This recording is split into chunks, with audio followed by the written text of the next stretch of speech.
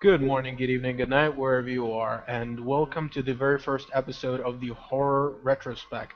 Hoping to do more of this in the coming future, and today we're going to be talking about Friday the 13th and A Nightmare on Elm Street, two very groundbreaking horror movie franchises, and very well known even outside of the genre. So I am Right now, I'm with my buddy Dread Pirate 46, and Hello. yep. And do you have any Twitter accounts or Facebook accounts that we can reach you on?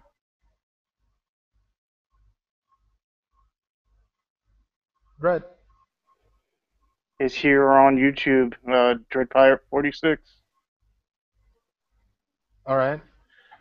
Yeah, you can subscribe to him. He's got, pretty old videos, but they're really entertaining and they do have a replay value. And are you planning in making any more videos in the coming future? Uh, yeah, I'm working on some new stuff. Hopefully, within the next week, I'll have it posted up on the site. That is awesome. I'm looking forward to it, definitely. Okay, so let's start off with Friday the 13th, since it came out first. What is your earliest memory of the Friday the 13th movie, and which was the first of the series that you got to see? My first one was it was probably the original. Hmm. I didn't see it in theaters because I was only 5 at the time it came out, so I was definitely not allowed to go see it. Right. I probably saw it on cable. Um, Probably either a watered down version or maybe if they showed it on HBO. I know we had HBO at the time that I was a Mhm. kid, so I remember the first one, and um, I became hooked. Yeah. How about And you? do you remember like the ad campaigns of it being like the scariest movie ever made? Um, I remember. I think it was when the part 4, or no, not part 4. It was part 6. Jason Lives. I Hmm. remember the ad campaign for that one, and then obviously when part 8 came out, Jason Takes Manhattan. That's when uh, they really did a lot of advertising, Right. simply because he was going out of his normal, environment. So, Oh yeah, we'll get to that definitely. But do you think that the first one holds up like as you remember it as a kid? oh, I think so. Yeah, I mean, even watching it today, out of all of them, I think that was probably by far the best one. I mean, Right. and you can watch it, and it seems a little bit dated, simply because of the way that people are dressed, and the Right. cars that they drive, and everything. But I think it still holds up, and Hmm. it's I don't know if we'll go into the twist ending, but it has that twist ending that you never see coming, and I think Right. that's what makes it such a great film. Well, the original wasn't the first that got me introduced into the franchise. I actually Mm. got to see the third one Uh, as the first of the franchise. Then I got to go back and see the first one just so that I can find out how it all started. mm. Um, I remember seeing it and actually being very into the original, and even today I can still be hooked to it even though I know what's going on. I know the twists and turns. I know the swerves that comes in at the end, and Mm. but yeah, I do agree it still holds up. And the setting, yeah, it is quite dated, but the special effects are amazing. Oh yeah, It just goes to show you that I think it was Tom Savini that was working on the special effects. I think so. Um, Like, and yeah. what's great is that the special effects are practical. Oh yeah. Everything is done. There's no computer animation. It's all done hands on, and I think that's why it holds up so well. Is that it looks real because Yeah. In front it's of one you. step away from being real. Oh yeah. And I do believe that when they are in contact with whatever they're showing, whether it's gore or it's good special effects, like you know, because Tom Savini is well known for his amazing work in like Dawn of the Dead and you know uh, Land of the Dead, Hmm. and it shows here as well that that those practical special effects, when they're in contact with the performers, it's way better than computer generated, and the guys are like oblivious to what's in front of them, but they're Exactly. acting as if, oh, it's right there, when Yeah. it's clearly not. Yeah. Yeah, I do agree. And let's talk about the storyline. And I think it's quite known now. The mythos is well known around the world when it comes Hmm. to Jason's um, storyline. So um, basically, what happened was Jason was some sort of mongoloid as a kid, and he was deformed, and kids made fun of him. And one night, during not sure if it was at night though. I think it was during the No, I evening, think it and was he during. Yeah, it was either during the afternoon or early evening. right. He went out swimming into the lake. Yeah, kids were making fun of him because it keeps on changing. Like even well, we'll get to Freddy versus Jason and all of those, Yeah. but for some reason he got into the lake. Whether he was swimming, whether it was practice, whether it was he was just trying to get away from the kids. He got into the lake anyways, and he doesn't know how to swim. And the camp counselors were oblivious to this because they were busy making out and having sex. Yep.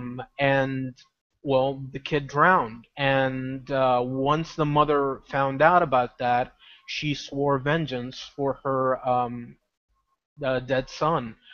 Yeah. And one by one, well, that's basically the storyline right now, but the swerve will come in at the end. So, what do you think of the storyline? Do you think that it's overdone, or do you think that it's actually innovative for the time?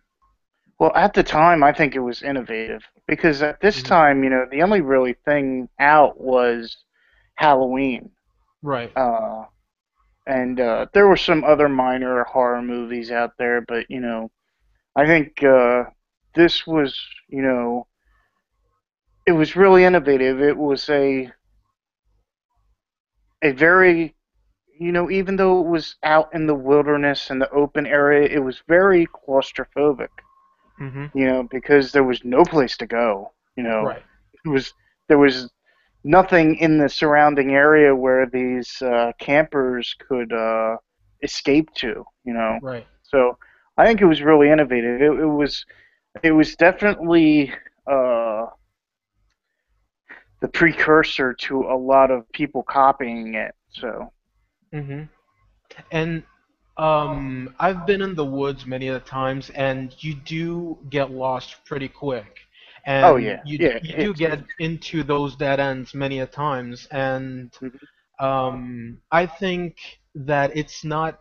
It was part of a trend, though. It was part of a trend of the slasher in a setting where you're basically in a disadvantage because the killer knows the Knows place the very area. well. Yeah. Um, I and think well, I think it's the first film that started that trend.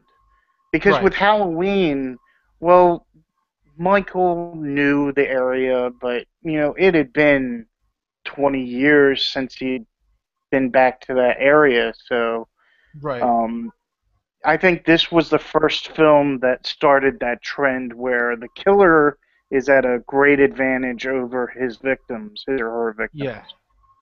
Because So you look at Alien and you look at Halloween. the That's killer true. comes to Yeah. you, to your Yeah. environment, rather than you go Weathers. into the killer's environment. Exactly. And yeah, he has the home base advantage. It's way different than when an alien, he's actually the alien comes into your spaceship where you basically are at home.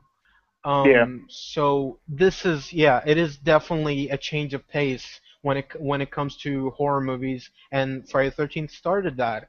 Then we got to movies like I think the My Bloody next one was Valentine. yeah, Yeah, or Texas Chainsaw Massacre. That's right, what another one where they went into the environment. right. So yeah, it was part of that trend. So Yeah. yeah, I do agree. And what about the swerve that came at the end? Because the entire Good. movie, a lot of people were It, thinking, oh, it's Jason, it's it's Jason's Jason. Yeah. ghost. Yeah, Yeah. that It's is either his haunting ghost Crystal or he's Lake. yeah, Hmm. exactly. And it's just a nice swerve because Right. you knew that his mother swore vengeance, Hmm. but the whole time you figure she's probably died. By this time it's been who knows how long since Jason drowned, and it's not gonna be who you think it is, and it's like it's a nice swerve because Right. it just comes out. It seemingly comes out of nowhere. Yeah. And she does have those type of manly hands, Yeah, which I'm sure that it wasn't her. I'm sure it was somebody yeah. else, I that was, think I think yeah, in the documentary they mentioned that when they film her hands, it's actually a man's hands, yeah. and they like shaved his hands so it wasn't hairy or anything. Oh, but at Um, the end, when she got her head chopped off, you can mhm. see like the hairy forearms. Oh, Um, okay. yeah, so it was Yeah, kind of that's dodgy, right. but at the That's same right. time, the scene was so shocking that nobody actually noticed it. I Yeah. didn't notice it till the documentary came out. Huh. Yeah. So, great twist and Oh yeah. completely unexpected, and not just that, but it didn't take the slasher formula. It Yeah. wasn't, like a run-of-the-mill basic slasher movie. There was an actual deep storyline. And another thing is, for the first time, you actually felt for the killer. Like, what if I was in her shoes? Would I do what she did? Rather than be Yeah. like, oh, I'm just gonna be killing for the sake of killing. No, she actually has a purpose. Like you look Yeah. at Leatherface. He used to kill so that because I think his family were cannibals. Cannibals. Um, yeah, and Alien was basically a creature that was, it's in its blood to hunt, and in Halloween, basically Michael Myers is a demon child.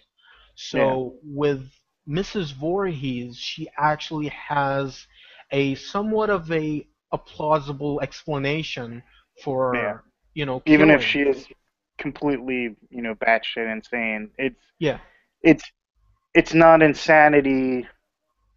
Uh, it's been placed upon her by the death of her child. right. She isn't just insane. There is a And reason behind it. And you know what? I would love to see some sort of prequel to this because this is the age of prequels. Because of Yeah. course, studios they don't have enough ideas to make a fresh idea. So what they do is they go back to original material and start doing prequels or remakes or stuff like that. Yep. And with the Hannibal series and the Norman Bates series, I would love to see a prequel to the Friday the 13th series, Yeah. because we actually, during the documentary, we found out that the ring that she was wearing was actually a prom ring, and it was given by her lover, who basically got her pregnant and abandoned her with her Yeah. kid. And you kind of can tell the fact that she was just filled with emotional baggage. With you look at her eyes, and the bags that are just being filled up under her eyes. Yeah. and just it looks like this woman has been through hell, um, and and the death of her child was like the final straw, and that just basically made her snap. Yeah. So I would love to see like a prequel and done right, not like most of the stuff that's been going on right now. So, and plus we got to touch on this. The swerve was great, but dude, how strong is she? Because there was a part where she actually hung a guy, like with the knife, right through him. You know, I think it was like in the Anger. kitchen. Yeah, I remember that. Yeah, I she guess was anger like, does gives you super strength. mm-hmm. Yeah, I think it's one of those ancient myths with like the I think it was like the Korean mother that lifts the car to save her Oh yeah, to kids. save a child. Yeah. Yeah, I think it's one of those. So it was a great swerve, but at the same time you kind of nitpick. Yeah. But it's still it holds up great. In my opinion, I'd give it a 9 out of 10. Oh, I would absolutely. give it a perfect score, but I think there were some stuff in this because I really, in my opinion, I really didn't like the heroine. Yeah. I kind of I don't know. She just didn't have the I wouldn't say look, just the attitude of a heroine. It felt like Yeah. she was just too scared and just Yeah. she didn't have enough there's not enough to actually root for her. I actually was rooting for Mrs. Voorhees because she had a reason, but this girl, I didn't feel for her. So yeah, a 9 out of 10 in my opinion. So what's your score, Dred? Yeah, definitely a 9 out of 10. Um, Hmm. very rarely do I give out tens. It would have to really really astound me. But Right. this is a real solid first movie. Hmm. Um, definitely worth seeing. And you know, if I'm going to tell a person who's never seen the Friday the 13th series, this is where you start because this is Right. the best. Yeah. It's definitely one of those movies that you gotta watch, like one of those franchises that you gotta watch from the first movie because Yeah, it's definitely. not gonna get any better, you know? Because yeah, Right. Um. Okay, so now we go on to the sequel. Um. And what you think about it,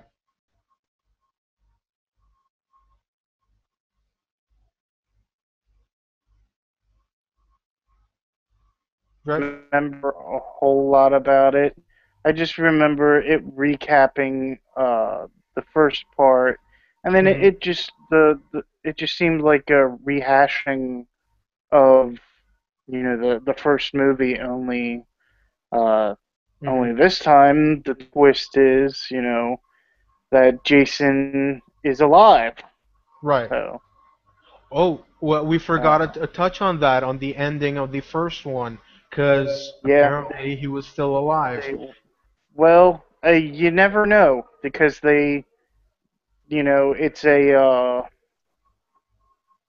it's not necessarily a swerve, but it's a just a jump scare, Mm-hmm. where he comes out of the lake to attack the girl, but she Right. wakes up and she sees the, you know, So this or is no, where that's we yeah, where we um, tie in the first and second, because yeah, in the first one, the ending was there was nothing supernatural, and yeah, it was just basically a woman that was avenging her son, and that yes, was the storyline the entire time.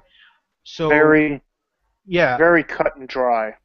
yeah, so it was like, okay, so that makes sense. We thought that maybe the mother killed herself after finding out that her son died, and Yeah, maybe that's the son's and ghost maybe, that was and yeah, haunting everybody, but we found out that no, it was actually the mother. And at the ending, which was basically one of the most famous moments in the entire Friday the 13th franchise, and that was when the girl was basically on the boat, and she was just relieved that she was finally done with the escapades that just happened to her. And well, Jason basically came out of the lake and pulled her in. That was Um, great. yeah, and he was like rotten flesh. And Yeah. did that jump you when you were a kid when you watched it? Oh yeah. When I Mm-hmm. saw that, that was a scary moment. Mm-hmm. So yeah, Uh, her name was Alice. And in this, Alice. Alice. yeah, so in the second one, they basically recapped what happened in the first one, and that was like a trend at the time. Remember the Yeah. Rocky movies and Oh yeah. the Halloween movies? They would They always would. start with a They would. recap because those Exactly. movies would come out like in a stretch of time, whether it's like 2 or 3 years. But this was different because it actually came out a year after the first one. Not even a Yep. year, I think. I think it came out like maybe 10 months later or 8 months later.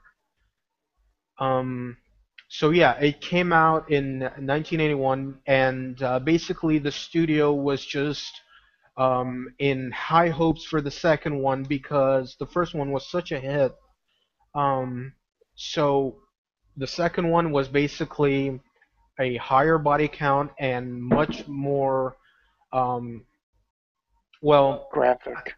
yeah, definitely much more graphic, but it got kind of ridiculous Yeah. um, in that movie. And it was like one of those, and I never got this because maybe you can touch upon this the idea of why they called it Friday the 13th. I mean, there was nothing that had to do with Friday the 13th. I mean, it would be Yeah. cool if it was like Jason would be resurrected every Friday the 13th, kind of Oh, like the Creeper from Jeepers Creepers, where he would return every 24 years. yeah. But I'm. I yeah. could be wrong, but I'm thinking that when Jason drowned, that was a Friday, and it was the 13th. Hmm. And in the first one, I believe when they show up at the camp uh, to get everything ready for summer camp, it is a Friday the 13th. Hmm. So I think that's why the mother attacked all the campers. Is that was it was a the anniversary of her son's death. Mm-hmm. But with this one, you know, I don't know. I mean, how can if it's the if it's supposed to, well, it's not necessarily the next day, because I think this one, even though it's filmed a year after the first film. I think this Hmm. one takes place a few years after the first. Right. Where Well, actually, I think it maybe like a few weeks after that because we got to see Alice in the hospital, and she was like, it was basically recapping the ending of the first one where yeah, it kind of looked like that it was a dream. It wasn't real. The fact that yeah, Jason, got to her. But I don't know. The second one, it really felt unnecessary, but at the same time, it was just. I think it was basically trying to cash in into oh, you know, a movie that absolutely, did so well. Yeah. So yeah. I mean, plus there were a lot I of fans that were just wanting to know what happens next. So yeah. yeah. So And and what happens to since the heroine? She dies uh, in the first 5 minutes. She dies in the first act, and she didn't even. Yes. I think she even got a. Her name was like as a star of the film. Yeah. Like Yeah. she got first billing, I think, or something She like got that. first billing. Yeah. Well, that's Right. just like Psycho. when they did when they eventually did Scream. Right. What's her name got first Drew billing? Barrymore. Drew Barrymore got first billing. Yep. She dies in the first, what, 15 minutes, 10 minutes? Yeah, I think So so.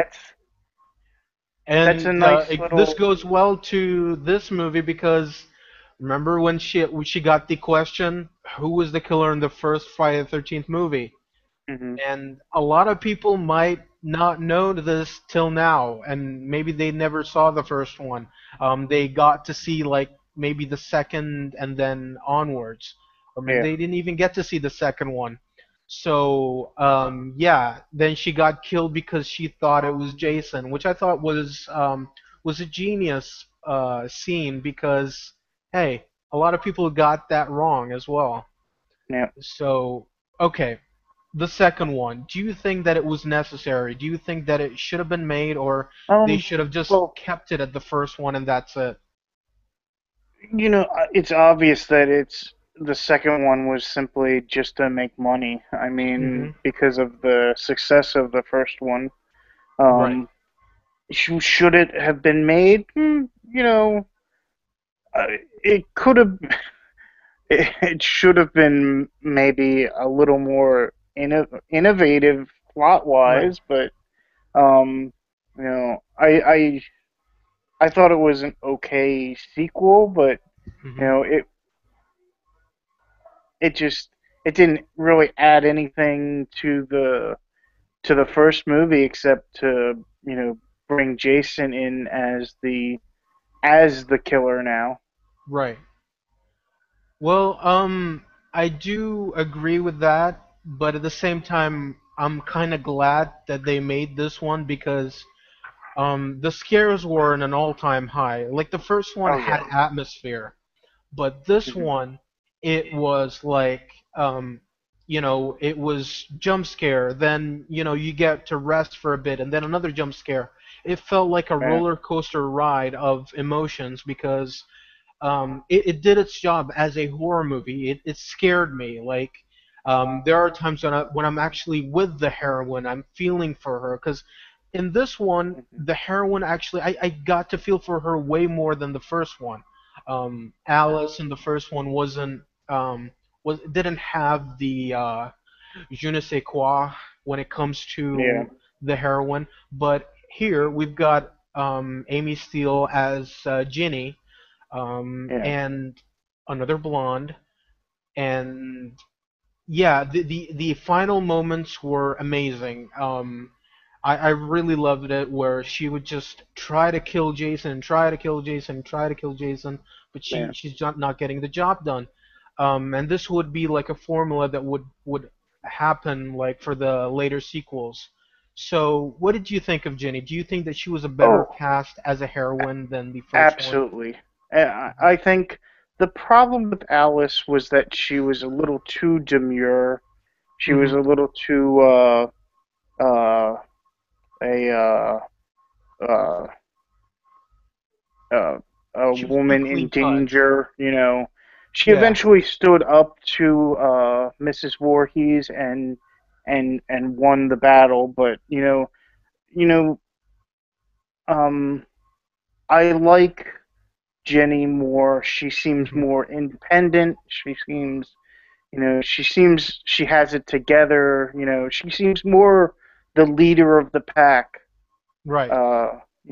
And she's definitely a person that a survivor. So, Hmm. she's definitely someone who's worth following.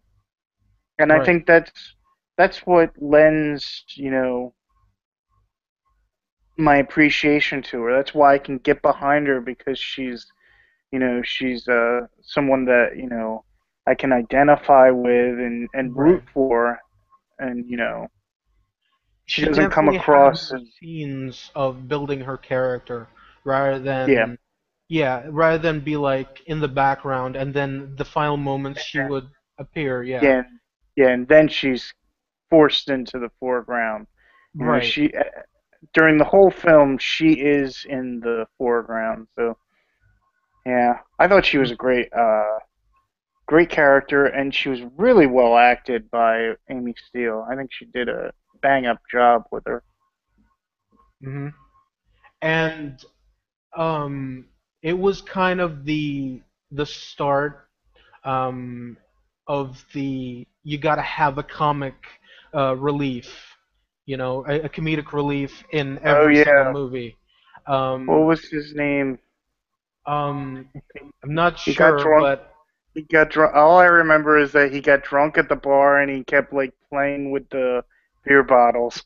right, Like, yep. I think it was yeah. He was one of those guys that I'm gonna disguise myself as a different person, or I'm going yeah, to make it look like that I was killed. You know, yeah, it's just yeah.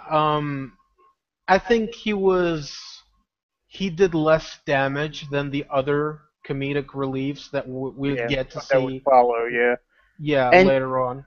correct me if I'm wrong. I don't think he dies in the film.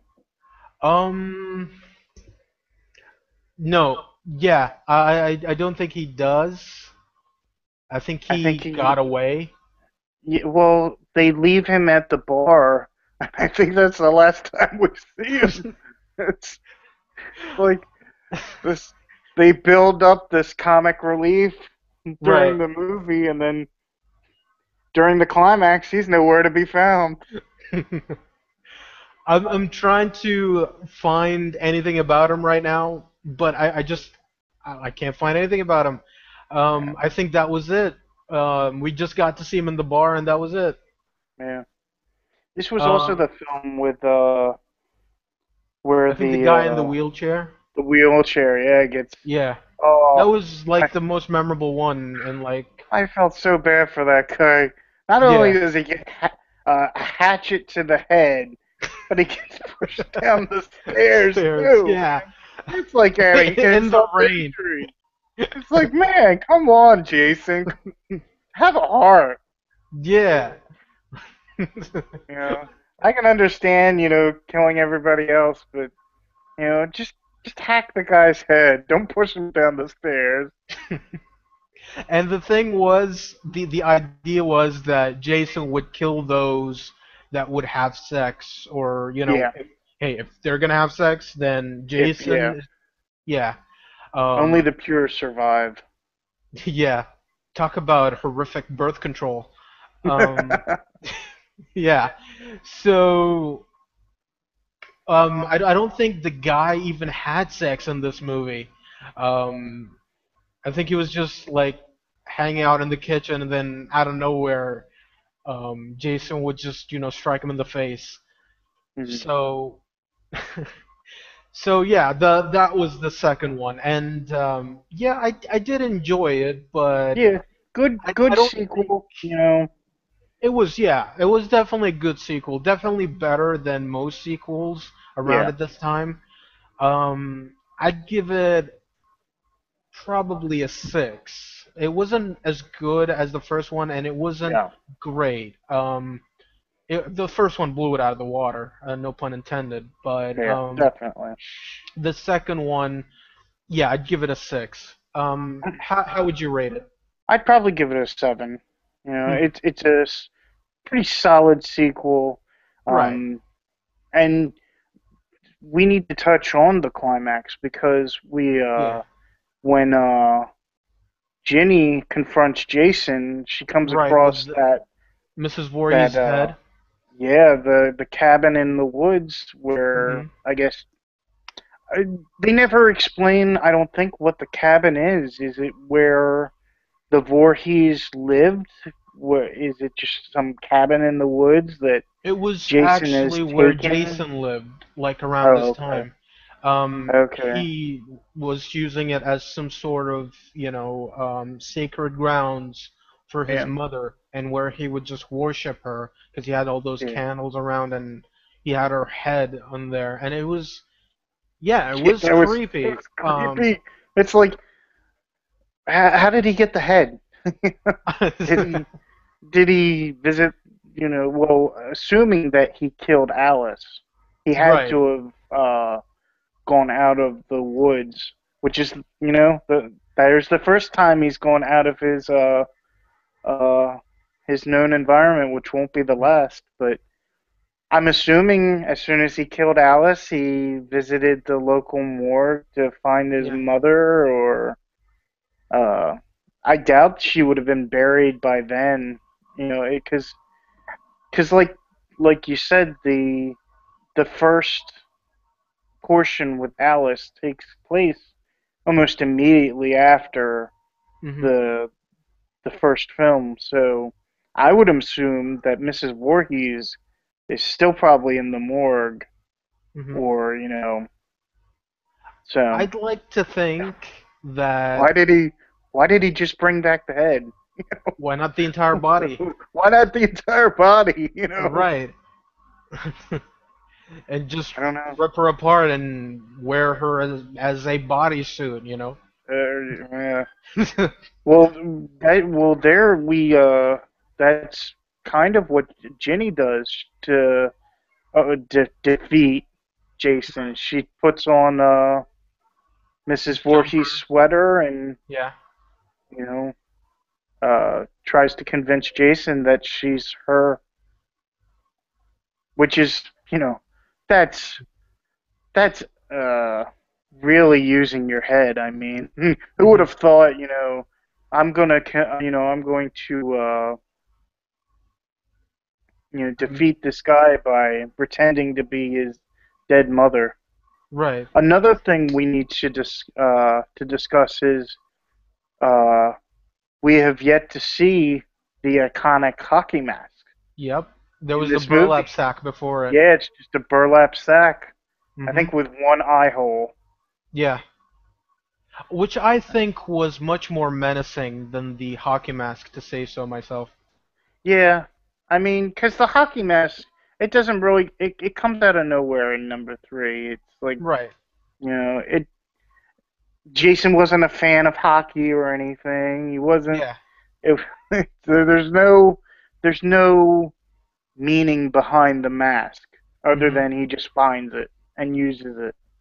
Right. I think Because a I think burlap sack yeah.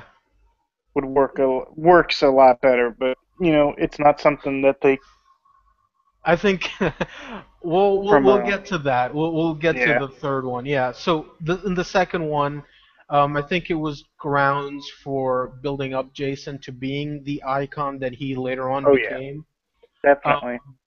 and like I said, it was interesting, and yeah, Ginny did. It kind of was one of those things that was like, holy shit, she's actually really smart. She's not just a Yeah, a typical heroine where she'd get lucky and kills the yeah, the villain. She exactly. actually was smart. Um, and I feel like if it was Alice, she'd be like, okay, I'm screwed. I can't get out of here. Might as well just take smoke a cigarette while he hacks me to death. You know, Yep. and yeah, and that's basically it. I'd give it, like I said, a 6 out of 10, and you'd give it a 7. I do think that the scares were that much higher. I think that's the reason why I rated that high. And Yeah. Ginny was great in this. Yeah. Um, and yeah, that was it. And who played Jason in here? Uh, Warrington Gillette or Gillette, I'm yeah. not sure. No, I It don't know. was way before than the icon that got to play Jason for the Oh years to yeah. come. Um, so then we get to the third one, and yeah, what did you think of the third one? Well, the third In one was the 3D, 3D. Yeah. So it was, man. At that the 3D point, or craze. yeah, the 3D craze, which thankfully I never got into, and Mhm. I could not get into part three. It was just more of the same. It was like if Mhm. part two regurgitated a lot of part one, but amped it up. Mhm. Part three just continued the trend and did, you know, unfortunately didn't introduce any new people to get behind. Right. Um, all of the people that became um, his victims, I couldn't, you know, I couldn't root for anybody. Mhm. I definitely agree. And well, the comic relief in here was basically a basically a horror movie buff, Yeah, and he loved video games and loved pulling practical jokes on everybody. And I think we have to thank him for giving Jason his mask. yes, Yeah. So that's right. yeah, and pretty forgettable, I think. The only thing that I remember from this is, well, Jason's mask, and besides that, the arrow to the eye, Oh which yeah, really looked hokey, even by, by 1983 standards, you know? yeah, So, yeah, I didn't like the third one, and the heroine was forgettable, and the gore was kind of amped up in this one a little bit more, but that was basically it. It wasn't anything that would be looked back upon and be like, oh yeah, that was a good movie, but it yeah, was fun. It was kind of fun, and I think that's that's the formula that we're gonna get through like the entire franchise. It was fun, at least it yeah. was fun. So yeah, I'd give it a 5, or you know what, a 4. Yeah, a 4 out of 10 in my Yeah. opinion. I would give it a five. It's very middle of the road, Mhm. you know, just generic slasher film. And the only thing that makes it special is that, it's a Friday the 13th. Jason's in it, and he gets his iconic mask, Yeah, which, you know, so definitely, and and I think it was the first movie um that got the iconic score, because in the first and second they didn't quite get it. It yeah, was it was kind of there, but it wasn't like the ones that we got to know after that. Because I think it was basically Killer Mommy, but it was blend in to get together like you know. yeah, It wasn't like the later on with the score and with the piano, with piano keys. Um, so yeah, like I said, I'd give it a 4 out of 10. It wasn't groundbreaking in any way. Yeah, it came out in 1982, and it was like a year after the second one, and it didn't make as much as the second one. The second uh, one made a lot more. yeah. Um, This, the second one came well, around like 50 million, and I, the third one was around 40. yeah. So I think by this time people were probably not getting tired of the franchise, but just um, and I'm sure the 3D didn't help. I mean, I think it, I think that around that time, people were going to. Well, you got to remember, Poltergeist and E.T. came out at the same year, yeah. so yeah, like not a lot of people I were mean, like, "Oh, we're gonna go see a slasher movie," because there were a lot better choices out there. And exactly. second of all, around this time, it was one of those things where, oh, if I saw a slasher movie, I've seen them all, you know? Yeah, It was like, oh, we're gonna go to see a slasher movie. Which one? Doesn't matter. Friday 13th or Halloween 2 came out of the same year. yeah. Um, so it was like, yeah, And whatever. and I think that that's part of the problem of this film is that there was nothing to make it memorable. There was nothing that when you left the well, I didn't see it in theaters, but if I left the theaters after seeing this, I would have been like, well, this was just a generic slasher film. There's nothing here that makes me want to say, oh, you got to see this film. Yeah. It's amazing. Whereas the first one, it was like, you know, okay, you're gonna think it's just a generic slasher film, but you Hmm. gotta stay to the ending because you're gonna be surprised. Hmm. There's no hook with this film. Right. I think, and like I said, the 3D is not enough of a hook. Right. So it just, it's And you know just what? I'd even say like the second one kind of had a hook, way more yeah, than the third one, that's for sure. But it kind of had a hook where you would be like, oh, you want to watch the sequel to Friday the 13th? 13th? yeah, Yeah, you should watch the second one. You're gonna enjoy it at least. yeah. The third one, Well, the and most memorable thing. Yeah. especially going into the second one, you're gonna say, well, they killed off Mrs. Voorhees in the first one. Who's gonna be the killer now? I mean, is it Yeah. gonna be Alice? Is I she actually gonna be the thought killer? there was gonna be the dad, you know, Yeah. where he'd be like, He comes they killed my wife, even my though that wife. he was Yeah. like, Well, he was a I deadbeat didn't dad. care Yeah. for her before, but when she died, he finally got the feeling of, yeah, I actually miss her. Yeah. That would be interesting. Yeah, Mr. Voorhees. Mr. Voorhees. Yeah. Yeah. Um, so in the third one, the most memorable thing that I really remember besides the error of the eye, um, is the funky soundtrack. I don't remember much of it.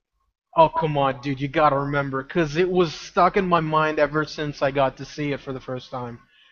When it started, down, down, down, down, down, down, down, down, down, down, down, down, down. You remember that? I think so. Yeah. It I think was so. it was Yeah. crazy. It was crazy at the time.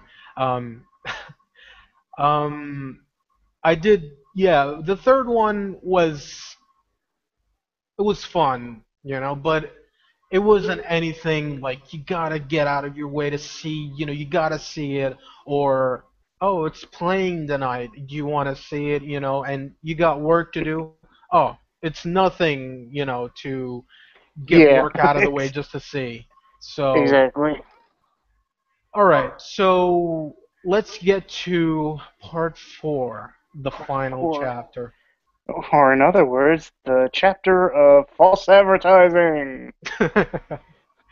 Yeah, I think that basically the studio was feeling the idea that, hey, it's not making as much money as we thought that it could, Yeah. especially with the third one. The Yeah. 3D was just horrible, like you said, Yeah. and it was during the 3D craze, but I think it got scrapped like really really quickly, because the 3D wasn't Mhm. perfected just yet.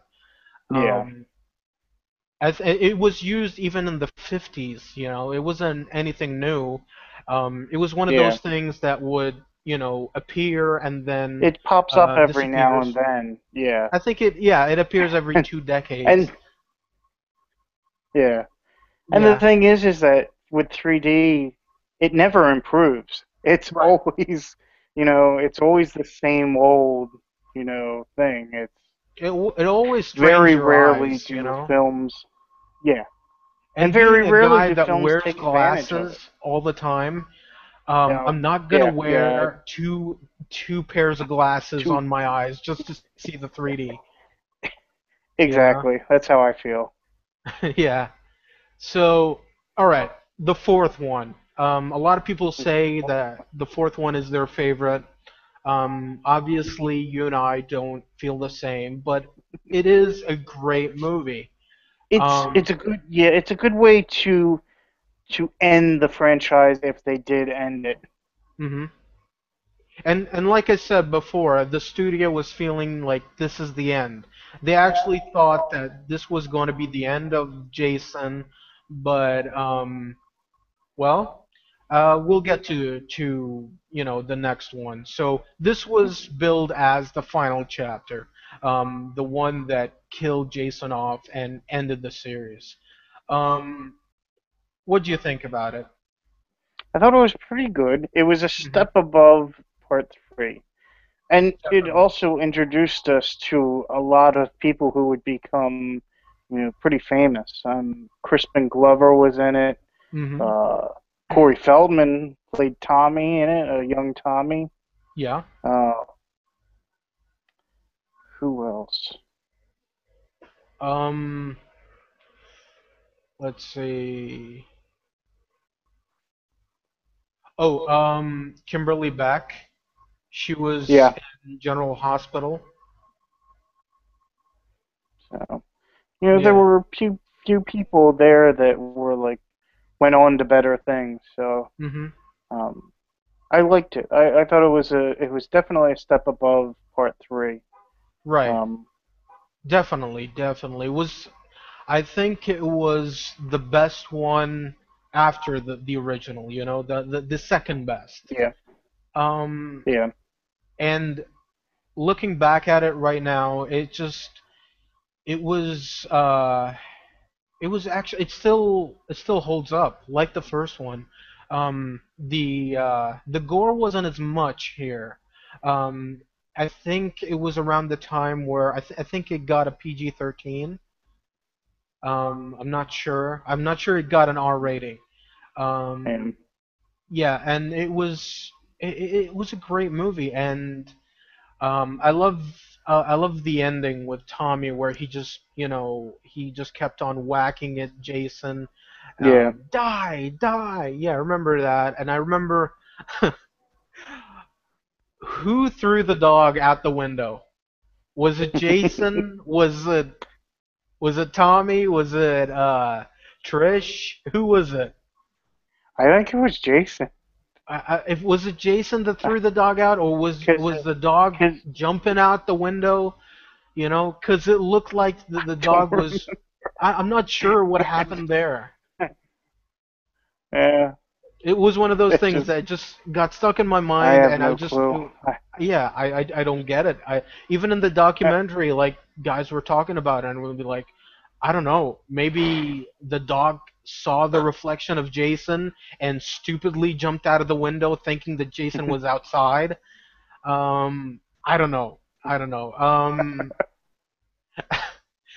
Of course, remember the stoned couple that were Yeah, like, yeah, they were camping. yeah, the hippies. They were in the car and hide the Yep, stash, hide the stash, and they started eating it. yep, And then it turned out it was like, I think it was a fire truck. yeah, something like that. Yeah. Um, and let's look back at Tommy. Tommy was one of my favorite characters of the franchise, Oh especially yeah, Corey Feldman's Tommy. He was another horror movie buff, and the special effects and like the special I wouldn't say special effects, the practical miniatures that he had in his room were just it's not one of those things that you get to see on movies because it kind of I don't know, it kind of breaks the suspension of belief, because it would be yeah. like, hey, the miniatures that he's showing is actually way better than the special effects we're seeing in the movie, you know? Mhm. It's Yep. it's kind of weird, It's kind of like if it was an ET, and the actual character looks a lot worse than what you get to see in like in the kid's room, or like if Yoda in Star Wars, he was like he's like a puppet and he's going inside Anakin's room and he's like, "Ooh, you've got amazing miniatures," and the miniatures are like way better looking than he is. You know, Yep. it's one of those things. It kind of irked me when I was watching it, but um, I don't know. I think it's nitpicking of my part, but still, it was a great movie. I enjoyed it a lot. I think the idea was to have Tommy kind of be the second coming of Jason. Not Yeah, sure. especially with that ending where, he's looking straight into the camera with a menacing look. You obviously know, hey, if they're gonna continue it, Tommy's gonna become the new Jason. Hmm. So So, how'd you rate it? I'd probably give it a 7. See, Hmm. I would put it on par with part 2. Hmm. Um, this probably is. I would like you. I would put this as my number 2, and then number part 2, but I would put it the same rating, a good solid 7. Well, I'd give it a 7.5. Yeah, Mainly because it's better than the second one, but not that much. yeah, The second one was great. I did enjoy it. It was it was unnecessary, but it was great. It was still great. This was better, but just a little bit better. I did enjoy it much more, and the characters I actually was much more involved with, because in the second one you only felt for Ginny. The other characters were just there. Here you yeah, actually were into like most of the characters. You had yeah, Tommy, you had Trish. yeah. Jason Exactly. was way better in There were a here lot than more. in the other movies. Um, Yeah. Well, I think by yeah, now they had so established what they wanted Jason to be, so hmm it was easier for him to the person who played him to act. yeah, and I remember I think it was who was Trisha's love interest in this movie, or did she have a love interest? I It think there was a was guy that was after her or something. wasn't it Rob? Um, Rob, yeah, I think it was Rob. Yeah, he was a hitchhiker, right? Who was something after like that. Jason, who Yeah, was like, yeah, he was hunting Jason down. Um, yeah, and that's right. yeah, and I remember like he was getting hacked to pieces in the basement by Jason, and he was like, "Run, run!" And Trish was just in her place screaming, and I'm like, "Go!" Um, Mm, it's it is a great way to show like it was kind of a switch because I actually thought that Rob was gonna be like the hero of the movie, but dude got destroyed. yeah.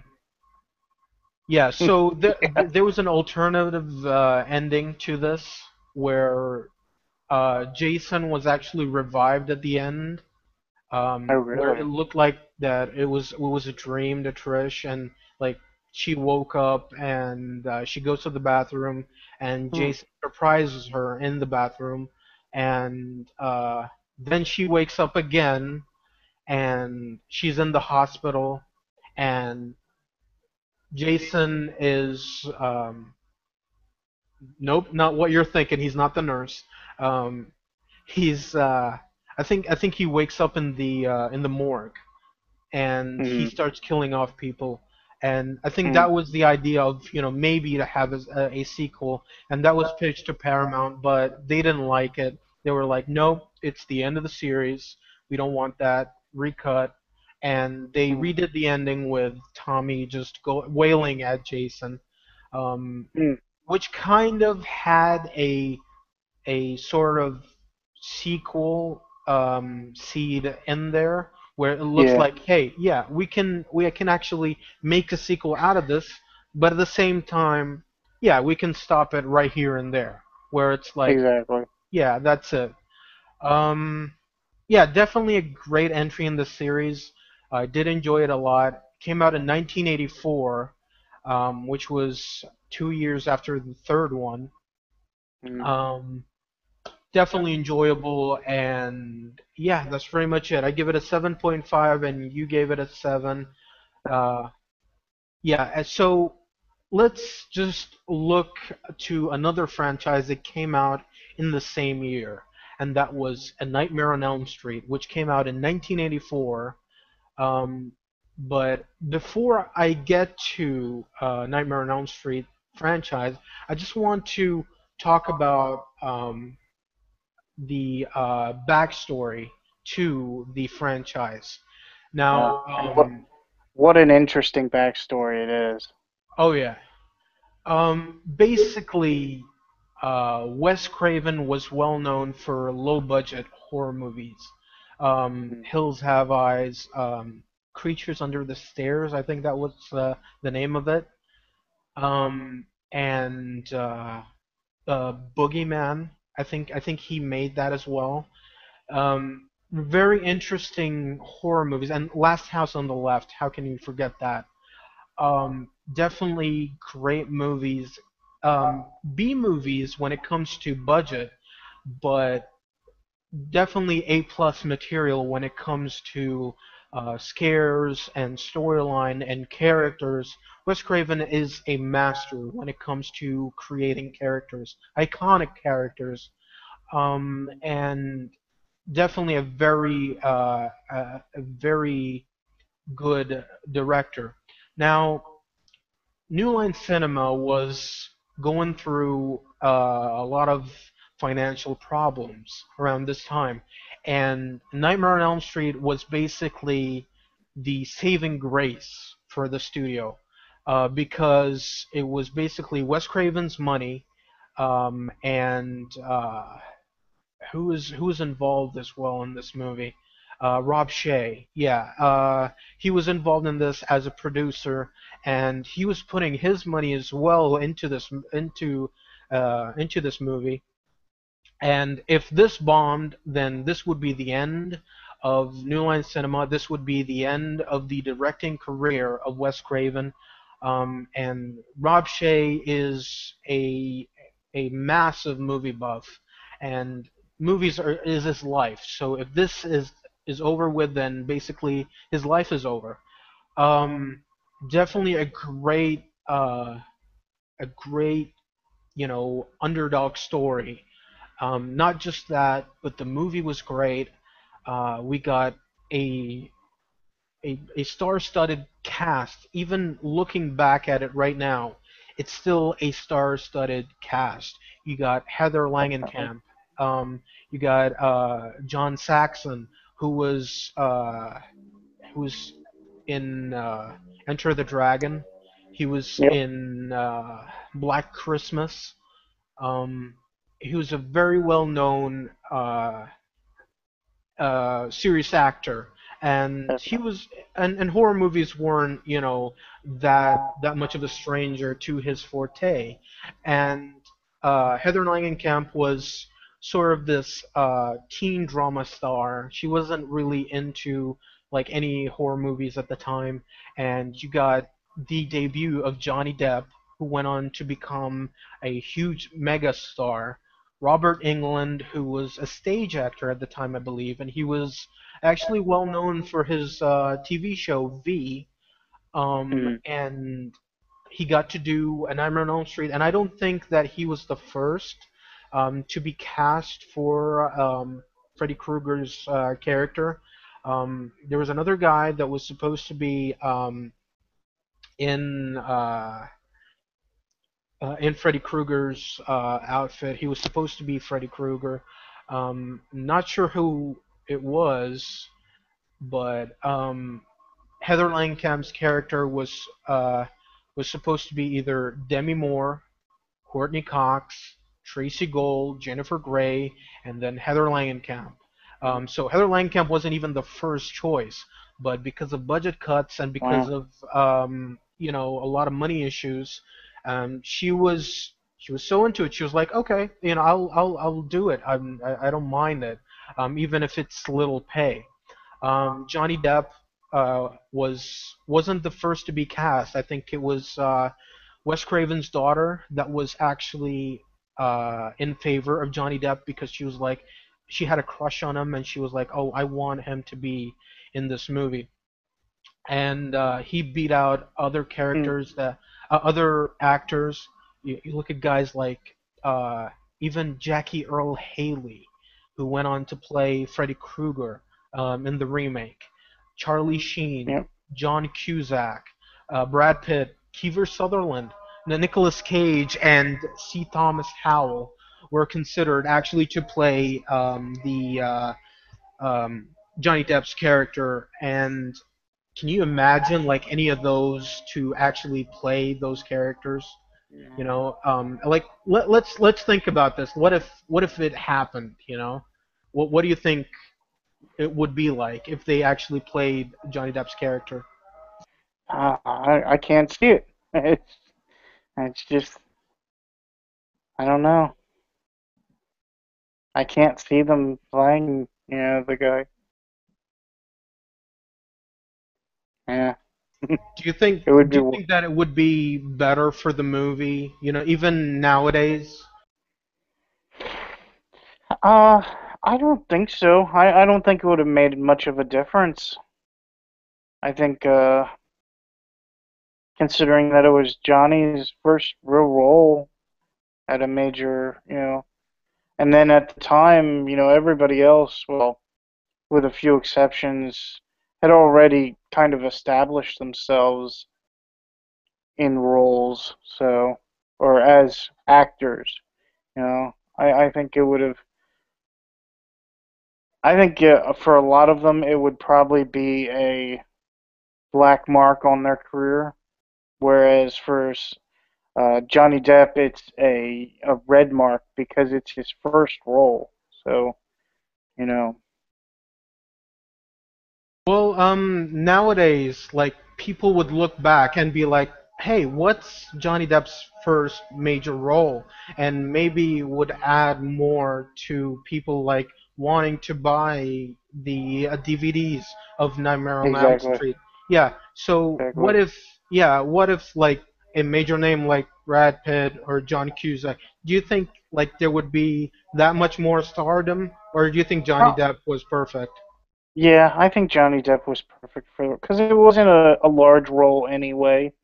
You know, and any the character dies pretty midway through the film, so you know it to get a someone like Charlie Sheen or uh, John Cusack, who are already, like I said, at this time in 1985, I think they're pretty much known character or known actors. I think it would have been a detriment, to the film. Right. I think I think it's a good thing that the character was relatively unknown. Hmm. Yeah, and looking back at it right now, I still can't believe that was Johnny Depp because it's nothing like what he looks like in his other movies. Yeah. Um, maybe in 21 Jump Street, the TV series, a little bit, but he's really good at you know getting into his character. Definitely a student of the movie business. And Mhm. yeah, I do agree that it wouldn't matter. But at the same time, if you take a guy like maybe Charlie Sheen, because his dad is well known, maybe it would add more. But at the same time, I think no matter who it is, whoever is going to watch the movie, they're going to watch it because it's a horror movie or it's a Nightmare on Elm Street movie. So Yeah. yeah, I do agree. So what do you think of it? And was it the first of the Nightmare on Elm Street movies that you got to see? It was actually I from what I remember, this was not my first film. The Hmm. first film I saw was Part Three. Uh, Hmm.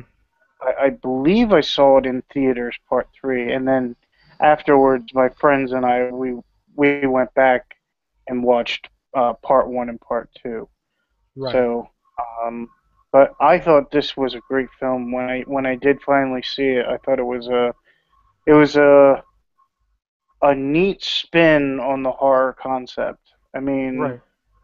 uh, a slasher who comes to you in your dreams. Hmm. I mean, that's innovative, and that's really interesting, you know. Right.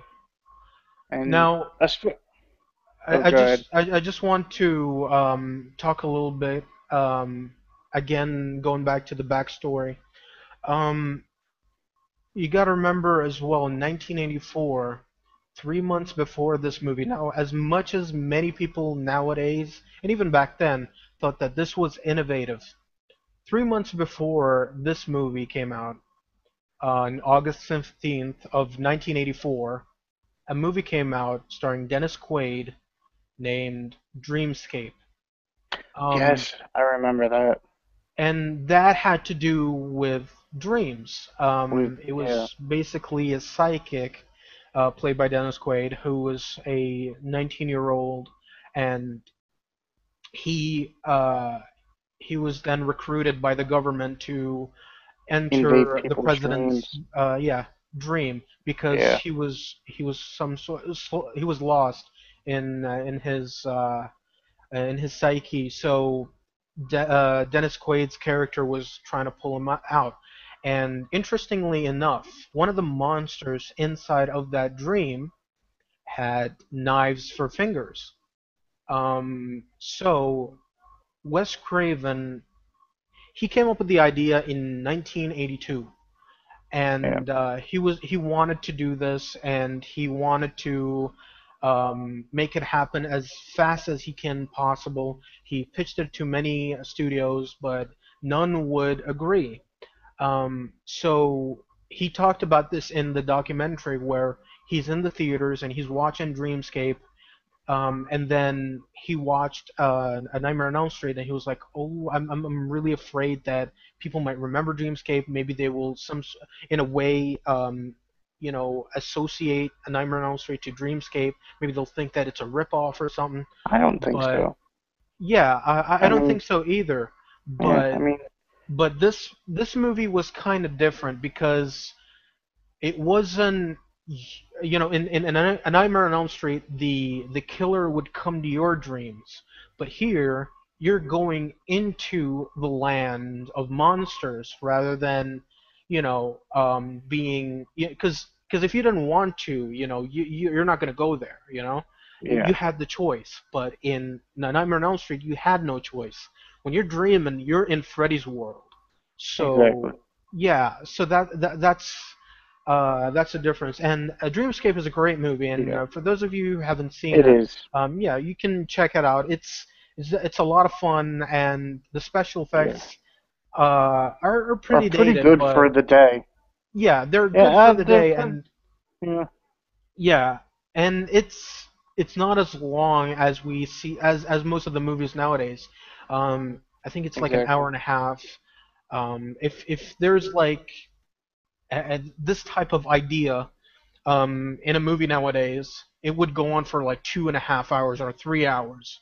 Yeah, Um, and if there's a movie that I would associate Dreamscape to, it's probably Inception because yeah, it's a lot alike. So I wouldn't associate it to A Nightmare on Elm Street just because it's about dreams. Um, exactly. yeah, Yeah, I mean, it's I would say that both movies are about dreams, and that's where it ends. They just right. diverge into two different areas. hmm It's So like Halloween and Friday the 13th. It's exactly. they're both Yeah, slasher movies, but that's basically it. You know. exactly. Um, So yeah, the first one I didn't get to see. Like you, I didn't get to. It wasn't the first of the Nightmare on Elm Street movies that I got to see. I actually started off with part five. hmm, Um, but then I got back and got to see it because my mom used to be like this huge horror movie buff. hmm, Um, it's because of her that I was introduced of The Exorcist and the Omen movies and right a on. lot of a lot of awesome horror movies. Um, so I went through like her VHS tapes, and she wouldn't even let me near her bedroom because in her closet she had like a bunch of like VHS tapes, like it was filled to the top. Um, and it was filled with horror movies, and I would just just sneak in and grab those VHS tapes and just run back into my room, and she'd be Mm. downstairs and she'd be like, "What's going on upstairs?" And I'm like, "Nothing," you Nothing. know, I'm just and running around. nothing. I'm just I just fell off my closet. Uh, just playing video games. So I'm just I grab like a bunch of VHS tapes and just go to my room, and if the movie sucks, I'd record over it, and she'd never find out.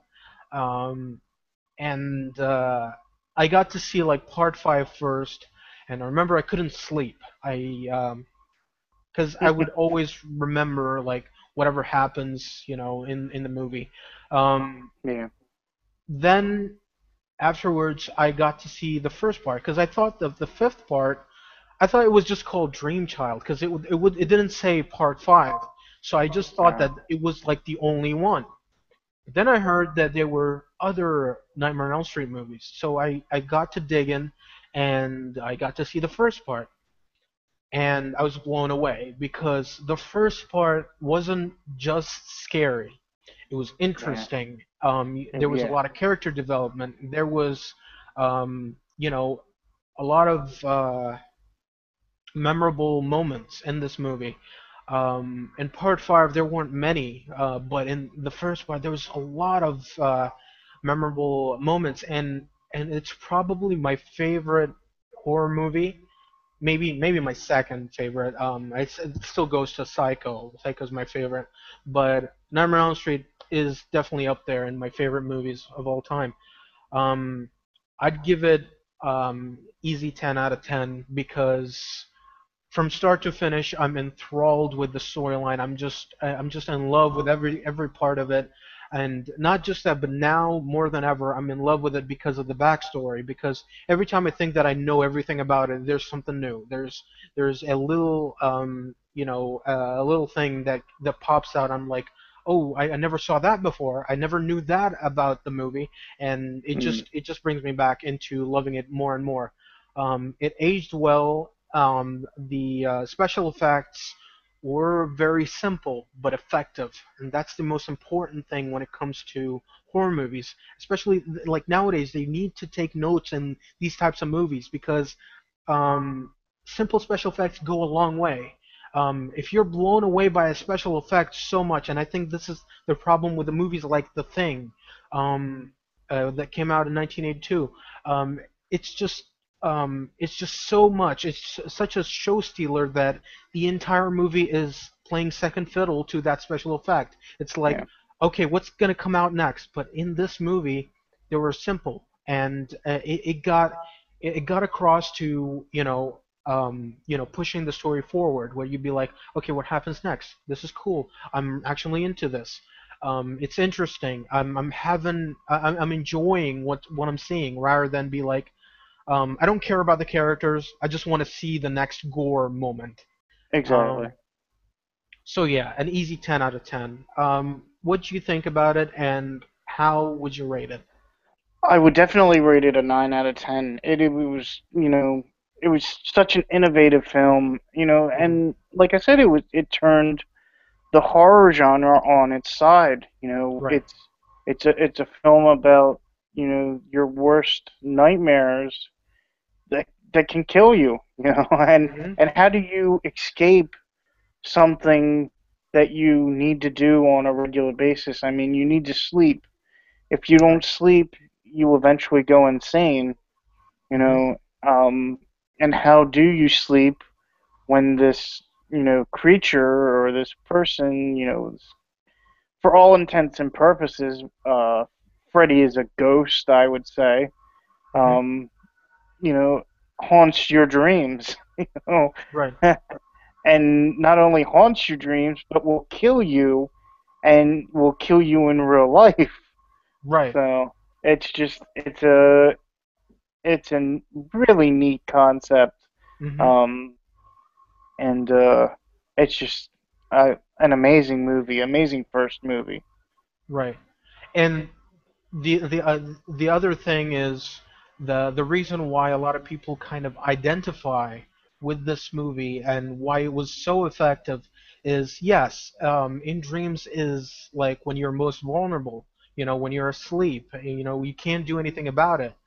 Yeah. Um, so that was effective. And the second thing is, around this time there was an article on the LA Times Oh that Wes yeah. Craven, yeah, he took it in as inspiration for the story.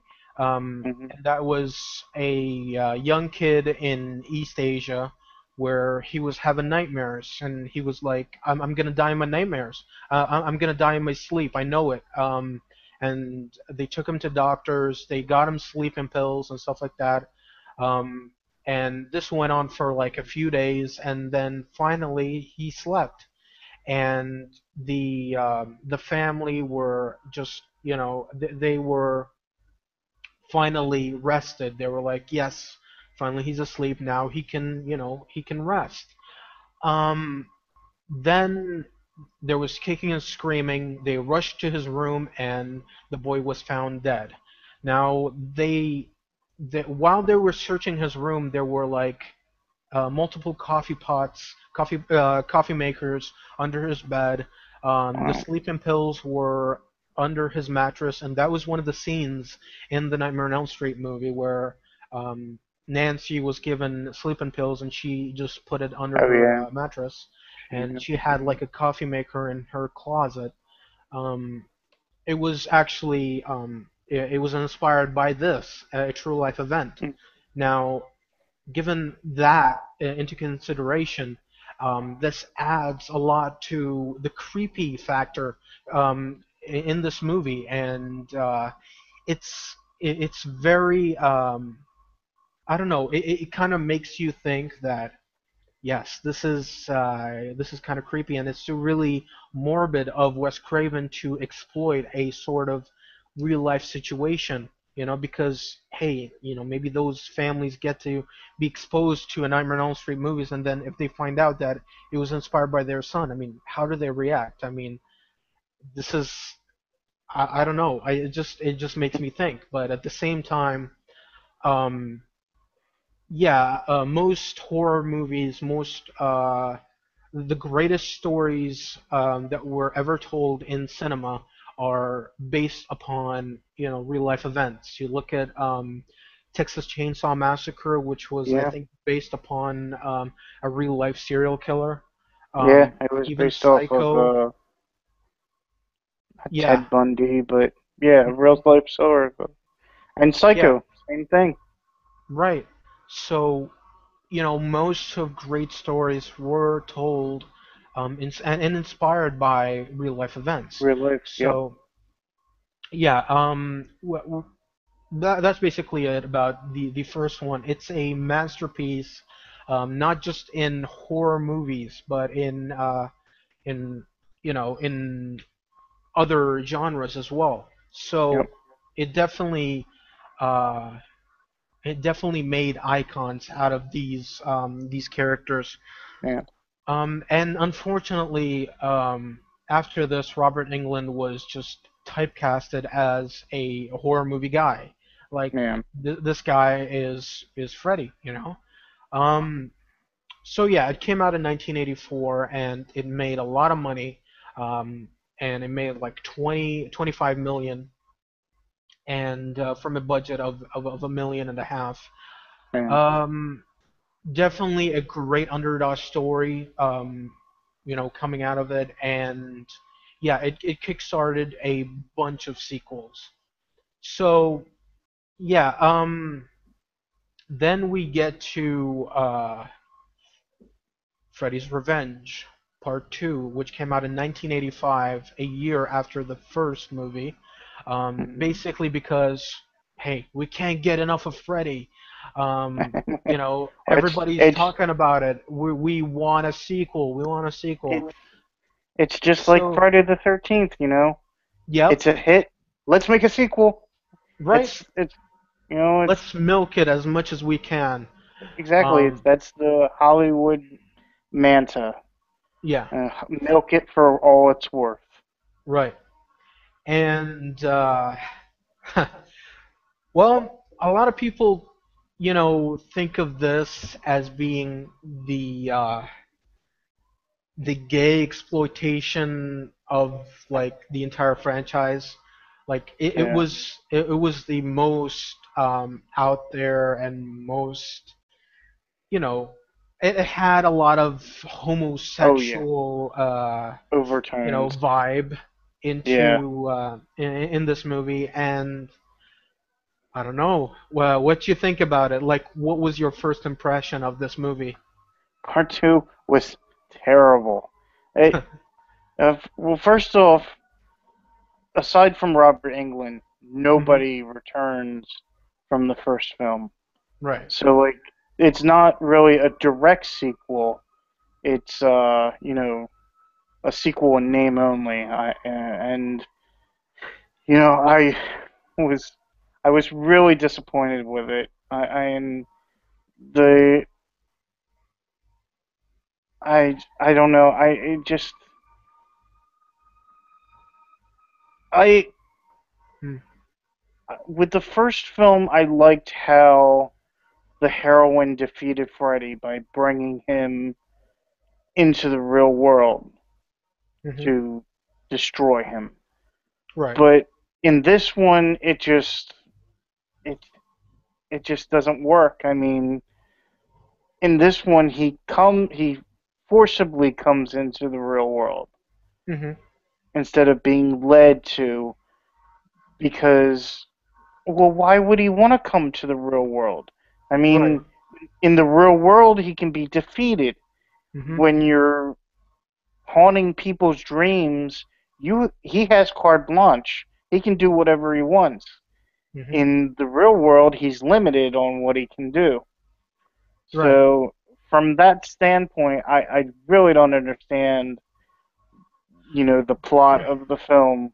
Uh, But the idea was, I feel, and I do agree. I think this is where the series took a left turn, out of nowhere, and I do consider it as a spin-off rather yeah, than part of the franchise. yeah, I don't consider it as part two. I just think of it like as a Freddy spin-off. Not yeah, has nothing to do with it. But the idea was sort of smart that he took over Jesse's body, because if he gets to show himself in front of as many people as he can, because the idea was he feeds off fear, so yeah. when people get to see him, they're afraid of him. And I remember I remember that stupid scene where he's in the barbecue party, Mm, and he's killing off everybody, and there's this guy's like, dude, relax, relax. It was yeah, like the dude is killing everybody and you're telling him to you're relax. telling me. Yeah, exactly. It's so stupid. And Yeah, it was one of those movies where it's like, yeah, if anybody's gonna watch this, I really advise them to switch off their brain, yes, watch this with your IQ dropped to negative, and yes, just throw the rule book out of the window, because there's a part here where a parrot explodes. Um, there's a part where a parrot eats another parrot. Um, oh man, it's crazy. It's absolutely nuts. yeah, And when I first saw it, I never thought of it as I never thought of like the homosexual subtext in this movie as being yeah. homosexual. I never I thought didn't, about that. I didn't think of it until as I got older. Yeah, I could see. Oh yeah, I guess. If because you want to look at it that way. you look at Freddy, he was being his character was basically a pedophile. I mean, Yeah, being a pedophile doesn't mean that, oh, I'm into young chicks. No, it yeah, means like you're a pedophile, You're exactly. into everything. So that's what it is. I don't see it as him being limited to one thing, because, you know, um, and as I grew older, I started to see it. I would be like, and I didn't even saw the gay bar as being a gay bar. I just thought it was like, a regular bar. I didn't even Yeah. think that, even though it was like right in front of my face. The No. coach was wearing like, um, a some sort of, I don't even know the terms of it, of like a black vest and Yeah. such. It's just crazy. So what was your first, what was your initial reaction to it when you first saw it? What did you think of it when you first Well, saw it? after having seen part three and then part one, I was really disappointed. I just, if this is what they consider to be a follow up, I have no faith in the franchise. So, yeah, it was definitely a real, not a missed opportunity, but a misfire on part of the studio. Yeah, it was definitely a step down, from the first Yeah. one, to say the least. Because, yeah, the first one was groundbreaking, but at the same time, it doesn't mean that you can't do a good sequel. Um, Exactly. yeah, but even though that I think that the first one was great on its own, you can keep it by itself, and you don't need to make any more sequels. It's kind of like the first Friday the 13th movie. Yeah. Um, but still, there was a chance of you making a sequel. Um, yeah, so the second one, there was no Wes Craven. Um, Yep. there was Jack Schroeder. He went on to make he actually made Alone in the Dark, the movie from 1982. Oh, okay. Yeah. Yeah, I remember Yeah, that one.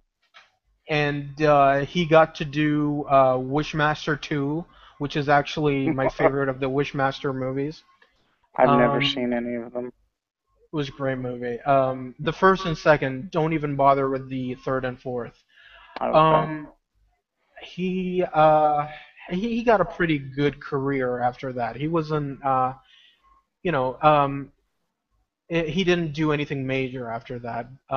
Basically, the to have Freddy's Revenge be your like, be like the holy grail of your movie career. Hmm, that's pretty It's sad. kind of sad because Yeah. being the worst of the series is just, yeah. Yeah. Um, I think if I were Jack, I'd say, "Oh, I'm known for Wishmaster too." yeah, definitely, definitely. Um, yeah, there were some great moments though in this movie. I have to admit, the moment where Freddy uh, he rips out of Jesse's body, he gets out of Yeah. his body. There was like a long sequence where first uh, he would he would look through Jesse's mouth, like you can see his eye moving about inside Oh of yeah. Jesse's mouth, Yeah. and then he would his Jesse's hand would turn into Freddy's hand, Hmm. and then he would rip out of Jesse's stomach. Really, really great scene. Yeah. Um, the scene where there's a stupid scene where Lisa goes to the factory and there's like two hounds with human faces. It was kind of creepy, um, but when she goes in, she goes up the stairs through the boiler area. She gets to see a rat that screams, and then a cat comes in and eats it, and then it starts to scream, and then it runs away. I don't get it. Well, what happened there? I Okay, don't. yeah. So that happened. Then Freddy comes out, and then Lisa starts making out with him, and she's like, "I know you're in there. I know you're in there. I love you, Jesse."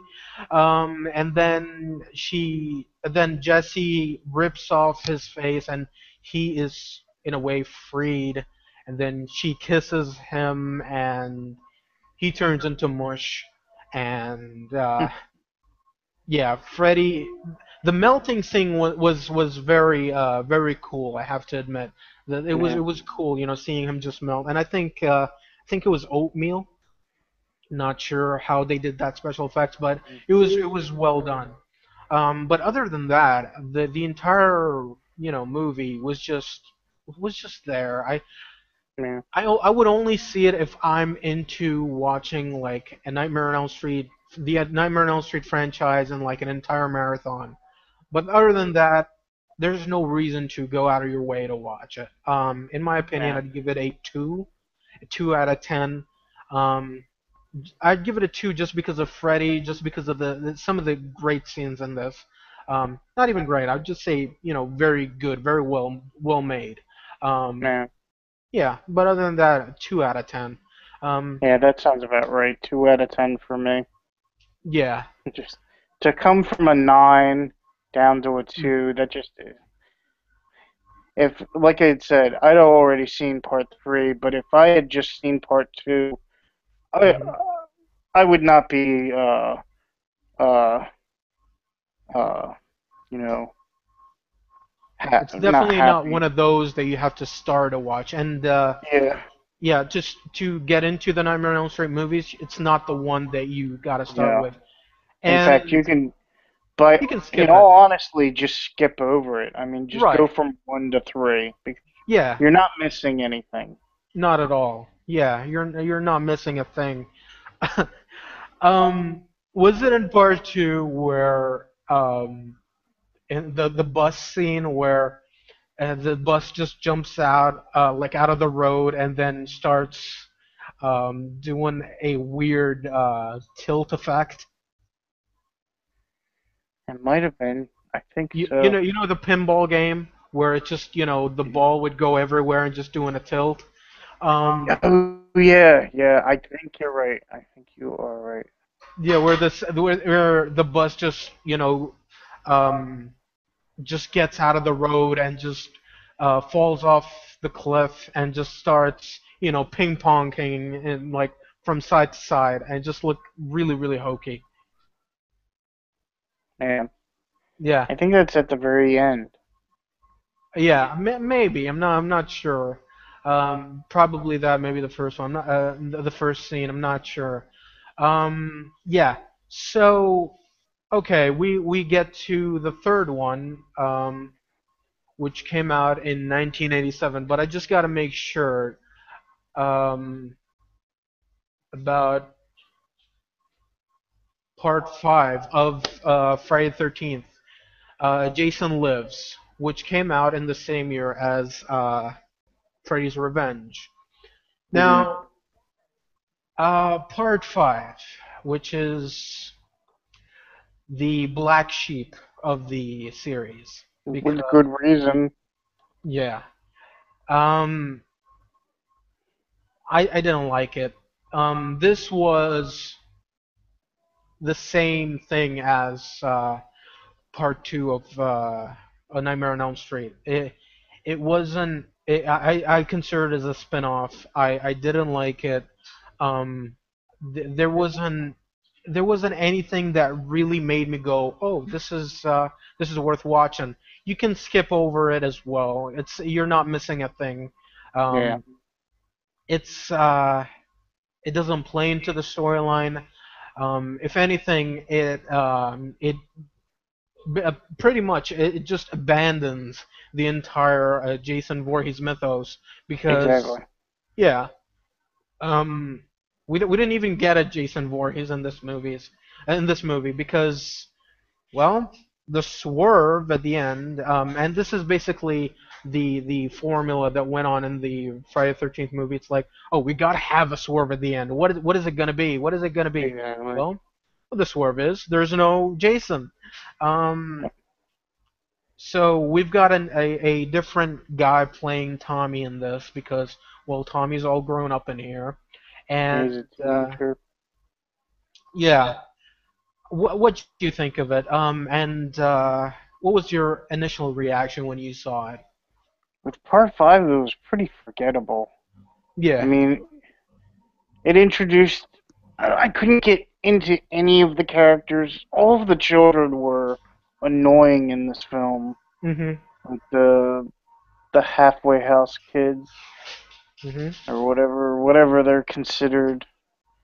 I think Yeah. there was a wasn't there a really fat kid or something? And they Yeah. constantly made fun of him or Yeah, he was into Butterfingers. It was like a Butterfinger. product Yeah. placement in this movie. He was like constantly covered in chocolate on his face or something.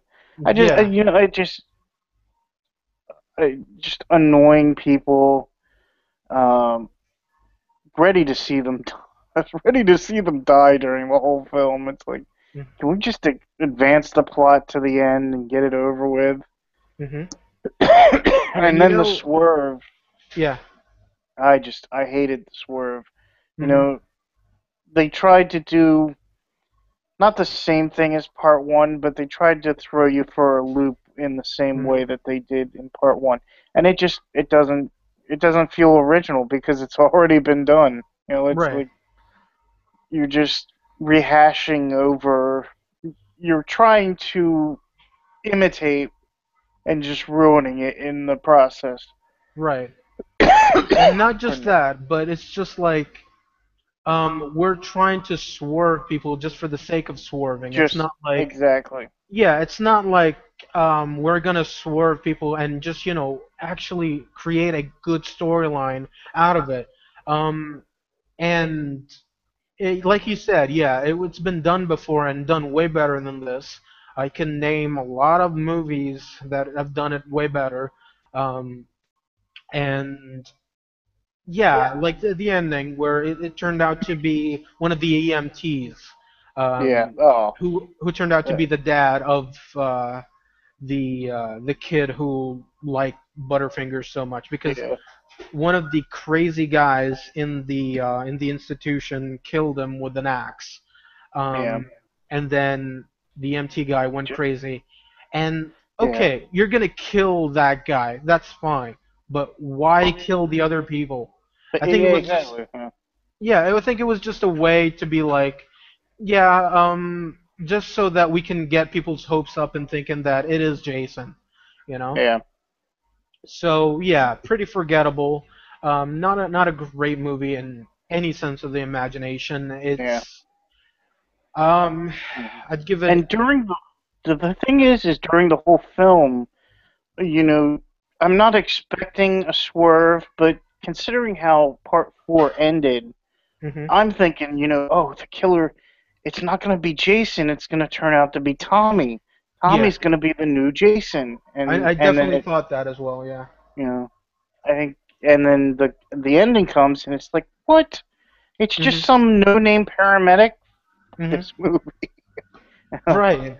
pardon And you my know what? French, but I'll give it one thing though. The build up for Tommy's so-called turn for him to yeah, become, Jason, it was great. It was well done yeah, where he would be like he would have a short fuse and every time somebody pushes him, yeah. he would just go crazy.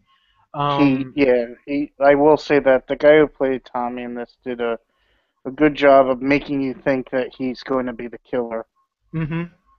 And the or that he swerve at could the be. end where it turned out to be the EMT and uh then after that, I think it was in the hospital where, hey, maybe it is Tommy. Maybe there were two killers. Maybe the EMT Mhm. guy killed, the guy who axed his son, and Tommy killed the others.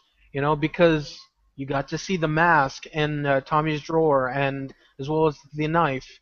And Yeah, then when Reggie came in, he was like behind the door with the mask on and he had the knife and he was just breathing heavy and it looked yeah, like that exactly, he's going to be the next Jason. exactly. It was it really felt like high hopes for nothing, a Yeah, very underwhelming movie. And the build-up was okay. um, the characters were totally unrelatable. I yeah, didn't like any of them. Um, and yeah, didn't enjoy it. I'd probably give it a two as well.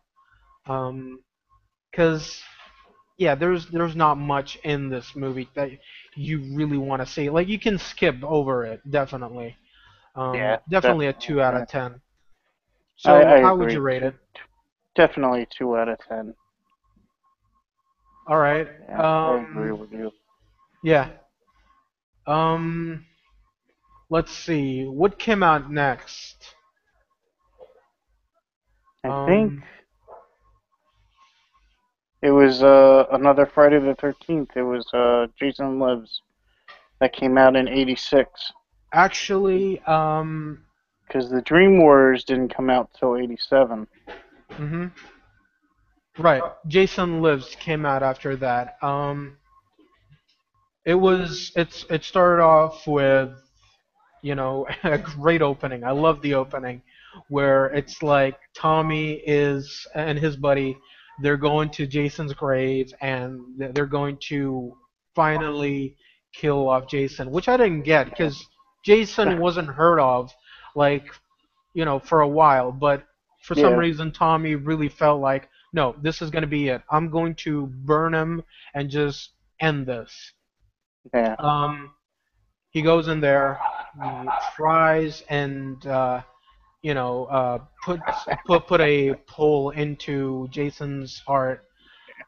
The Uh, all divine during the rain. intervention. Yep. Um, God wasn't Thunderstorm. happy. Yeah. Yeah. Thunderstorm. Jason lives. Late Jason, Um, yeah, electrocuted into life, and yeah. now he's Frankenstein's monster. Right.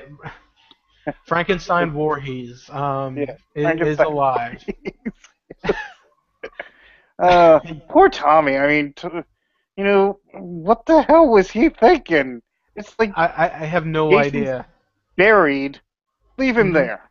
You know, don't don't go trying to make sure that he's dead. As Hmm. long as he's buried, he's probably not going to come back.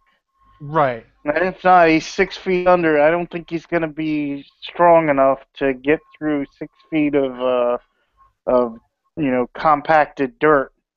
Hmm. So So yeah, we okay. have we have Tommy to blame for bringing Jason back. Yeah. I kind of feel like um I really wish that Tommy continued on being in the sequels because Yeah, he was definitely the best protagonist to Jason's character. yeah, Um, and yeah, I really enjoyed him as a Tom. I really enjoyed this Tommy more than the others though, because it really felt like he had more dimensions into his character, yeah. and Well, this Tommy was played by Tom Matthews, who was in uh wasn't he in Return of the Living Dead? Yeah, he was in Return yeah, of the Living Dead. and the sequel, So and the sequel, yes. yeah, he was also in Kickboxer 4, um, and he was in Nemesis. The Peacemaker, Waiting for Woody, and a lot of other movies that I don't even know about. Yeah, yeah. Yeah. So he just went into Right. obscurity after this. Exactly. Yeah. This movie definitely was a step up from the abomination that was the New Beginning. Oh, yes, absolutely. Hmm. And I wouldn't say it's better than Part 4. Um, or better than part two. Definitely it is it's like below part two. Yeah. The fourth favorite in my opinion. And yeah, Megan the woman that was the sheriff's daughter in this movie. Mm. She was a whore in this movie. She was trying to get into Tommy's pants like throughout it, and Oh yeah. it's weird, Yeah, I get it. Like most women back then, they were into like the bad boy persona, Yeah. but a guy in jail, come on, you're really gonna really poke fun at him and want to get with him. really weird. There was a lot of humor in this, like with the parts where she's just,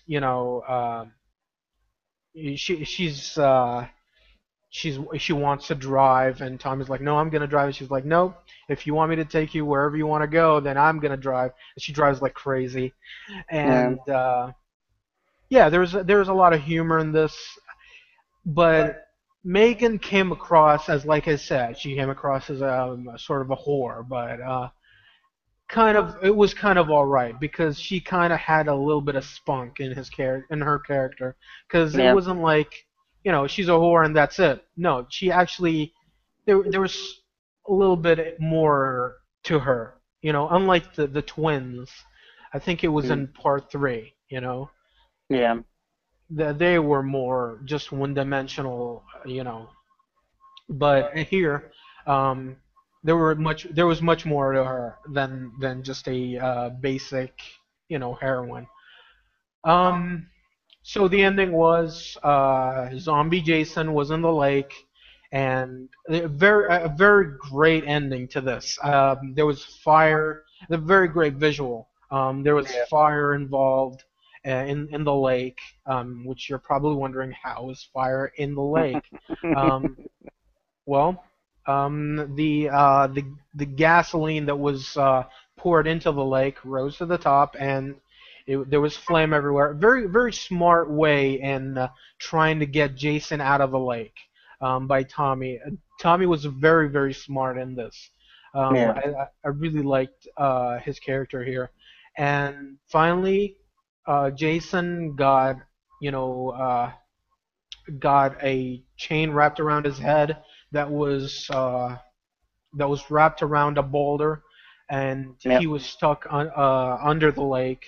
And Tommy, it looked like Tommy was gonna be sucked with Jason because he got a grab of his foot, but the whatchamacallit, the propeller to the oh yeah, speedboat, yeah. That Megan's ra- driving. yeah, it got caught into Jason's face, and it broke off his face, and just the lake was filled with Jason's blood, and it was a great look. It was a great visual, and definitely enjoyed this movie a lot. Yeah, I'd give it a 6.5. Not a 6, but it was a step below part two. I enjoyed it a lot. What do you think of it? I thought it was pretty good. Like you said, it was a giant step of part five. Mhm. I'd probably put it on par with part three. Mhm. I think I gave that 6? a six or a five. Yeah. Whatever I gave part three, I'd give part six. Mhm. Yeah. And it's kind of weird that a franchise this late would still hold up, that would be still good. Yeah, Even though the part 5 really was horrible. Um, Part 6 actually revived the series. I do believe that, and it really goes to show you that you can do a great Jason movie as long as you have Jason in the movie, you know? So, yeah, exactly. I'd give it a 6, a 6.5, yeah. Um, it made $19 million, and definitely brought back the budget, and actually, it was 10 times that. Um, let's see, what came after that? Because this came out in 1986. Yeah, and Um, then Nightmare on Elm Street three, The Dream Warriors, right, because which had an New Blood came out in 1988. that was well, The Dream Master came out in '88, and then Hmm. uh what? Right, then Part 7, The New Blood. Yeah, and Yeah, then New Blood. Yeah, that's right. right. Okay, so Part 3 of A Nightmare on Elm Street. Yes. A lot of people say it's their favorite. and I don't agree. I still love the first one, and I still believe that it's the best one. Oh yeah. I do think that this is a great movie. There's a lot of great stuff that goes on in this movie, and who can forget? Freaking Dawkins was playing Talking, yeah. yeah, Dream Warriors. Oh, I remember yeah. that video on YouTube. I remember that video on MTV. Man, YouTube wasn't around at the time, dude. YouTube wasn't around at the. Well, that's how ingrained in the 21st century I've become. YouTube, Hmm. MTV. Man, I remember loving that video too. Right. And at the end, like Freddy was having the nightmare, and Dawkins was in his brain. Exactly. Yes, that was great. I think he was like, "This is the last time I have fish for dinner," or something like that. Something like that. Yeah. Yeah. Um, Definitely, Freddy started to become A more lot of more. a yeah. Yeah, He a got more cartoon lean. character. Yeah, much more I mean, he cartoonish. became Hmm. yeah, he more comedic. Right. I mean, this is the film where he finds his voice really. I mean, Yeah. in the first film, he was, just he didn't really say anything. He was a mystery. He was a real imposing figure. Whereas this one, he gains like some I don't want to say some character, but he gains, uh, almost like a nightclub comedian type Mhm. aspect to him, Right. where This was every kill definitely the has to first have a time Freddy was cool, you know? yeah. This Oh was the yeah. first Well, time where this is Freddy actually this. became a character that we start to root for. Um, Yeah, exactly. hmm But in the second one and the first, he was much more serious. He was Yeah, much more, exactly. yeah. Well, he was the bad guy, and Hmm. this is the film where he's still the bad guy, but he's becoming the anti-hero. Right. Yeah. Where people they they don't necessarily get behind him, but they're interested to see what new ways of killing people he comes up with. Hmm. Um, And and definitely, like this movie, um, was cool, and it had a lot of great special effects, had a lot of yeah, great moments, a lot of definitely. great one-liners by Freddy. Yeah. Oh Um, yeah. yeah, welcome to prime time, bitch. I mean, who can forget that? Yes. Yes. Um, um, what was it like? I think And was he with Zsa Zsa Gabor? yes, Yeah, and he dresses up as Jaja. yeah, he was like I think um he was like I think It's in in one of the the. yeah, he was like She in the was TV set, and he was like in a late TV set. night type Yeah, of yeah. yeah, because he was wasn't he the television host or the Right. and Um Jaja was one of his was the guest. guests. Yeah, Yeah. I really love that moment. It's probably my favorite of the entire movie. yeah. Um and I remember also one of the characters who was like a drug addict, um, Oh yeah, and and he's Jennifer like, Rubin. She was a hmm punk girl. hmm I love the way how I love how she dies, where he turns his fingers into needles, yeah yeah needles. and like the the scars turn to Yeah, little mouths, little mouths. That's God. That gives creepy. me the chills just Oh thinking yeah. about it these days. I'm almost 40 years old and I'm still creeped out by that. Oh, well, rightfully Uh, so, because, and you're not the only one, because oh man, I stopped eating any types of meat for like a yeah, while. till I regain, my sanity after that. Because the idea was, it was so creepy, and goes Yeah. to show you, practical effects. It goes a Yeah, long way. exactly. You know. Hmm. Um. And it was also part of. It started off. I think it was the first one that actually looked at the backstory of Freddy. Yep. We Yeah, find out about how he became to be. mhm. And it introduced Amanda Kruger, Hmm.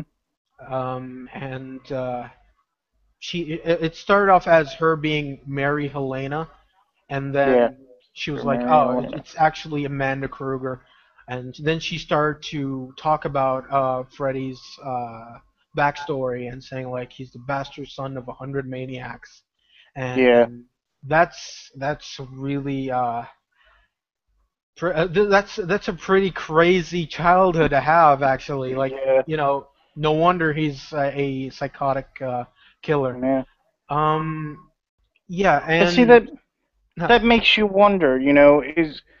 People say that children aren't born necessarily bad. That they inherit the the hate. They learn hate, and they learn everything from their surroundings and hmm from the people that influence them.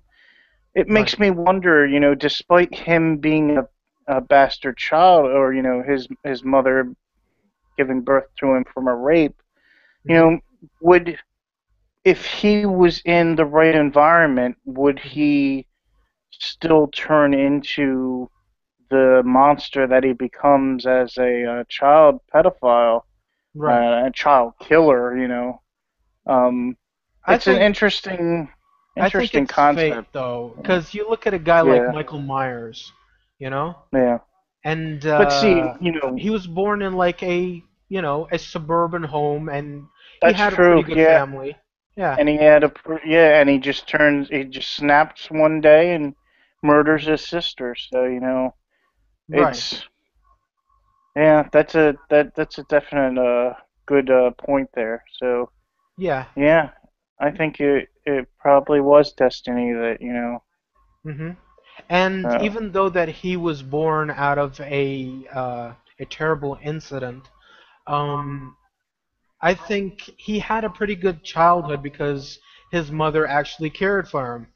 yeah. But he still went on to killing and being a crazy person. But then Yeah. after that, we like it wasn't touched upon so much on his childhood. But we'll get to that Mhm. because in Yeah. part 6, I Oh yeah, think they they dig they deeper. oh yeah they do dig a lot deeper. This wasn't my favorite of the Yeah. Nightmare on Elm Street movies, but it was a Yeah. great entry. I did enjoy it a lot. And but let's talk about a little bit of the flaws in this movie because I do believe it has a lot of flaws. Mm. And that is um, Patricia Arquette. Um, I didn't like her as Yeah. Kristen in this movie. She screamed too much Yeah. to the point that I would go crazy. I'd be like, this is not worth it. Yeah. Um, She's I believe she's that, definitely not Nancy. yeah, Let's put it that way. definitely. Yeah, I think that Nancy should have been in there much more, and should have Yeah. been. I think she should have had Kristen's character, where she'd be the one that'd be going crazy. She'd be the one in the mental hospital rather than a doctor, and maybe her Hmm. dad becoming a doctor or her mother, you know. Mm. But she did die in the first one. But I don't know. You can somehow bring her back. Um, let's see. Taryn was in this as well. Yep. I think, not sure, but I think that she was the doctor, or not sure. Or was she? No, I don't think she was Christian's I mother. thought Taryn was the punk girl. Oh, yeah, yeah. Taryn was the punk girl. I do think that she should have been the lead in this. If Yeah. you're thinking about maybe having a teenager as like the lead role, then yeah, Yeah. Taryn should have been the one, because I do believe that she has much more of a backstory, much more of a reason to, she's much more of an underdog, while Christian looked like a whiny little kid who just, you know, Yeah. it, yeah. Um, the other characters in this we had was who was the kid You that would was roll. into Dungeons and Dragons? That was what was his name? All J- I remember Joey. Joey was the guy Joey. who couldn't talk, Yeah, Joey was the mute. and then there was the black guy Roland. He was Roland. badass. Oh yeah. Um, who's the man? What was his name? I forget. Anyways, like that kid. Um, there was actually a scene of where he would actually show more of his powers, and this is the Hmm. problem that I have with this movie. There were too many characters. It really felt rushed, and it Yeah. felt like they were trying to put in so much while letting the characters breathe. Actually, if you're gonna bring in a uh, a plot point where it's like, okay, these kids have superpowers when they're asleep, you gotta build up that from the start, not like Yeah. halfway through. Um, Exactly. yeah, and I would have loved to have seen more of that, more of their special powers, because this was what it's all about. Maybe like even the ending, you don't have to kill them all.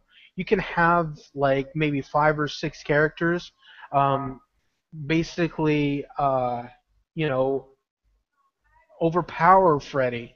Um, and at the end, rather than have it be like, oh, holy water, that's how you beat Freddy. Is he a Yeah. vampire? I that You know, that the yeah cross on the that I forehead. yeah I did not like that. Um, but I did like the fact that he killed off pretty much everybody because that proves that you're still in Freddy's world.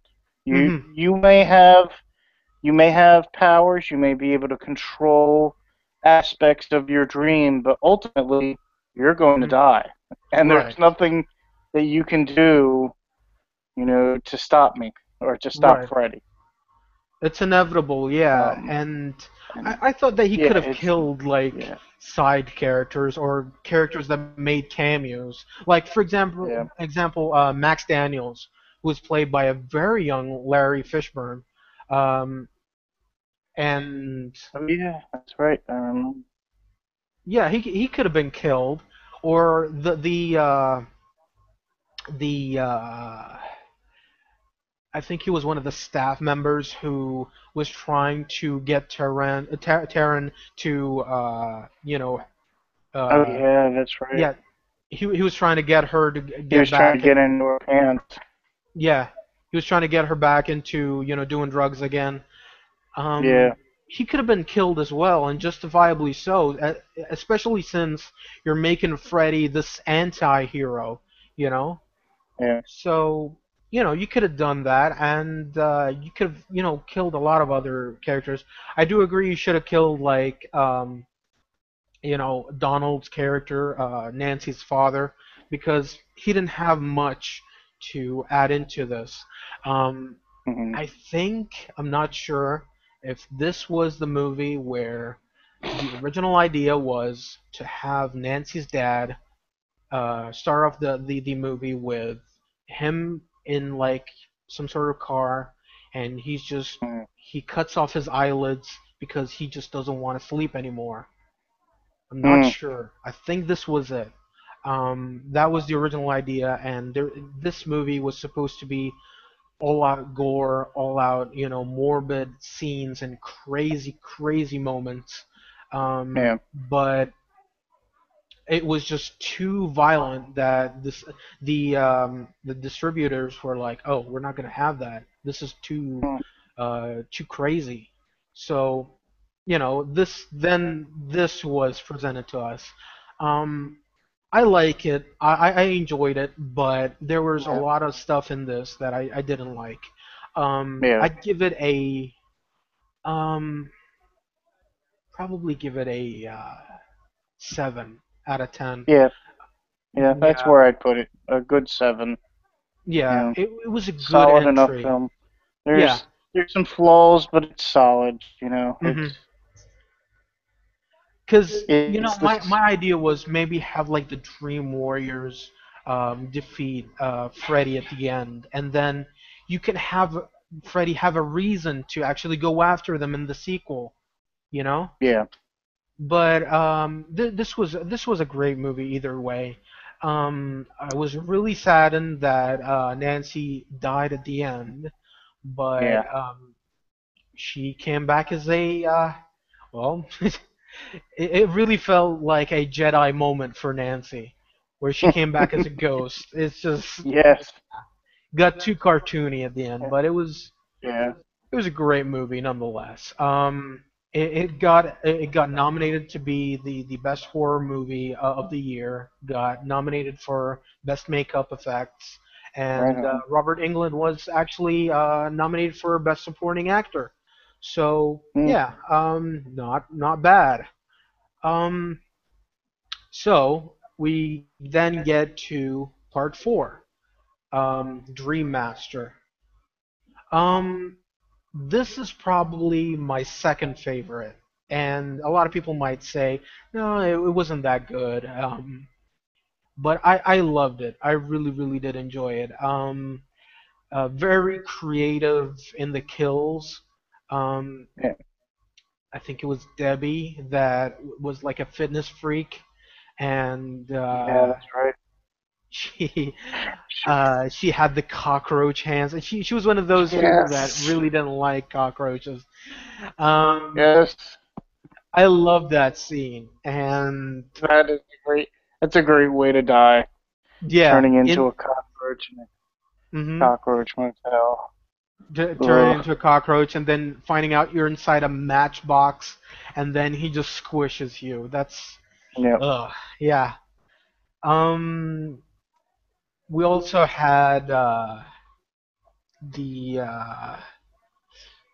Alice's friend.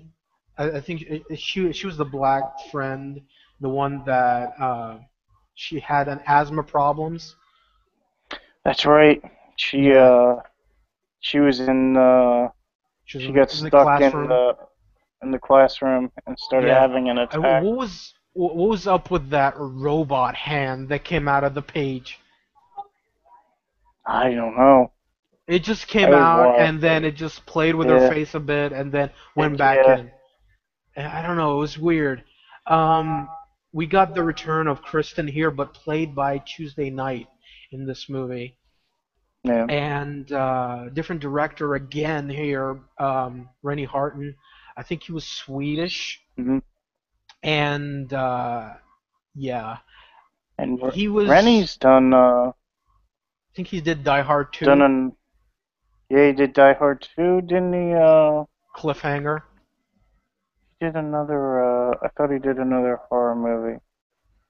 Maybe I'm Uh, thinking of someone else. he did the remake of The Yeah. Exorcist Yeah. and the abomination of The Legend of Hercules. And he did And Cutthroat Island. Oh my mhm, God, have you ever seen Cutthroat Island? uh, That's a terrible movie. the one with Gina Terrible Davis. movie. Gina Davis playing a pirate.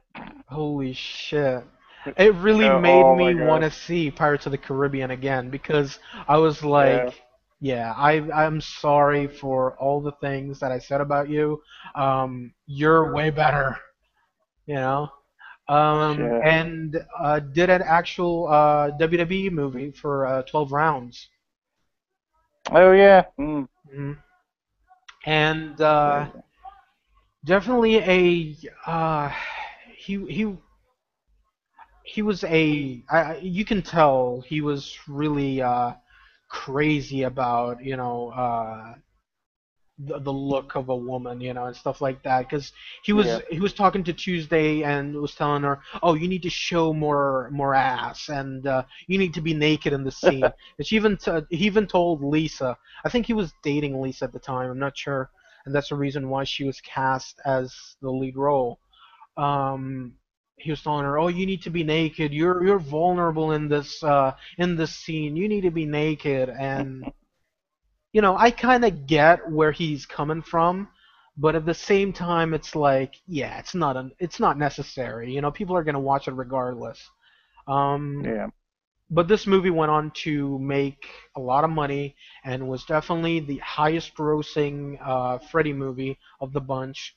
Um, and yeah, not much to say about this. This was a great entry in the series, and I still remember. Uh, let's go back to the classroom where Freddy goes to I think it's Sheila, the girl with the asthma problems, and he goes to her and he's like, "Let's suck face," and Yeah, that's right. that great scene. And this movie was actually rated PG-13. That's the Wow. reason we didn't get a lot of blood in this movie Yeah. because Alice's boyfriend, um, was it Alice's boy? No, it wasn't Alice's boyfriend. It was Kristen's boyfriend. That was in like the dojo, I think, and he was fighting Yeah, that's Invisible right. Freddy. And he fought an Yeah, invisible vet Freddy. Yeah, that was great. and the And reason then for doesn't he that show is up because later? it was supposed to be like this great scene with like a lot of karate moves and stuff like that, but Mhm. and a lot of great special effects. But the reason why we got to see it as being so low budget, just like, oh, we're just gonna have, smoke screen and we're gonna have the Japanese flag in the background because that's Japanese. Um, Mm, instead of being like this crazy scene, was because the movie was running out of budget, yeah. and that's the reason why we got to see that. And there was no blood at the end where the claw goes through, where it just like stabs Kristen's boyfriend in the stomach. There was no blood, and even in the start where Freddy he stabs Roland like in the stomach, there's no blood. Um, Mm. and by the way, great revival. A dog pisses Oh yeah. fire and the ground splits in half. Freddy is reanimated. Wow. Exactly. What a way to come back. Yeah, definitely. And I love that. As crazy as it looked, as crazy as you might think, it is a pretty awesome scene. And if you read it on paper, you're like, what the fuck is this? Um, but Exactly. but great return for Freddy. Um, Yeah. so what were your initial thoughts when you saw this? Like when the first time you saw it? It just it continued, the trend, I was kind of disappointed that they got rid of the Dream Warriors that survived from the first film. They die within Right. like the first 30 minutes of this new one, but Mhm. um, I thought it was pretty cool. It continued the trend of part three for me, Mhm. and it just yeah, it was a good part to the series. You know, I Well, think it would have it. it would have been a little better if we had gotten a little more storyline about Freddy, Mhm. but I'm fine with it is what it is. So Right. a worthy sequel to part three. Yeah, and with Roland and Joey, I think the mute. Yeah. I think with them being the survivors of the third part, I was hoping that they would have a much deeper story arc. but Yeah. it really felt like it was being rushed. Let's get them out of the Yeah. way. It's time Fun. to rebuild the franchise. Let's just it really felt like Rennie was trying to make it his own movie rather than make it a Freddy movie. Yeah. But at the same time, it is a great sequel. I did Yeah. enjoy it Yeah. a lot. Definitely. Like I said, it's probably my second favorite of the franchise. Maybe, not sure. We'll still have to get through the sequels because maybe Yeah. I'll remember something and I'll be like, yeah, oh, that's my favorite. Um, so I'd give this probably on par with the third, probably Yeah. another 7. Another 7. Yeah. I agree with you. Yeah. A lot of flaws, but I see it as the same thing as the third, Yeah. where Exactly. yeah, too many It's characters, yeah. a lot Exactly. of characters, got thrown under the bridge, and Yeah. yeah. I did like Alice though. Alice is a great heroine for this series. Yeah. Not as good as Nancy, but I do agree she is second best, definitely. Um, Yeah. Definitely. won a lot of. It was nominated for a lot of awards. It won Best Horror Movie of the Year by the Teen Choice Awards. Won Best Special Effects. And yeah, it was nominated for other stuff like Best Film, Fantasy Film, Best Actor, Best Motion Picture, and stuff like that. Um, and yeah, it was a great entry. Now, what came next after that? I believe it was It's Friday Friday the the 13th Part 13th. 7. Yeah. Yeah, The New Blood. Um, yeah, uh, a little underwhelming, but we got something out of this. We got something very important out of this one, and that is the debut of Kane Hodder as Jason. Absolutely. As Yeah. Jason. Yes. And this was a very good movie. I really enjoyed it, but I do believe that the series could have done without it. It Yeah. would have survived without it. It wouldn't matter, but there's a lot of great special effects.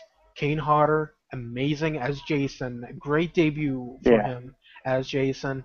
Um, not taking anything away from Kirk Kurzinger or any of the guys that played Jason Voorhees, but I really like Kane Hodder as Jason. Definitely my favorite Jason of all. And Absolutely. yeah. Um, So basically, this movie was about Tina, the psychic who had the ability of moving things with her mind. Uh, yes. Yeah, and her mother is basically a pushover, and as a child, Tina was. Um, her dad was abusing her mother, and Tina got to see that, and well, basically, she killed him, but it was an accident, as she says. Um, yeah, and in a way, while she was killing him, she accidentally revived Jason. Um, then I believe 10 years later, not sure, she went back to the cabin, and yeah, everybody goes to that cabin and be like, "Oh, that's our cabin." Weird enough, it's Yeah. near the lake, you know. Um, so yeah, this was a very good movie. I love the special effects. I love the idea that Jason is a zombie in this. It Yeah. really gives him that idea of being the unstoppable force. You can't kill him. Yeah. He's dead. He's already dead. You can't kill him. And he's gonna keep coming back. But at the same time, the dude got his head destroyed. How did he come back? Didn't Yeah. he get his head, sucked into the fan of like the the propeller of the speedboat, and got his head Exactly. shattered to pieces. How did he come back?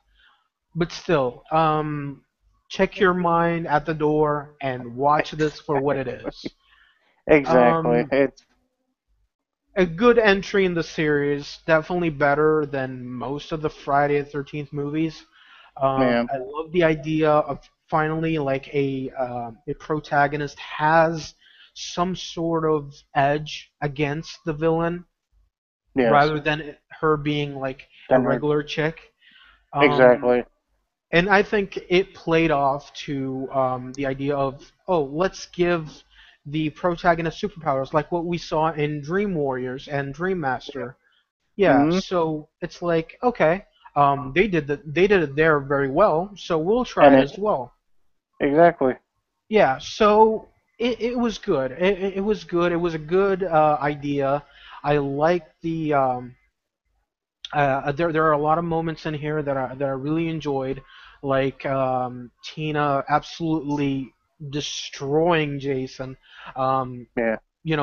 breaking off the cabin onto his head and setting him up on fire. Um, she did a lot of great stuff in this, but it kind of irks me here because in this movie and also something that I didn't touch upon in I believe it was part six. Uh, Jason is not afraid of water. What's up with Yeah. that? Um, that played off in like the later sequels where Jason is afraid of water because as a kid he got drowned. Makes sense, but he's not afraid of water here. What's up? What's going on here? I don't get it. He's fearless against water. He's just and I love the way he got into the water like a badass. He's just like, walking through, not even swimming. He's just walking yeah. like, Just walking. Yeah. yeah, it's a badass moment. But at the same time, I'm thinking that, hey, come on, we're like, what's going on here? Um, Yeah. yeah, but still a good movie. I'd probably give it 5.5. I'm leaning towards a Man. 6, but there's not enough in here to warrant a 6 rating. Uh, Not many memorable characters here. There was some good Yeah. stuff in here, like when Jason, I think it was Tina's stepfather or her mother's boyfriend, where he split his back in half and just broke him in Hmm. two. I love that moment, and there are some good kills in here. Um, yeah, a pretty enjoyable movie, and it's a popcorn movie. I wouldn't say it's anything Yeah. anything great. So how would you rate it? I'd probably give it a good five. It's definitely a good, like you said, popcorn flick. You check your Hmm. head at the door or Right. check your brain at the door and just enjoy it for what it is. It's Hmm. not meant to make sense. Not at If you're all. gonna pick it apart, then it's too easy to pick apart. It's but Right. so just and like you said, there's some pretty decent kills. It would be nice if they had introduced some actual characters and gave them some ways of standing out from each Right. other, so that when they died, it would be a little more uh, Dramatic. dramatic. Yeah. But it is what it is. Right. And I enjoyed it. It's a very middling. It's your average horror movie. Hmm. Definitely. Um, yeah, like I said, it was a 5.5, and it's a good entry. I would say that. And another thing that I forgot to touch upon is that Corey Feldman was supposed to play Tommy in the sequels, Hmm. in part five and part six. But the reason why he wasn't in part five was because, well, he was too busy filming The Goonies, and Oh, okay. that's the reason why he wasn't in part five. Um, he was gonna Hmm. be then in the next one, but the problem was Tommy was all grown up, so there wasn't a point to bring Yeah. him back. So Yeah, so exactly. he kind of missed the boat, but at the same time, he made a great career after that. So, I Yeah. don't think it's Another. something that he should, yeah, gripe upon. Yeah. Yeah. Exactly. I think it's just as well that he wasn't in 5 and 6 because Yeah, they weren't very good films to yeah, put under your belt. So and I don't think it would he would have made the movies any better because the storyline was yeah. sucky in a way. Yeah. Exactly. Okay, so then we had uh, Jason Takes Manhattan. Yeah. And And then this was more of a popcorn fun than any of the movies. This was a yeah. lot of fun. This was awesome in every sense of the imagination. I enjoyed it from start to finish. Great Yeah. moments. The characters were, yeah, whatever. The characters were bland, but in an enjoyable fashion. Like it felt like like, hey, I'm gonna get killed. What's the point of me being so dramatic? You know? Like the rock and roll chick who was like, ooh, this is, I'm gonna do a rock and roll video in the basement, or in the boiler room of the ship. I'm gonna do this. This is a great place, Yeah. and I'm gonna do a music video with no lyrics, just a bland music video.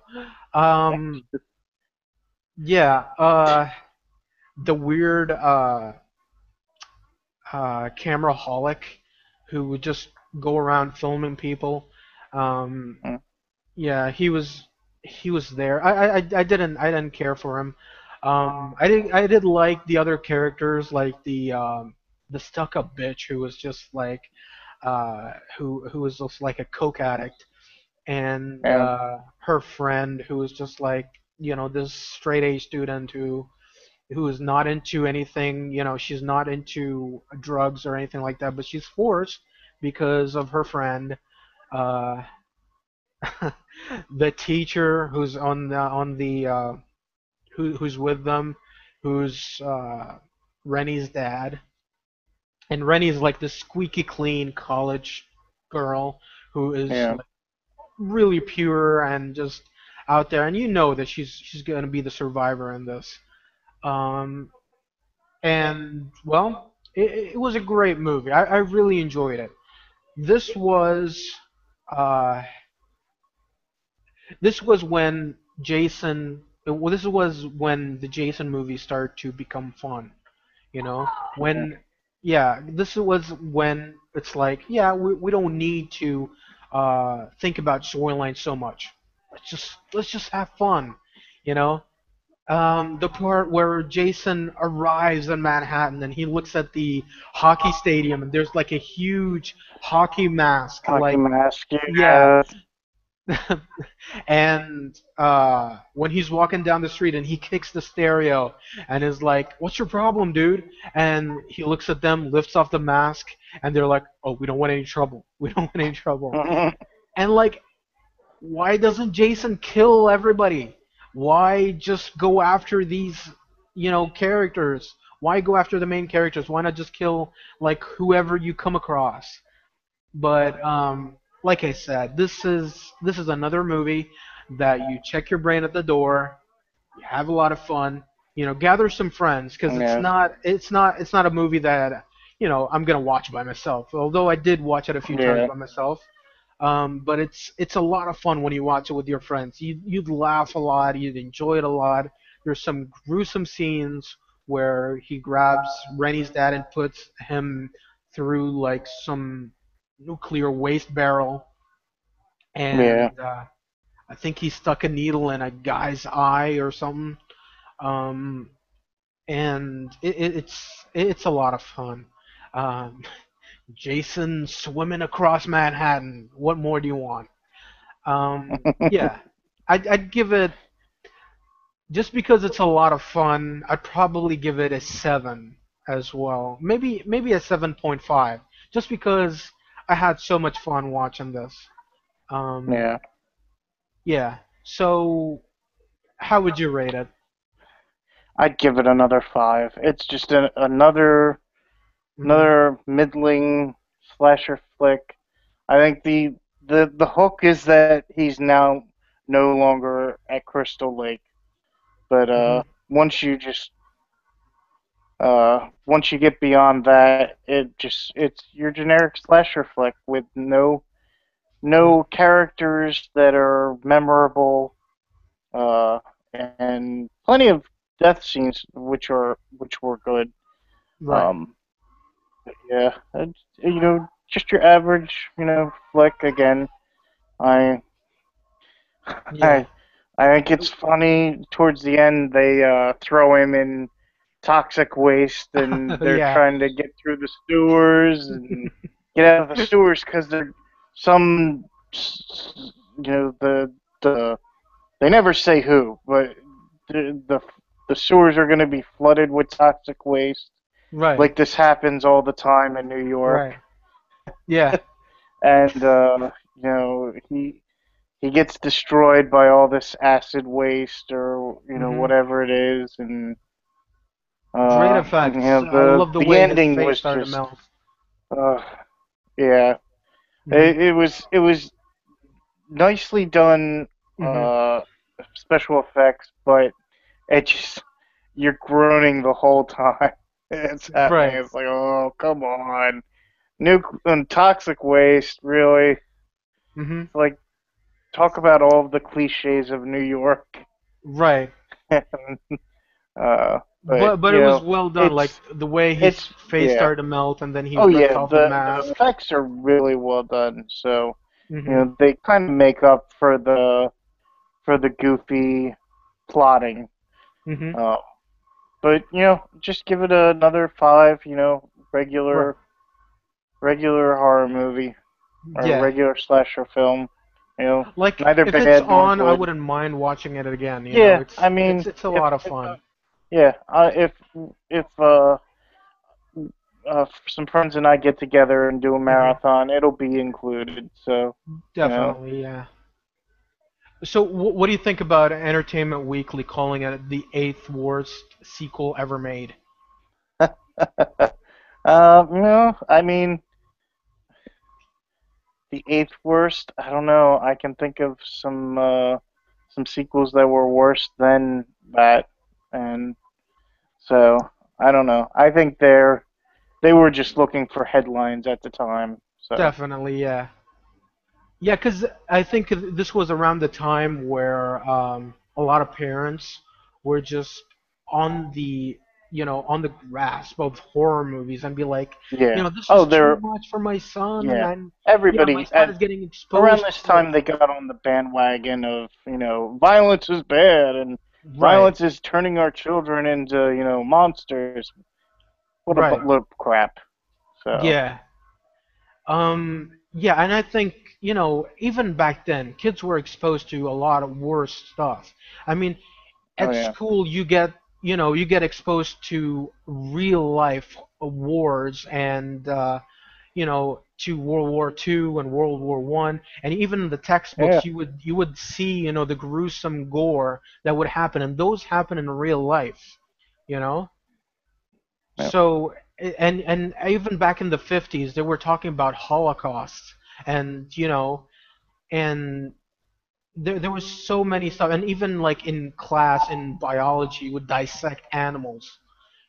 I mean, Mhm. come on, it's not like, oh, they're gonna watch horror movies and they're going to be inspired by horror movies.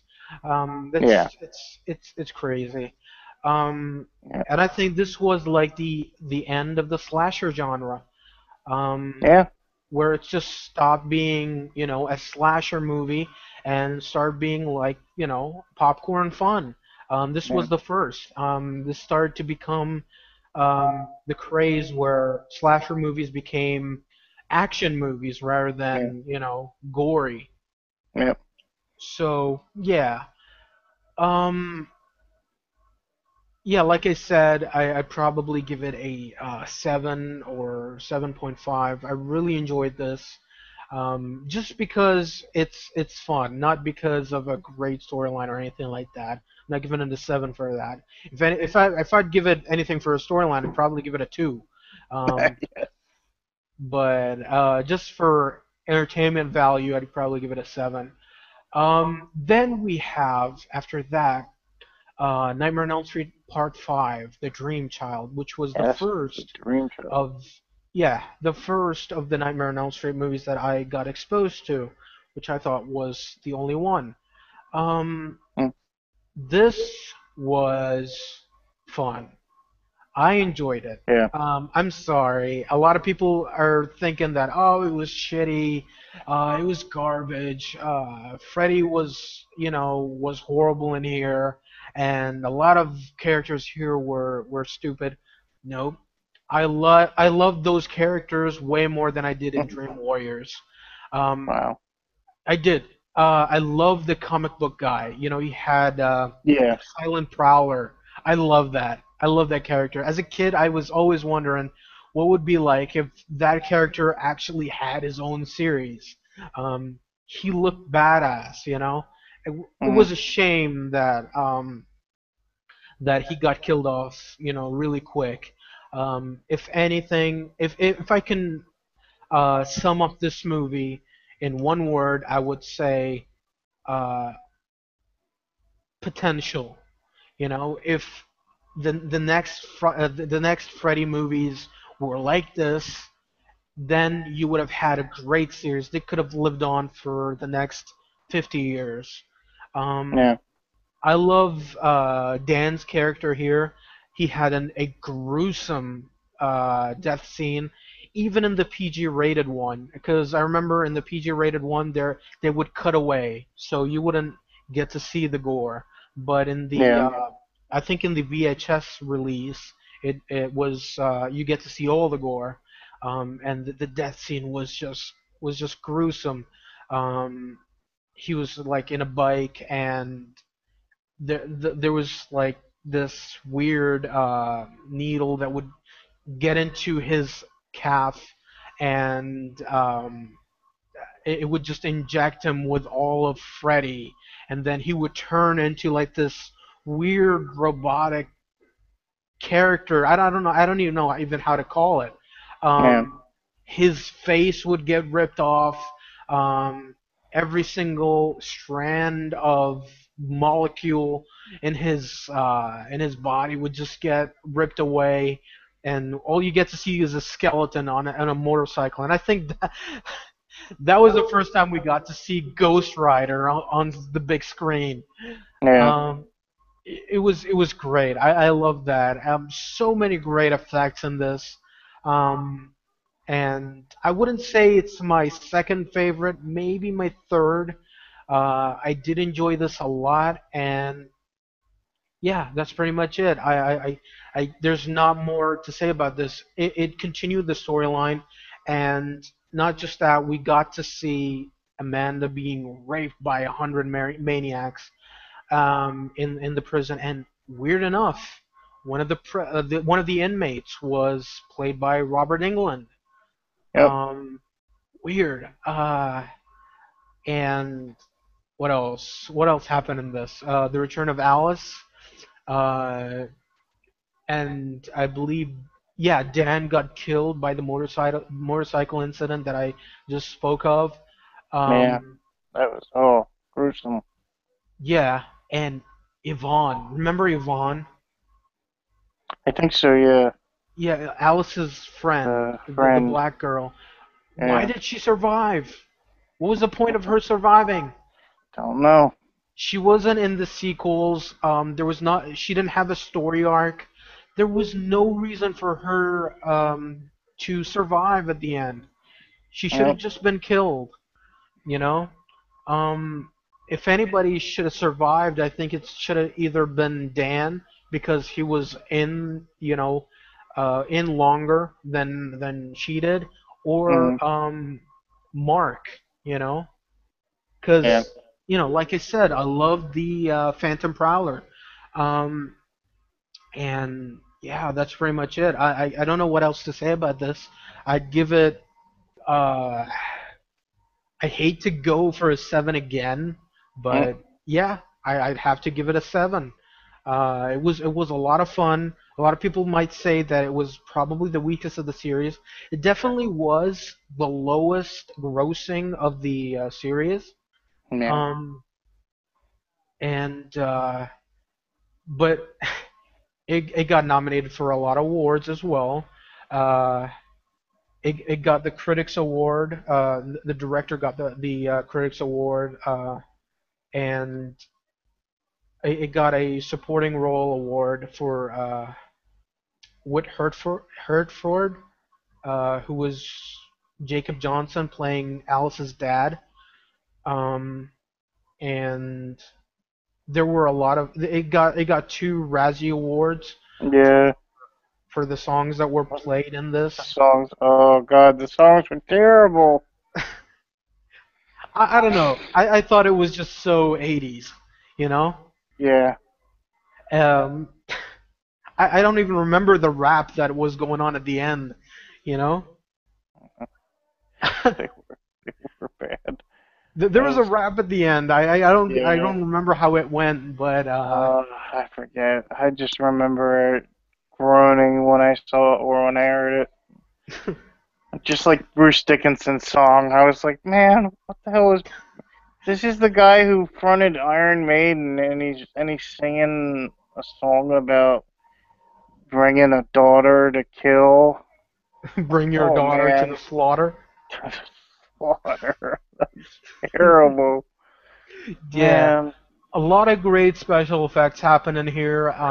Yeah, The I comic books dream, I love that dream.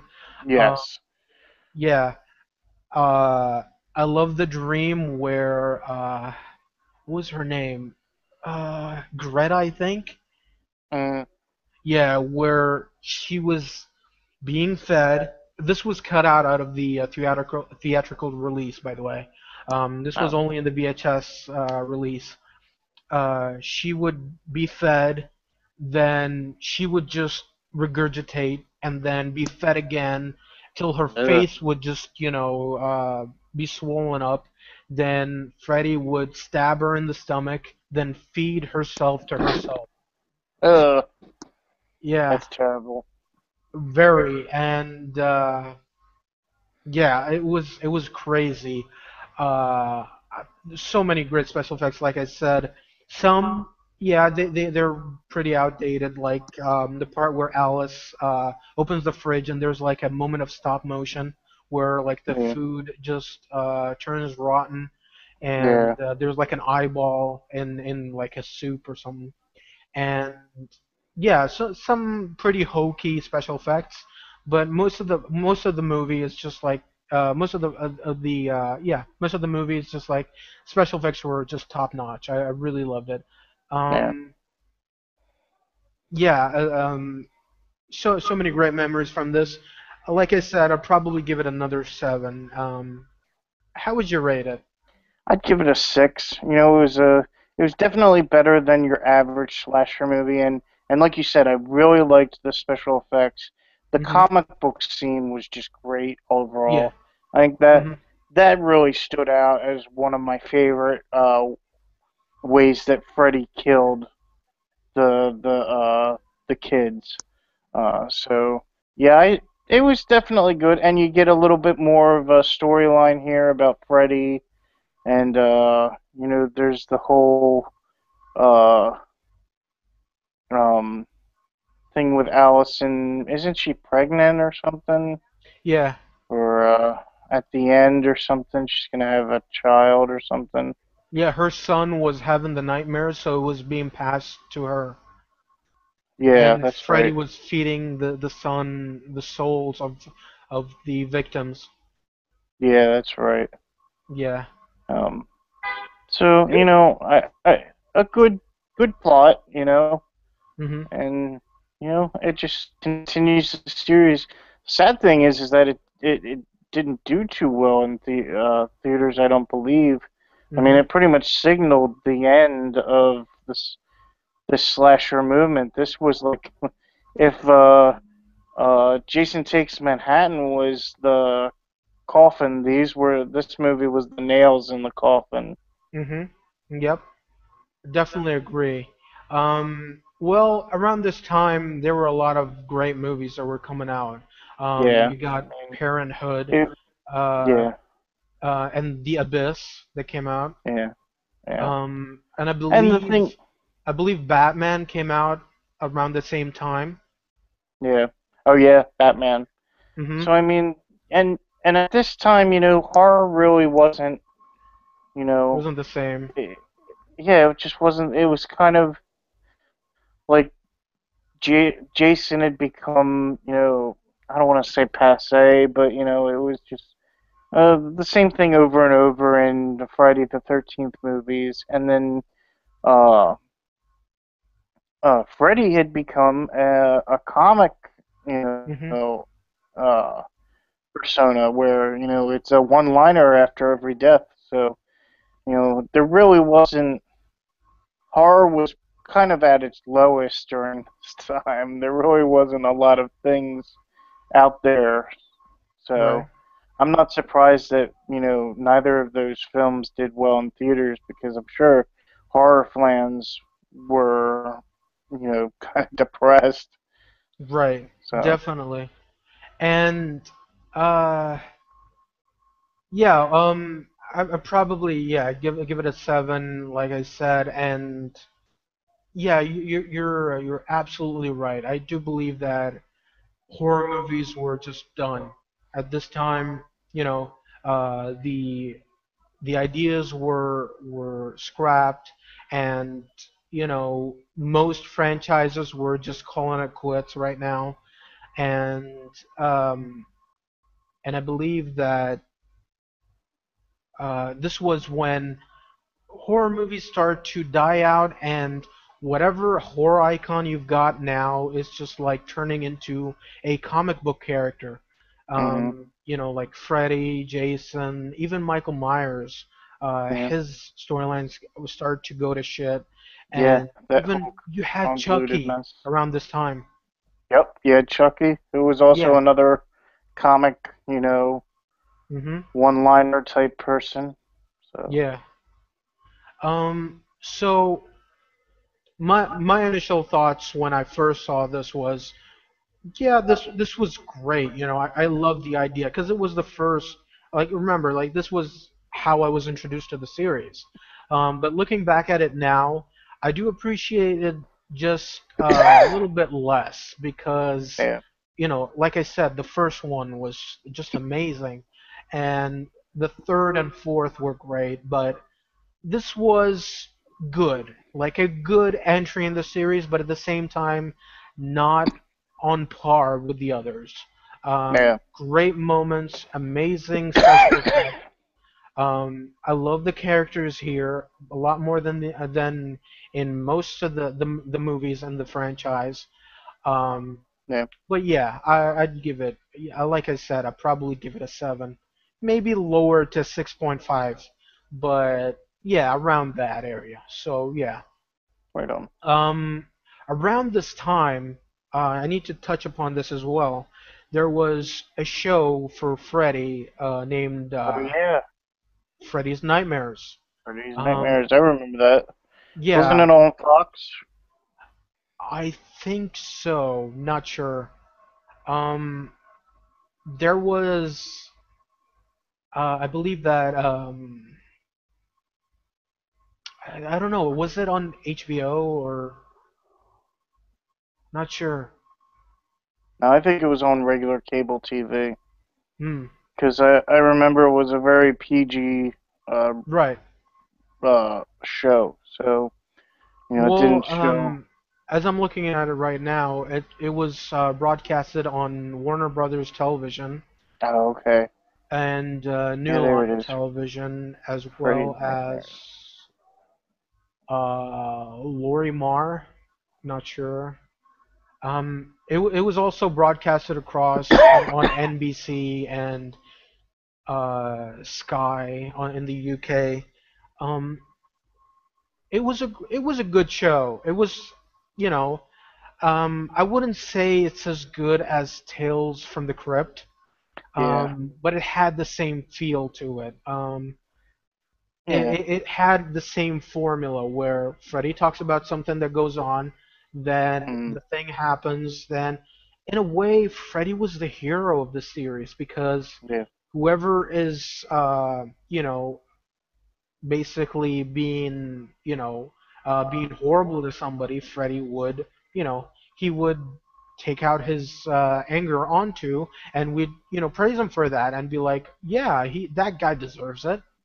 Mm, Um, yeah, I kind of enjoyed it. I only enjoyed it because Freddy's in it, to be honest.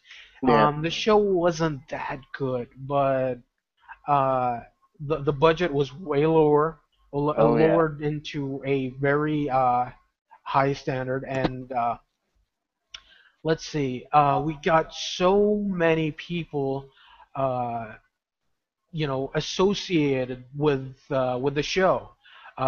Oh We yeah. got guys like, you know, um, let's see, we had Brad Pitt actually Yeah. Brad Pitt. debuting in one of the episodes.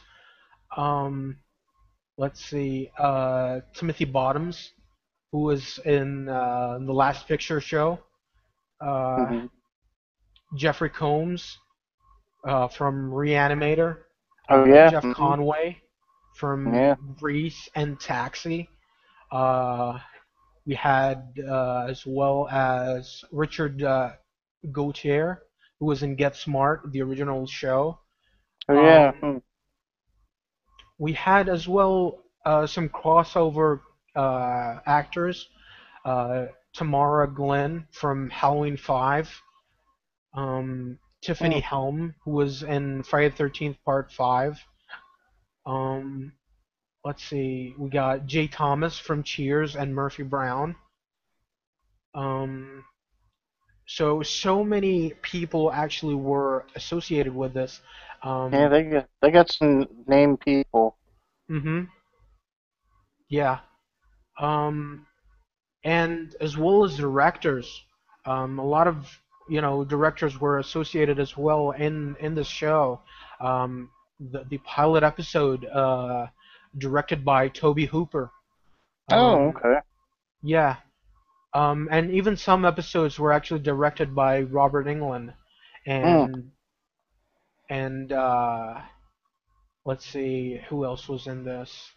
Believe no, Wes Craven didn't direct any of the episodes, which is weird. I feel like Wes Craven at this time was like, "Yep, I had enough of Freddy," you know. yeah.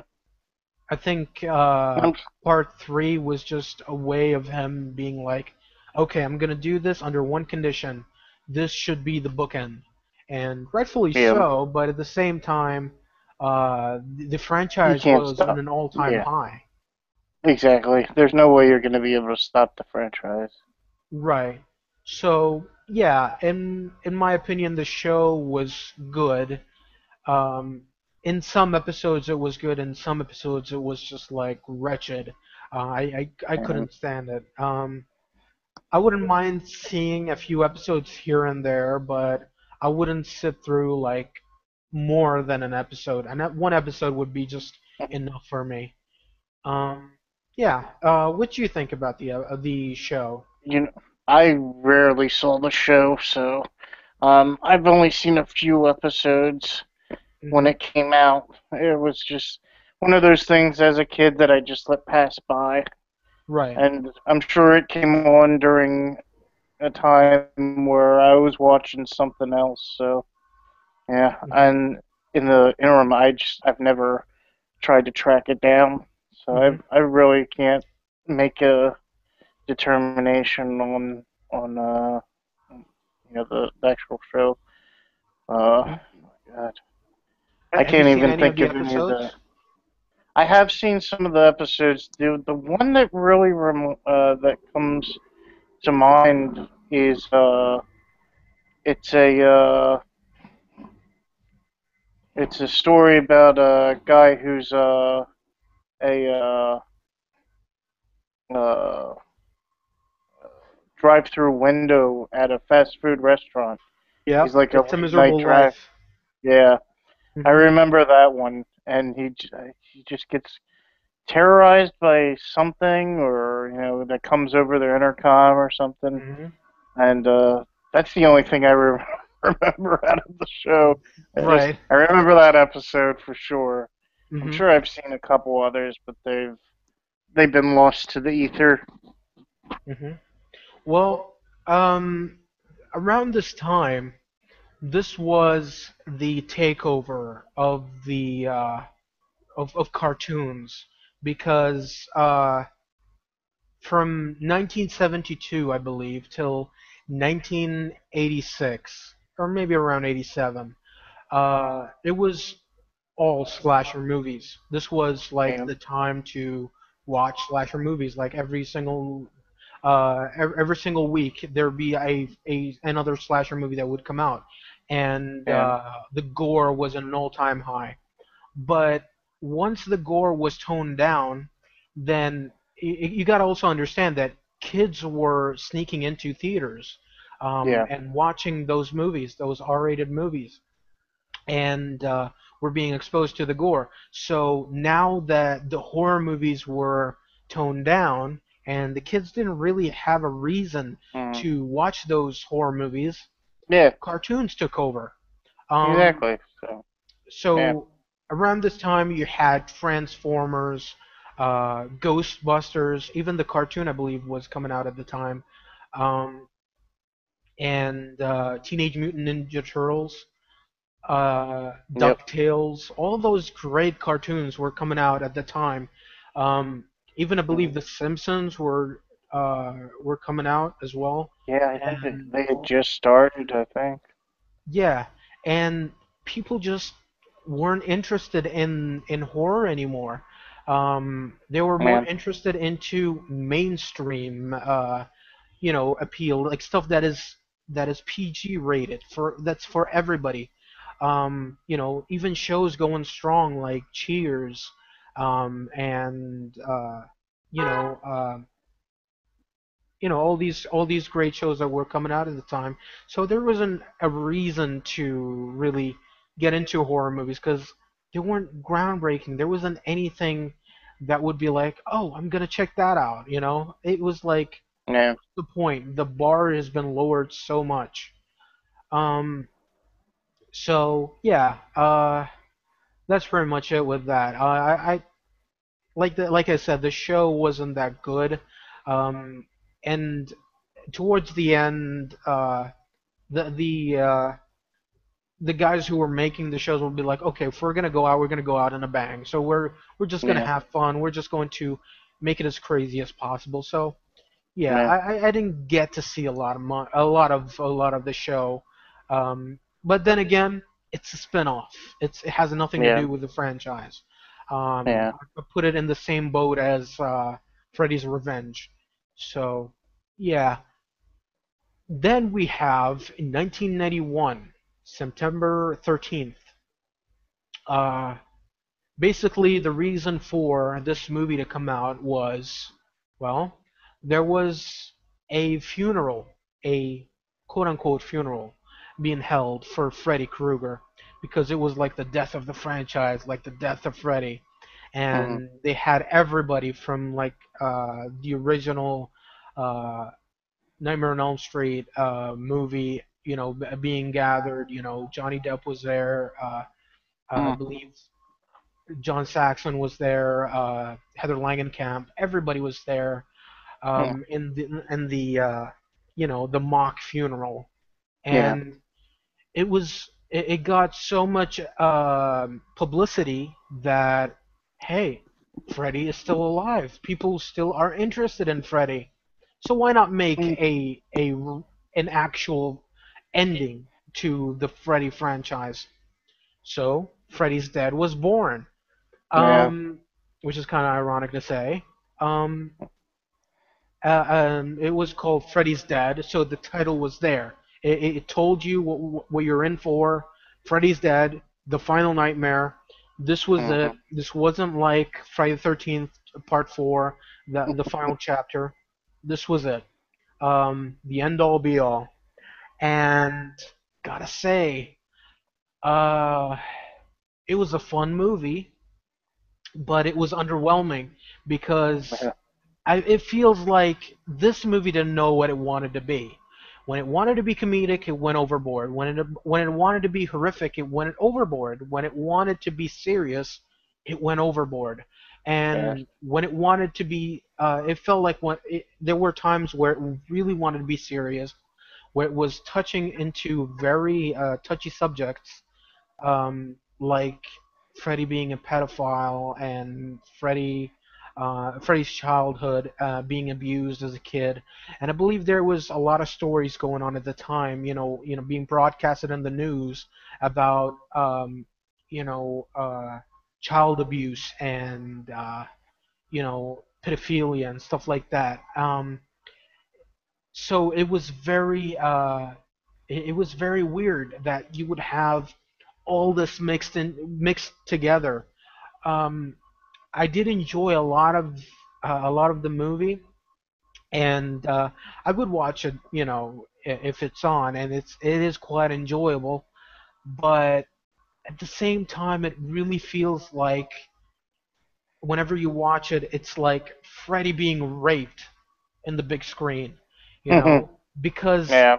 everything that you love about Freddy is being taken away. The one-liners aren't present. Like it didn't have the the magnitude that Freddy once had in Part Three, Part Four, and it just wasn't there. Yeah. I believe his height was in Part Three and Part Four, where he had the one-liners and all that. Where I would have loved to have seen that Freddy here, but here it really felt like he was just background noise. Um, I think the ones that stole the show shouldn't have stolen the show. You know, Yeah. Roseanne Barr and Tom Arnold in here, Yeah. Alice Cooper, being playing Freddy's dad. Um, those guys, they stole the show. Johnny Depp reprising, well, not reprising his role, well, reprising his appearance in the Freddy franchise Yeah. and doing like a parody of the drug commercials back then, with the egg, and he's like, "This is your brain, and this is your brain on drugs." Any questions? Uh, I would have loved if Pee Wee Herman was the guy who did that, but anyways. Uh, so yeah, very underwhelming. I didn't like, much of the characters here. I, I like Carlos a bit. He was kind of fun, but John Doe was forgettable. Uh, Tracy was, I don't get why she survived. Spencer, I don't mind him. He's whatever, He's another Yeah. kill. He's another Yeah. victim. Doc, dude should have died. Um, I I don't know. I really didn't like, most of these characters. The ones I liked were the cameos. The cameos are the ones I enjoyed the most. Um, but other than that, I remember even that weird history teacher who was talking about Freddy's past. Um, Oh uh, yeah. I remember that. yeah, and it's like, how come those side characters are way more interesting than the main characters? Um, Mhm. Maggie, who turned out to be Freddy Krueger's daughter, and which was supposed to be a twist. I didn't care. Like when it Yeah. happened, when the twist happened, I was like, who cares? Yeah. I don't even care that Freddy has a child, you know. So yeah, I didn't care. Um, so there was some notable stuff in this though. Freddy having a daughter, and I believe in the comics, Freddy's daughter assumed the mantle of Freddy. I'm not sure. I think that was it. But what I'm very sure about is there was a lot of comic book adaptation, fantasy adaptations of Freddy versus Jason, Freddy versus Jason versus Ash from the Evil Dead movies. Mm. Um, there was a lot of fan made stuff, and weird enough, the movie got a Razzie Award for the song that was playing at the end. Remember with the credit scene? It was good. The best part about the movie was the credits, and was all the sequences of Freddy's kills and how he died in most of the movies, and I loved it, and I even loved the song. Um, but for some reason it got a Razzie Award for worst original song. I don't get it. I love the song, and even sometimes I would just sing it. I love it. Uh, why, what was a born in this world? I love it. I don't know. I enjoyed it. Yeah, like I said, the characters are forgettable. The kills were great. I loved it. Um, my favorite part was, the the chalkboard scene with Freddy just, going crazy with the chalkboard till Carlos's, head exploded, and there was no blood. Yeah. There was no blood. No blood. Um, Yeah. yeah, but the Q-tip, the one that where his mother puts the Q-tip right through his ear and pops out his earpiece. Crazy, Yeah. very very crazy. And yeah, the part where he throws like the little nails, and Carlos's earpiece is being heightened. The voice, the sound, Yeah. it's just heightened, and he can hear everything that's going on, every minor thing that goes on. It just feels like a huge explosion, and when the needles are just falling, it's just like pew, and just I felt everything that he was going through. So yeah, and another movie that was released in 3D, glorious 3D. 3D. Yeah. Yeah, And didn't take advantage of the 3D at all. the only 3D part that I remember was Freddy's, go when Maggie went into Freddy's brain, Yeah. and there was like this scene where she was going through like this temple. It was very interesting. I like the sort of special effects, the way she goes through his dream. I kind of liked it, and I would have loved to have seen Roseanne being killed here. You know, maybe Tom Arnold changing into Freddy and kills her off. I don't I know. would Would have have been liked to see interesting. them both die. Yeah. They just Roseanne says, "I'm Freddy," and Tom says, "Oh, I'm Freddy," and they just slash each other to ribbons. Yeah. Oh man, that would have been awesome. I can imagine Roseanne like saying it in her like raspy voice, like I'm Uh, Freddy. Freddy, yeah, I'm your worst nightmare. That would have been great, man. And it was enjoyable, in some moments, and the part where yeah, and to sum up the entire movie, just to tell you that this is not a Freddy movie. This is a comedy movie. It has nothing to do with horror. Yeah, There's a part where John Doe, and I don't get why they didn't give him a name. I think it was I think Freddy made him somehow. I'm not sure. Um, and basically John Doe was uh, he was falling off the plane, and he had a parachute on. Freddy cut off the parachutes, yeah, that's right. I and remember that. and then he and then like it cut away. Freddy pushes like a pit of spikes, and It really looked like a Wile E. Coyote cartoon, because the way he would push it from from out of the frame into frame, and then starts breathing heavy like Wile E. Coyote, Mm, and then John Doe just splat into that pit of nails. yeah. Um, and he's like, "It's not a boy. It's not a boy." I mean, what does that accomplish? Thank you. Mm, You could have just said it's a girl. That's it. You know? exactly. What do you mean it's not a boy? Um, but I think they were just, delaying the inevitable. So Yeah. yeah, enjoyable movie. Was all right. It's not a Nightmare on Elm Street movie, not in any sense of the imagination. Yeah. Freddy's dead. Should have been called Freddy's Raped, because it has nothing to do with Freddy, and Yes.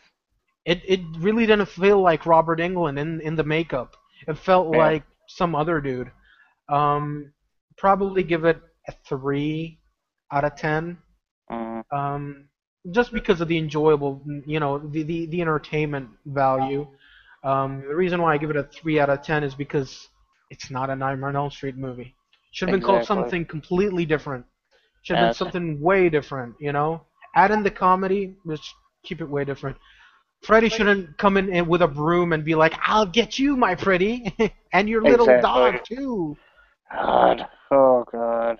Man, Terrible script. I agree. 3 out of 10 for yeah. sure. Mhm. If the dream child was the nails in the coffin, the final nightmare is them ripping the lid off and raping the The corpse corpse. Yep. of the Nightmare on Elm Street franchise. So Yeah. I did not enjoy this film at all.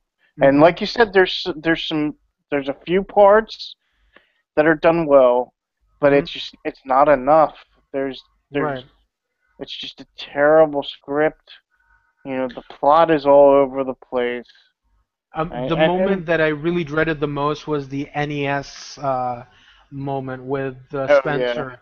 Yeah. Be now like I'm playing me. Be with like power. me. Yeah. And the ending is just so asinine. I mean, she Maggie takes a stick of dynamite and sticks it into Freddy's chest or stomach or whatever, Mhm. and then leaves, and he blows up, Mhm. and that's how it ends. It's like, what? No, come on, that's not how you end Freddy Krueger. Right. You know, I mean, at least with the what was it, the Part whichever two. one, well, with the one that has the his victims coming back to take him apart, or Part four. yeah, part Yeah. four, where his victims are aided by the person, and they, Alice. Yeah. yeah, with Alice, and they take him apart. I mean, that is the way he should have died. It should have, Right. that's the way you turn everything comes full circle. All of Freddy's Mhm. victims come back to destroy him for good, and that's how it should have ended, and not Right. stick a dynamite into his chest and then running away. Right. That's a great ending That's from part four. Yeah. that's yeah. Yeah. That should have And been the end. so And it could have been the end of the series, with yeah, part four, because the ending is like you can't get back from that, you know? exactly. You can't. Yeah. Yeah, it's kind of like a painting yourself into a corner. Hmm. So And even in um, part five, like the three victims that he had were ripping out of the back of his head, and after yeah, Alice's son pukes on him, and the three victims are just pulling Freddy's head out of his body, you know? yeah. But yeah, I So really hope that there's some sort of alternative ending because I that's not the ending for me. yeah, That's the reason why I don't believe that this is a Freddy movie. This is a spin-off. This is something else. This is an else world of the Yeah, Freddy movies. You know. So yeah, like I said, a 3 out of 10. Um, yeah. Let's see. What's next? I believe at the same time, uh, Silence of the Lambs came out, yeah. right? I And think it was right around that time. yeah, in 1991, or was it 93? I don't remember. I know it was Well, around that time. yeah, it was around that time, and Let's it's see. kind of weird that a movie like that would be much gorier than this, and that actually got a few awards. 1991. Hmm. So yeah, right around the time of this. Yeah, so kind of weird, and it goes to show you that you can win Hollywood over if you have like methodical pace and you know Hannibal was a great character, but it wasn't about him, you know. Exactly. He So was a peripheral character. yeah, and that's the way you kind of win the Hollywood critics over is by having such a methodical pace, and just take Yeah. your time with everything and linger on and everything. And I Not think saying that that's Silence of why. the Lambs was a bad movie by any Yeah. stretch of the imagination. Great movie, awesome movie, one of my favorites of all time. But it just, I don't know, it just plays with your mind in a sense that how can that get away with it and not like, a Freddy movie? Yeah. So, Well, I I don't think know. that's why the first Nightmare on Elm Street did so well. Is that Hmm. Freddy wasn't a main character. He was, Right. yeah, and you didn't see a whole lot of him. He was this mystery. And he was there, but Hmm. you never saw him. Right. It was like the boogeyman, and But you that's gotta, but you and gotta understand that it didn't win so much like right away. It took some time, well, and a yeah, lot of critics panned it. Even Roger Ebert yeah, was like, I mean, well, what's the point, yeah, having a guy getting into your dreams? It's just, yeah. I don't know, guys I like think it, that, critics like that really get on my nerves because it's yeah. not like they they're There, not open to you know the yeah. out of the norm. You Well, know. that's the thing. It's that those people are the kind of people who will pan, uh, you know, Friday the 13th or Nightmare on Elm Street, and then 10 years later, you know, praise something like Silence of the Lambs, even Hmm. though they're not the same movie, but they present the same kind of suspense. Right. And Yeah. Hmm. they're very, you know, they're very cerebral, Hmm. and a lot of the horror happens in your own brain. And I think that's one of if Nightmare on Elm Street, the original, came out around the same time as Silence of the Lambs, I think Hmm. it would have been praised. Or if it came out just before Silence of the Lambs, I think it would have been praised as an incredible movie. I believe So that most critics aren't they aren't lukewarm towards the supernatural. They're yeah, into like real people, you know? yeah, mm, Because Hannibal is a real person, and you look at Freddy, and he's like a supernatural entity. Um, and they're not into like Jason Voorhees, even though the first one was amazing.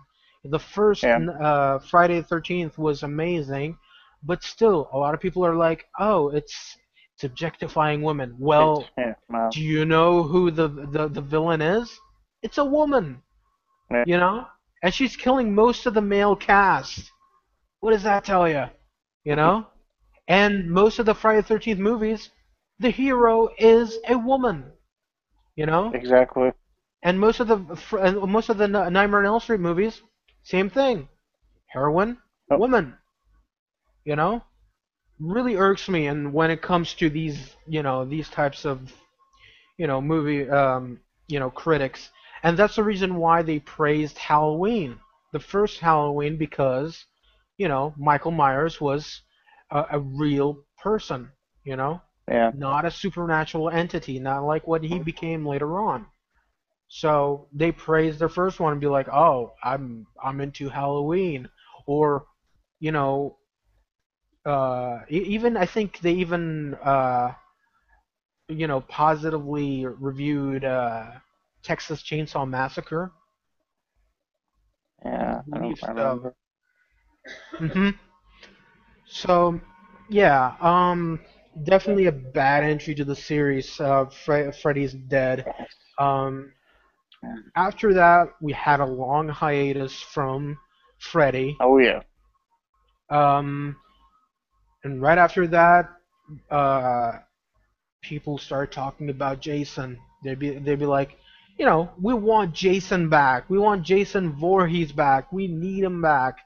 Um, and the reason why they decided to make a Jason movie was they thought that people didn't remember who Jason Voorhees was. You Yeah. know, so they said, okay, we're gonna do this. While the initial idea was to have Freddy versus Jason, Mm. but they thought, hey, maybe people don't remember who Jason is, so we're going to reintroduce him, and then right after that, we're going to do Freddy versus Jason. Didn't happen. Um, so we got Jason Goes to Hell, and it was labeled the final Friday. Was supposed to be the end of the series again. Yeah. Again. Um, Came out in 1993, and yeah, 1993 wasn't a good year, I believe, in Yeah. movies. It wasn't. I don't know. The only movie that I remember that came out at the same year and actually did well, and the reason why this movie didn't do that good was Jurassic Park. Um, Hmm. Came out of the same year, and well, it blew away the box office and took most of the cash with it. Um, but this movie was a very good movie. I really enjoyed it. This was way better than most of the Friday the 13th movies. Probably the best one since Part 4, or I would even go past that, maybe Part 2, because I remember seeing this for the first time when I was probably 15, and I was like, "Oh, I didn't know this was around." And I saw it in the video store. I was like, "Okay, I'm gonna get it." Took it home, watched it. First 10 minutes, I almost puked because holy shit, what happened? Okay, let's see. It started off with girl in the shower. Well, first, like, girl went to the cabin in the woods, and we know the formula by now. Uh, Hot girl is alone, takes a shower, then starts hearing some rustling going on outside. Goes out to investigate. Yeah, that's always a good idea. Um, Going out with just her towel, even better. Um, so she's walking around, and then she sees Jason. And Jason looks a lot different here. Um, his head looks eviscerated, and he has a weird mask here. It's not. I wouldn't even call it a hockey mask. Not a hockey mask anymore. It looked way different here. And I would say it looked much more of a badass here, but Hmm. still it looked way different than usual. It took time for me to get used to it. Um, so he goes after her. Then it turned out it was an ambush. The military, out of nowhere, uh, they they turn on the stadium lights and starts, shooting Jason to pieces. Rocket launcher and destroys him, and his head is decapitated. Um, everybody celebrates. Jason is dead. This could have been a good short movie, you know, just for 10 minutes. But this was just, the starter. After that, they take Jason's remains to the morgue. I don't get why. They just could have put him in a bag and just, you know, buried him somewhere or set him on fire. But no, we want to investigate. We want to pick apart Jason's body because maybe he is the cure to aging. Maybe he's the cure to death, and more people will be immortal. I don't get who wants to be immortal, but anyways. Um, so for some reason, one of the paramedics sees Jason's heart and he's mesmerized by it. So he does what any rational person would do. He eats it. And He, yeah, yeah, of course. Why wouldn't you? It's Jason's heart. why wouldn't you? Um, yeah. And I believe after he ate it, level up. He starts puking. Lovely. Yeah, he starts puking it everywhere. It's just so disgusting. And this is when I really start to, feel my lunch right in my throat. Um, Yeah, really, really disgusting. And yeah, that's how Jason starts to, revive himself, and that is by being in one guy's body. Then that guy captures another guy and pukes into his mouth, and that's how he's passed. Really weird, really, really weird. But it was a smart idea because it actually gave a reason why Jason would return every single time, and why he was a zombie once, and then at the other movie he was completely different.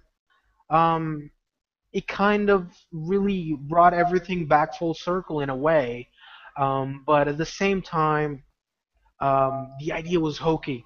Uh, the, yes, yeah, but at the same time, I don't think that it was any hokey compared to the other horror movies that were coming out at the time, or yeah. the ones that preceded it.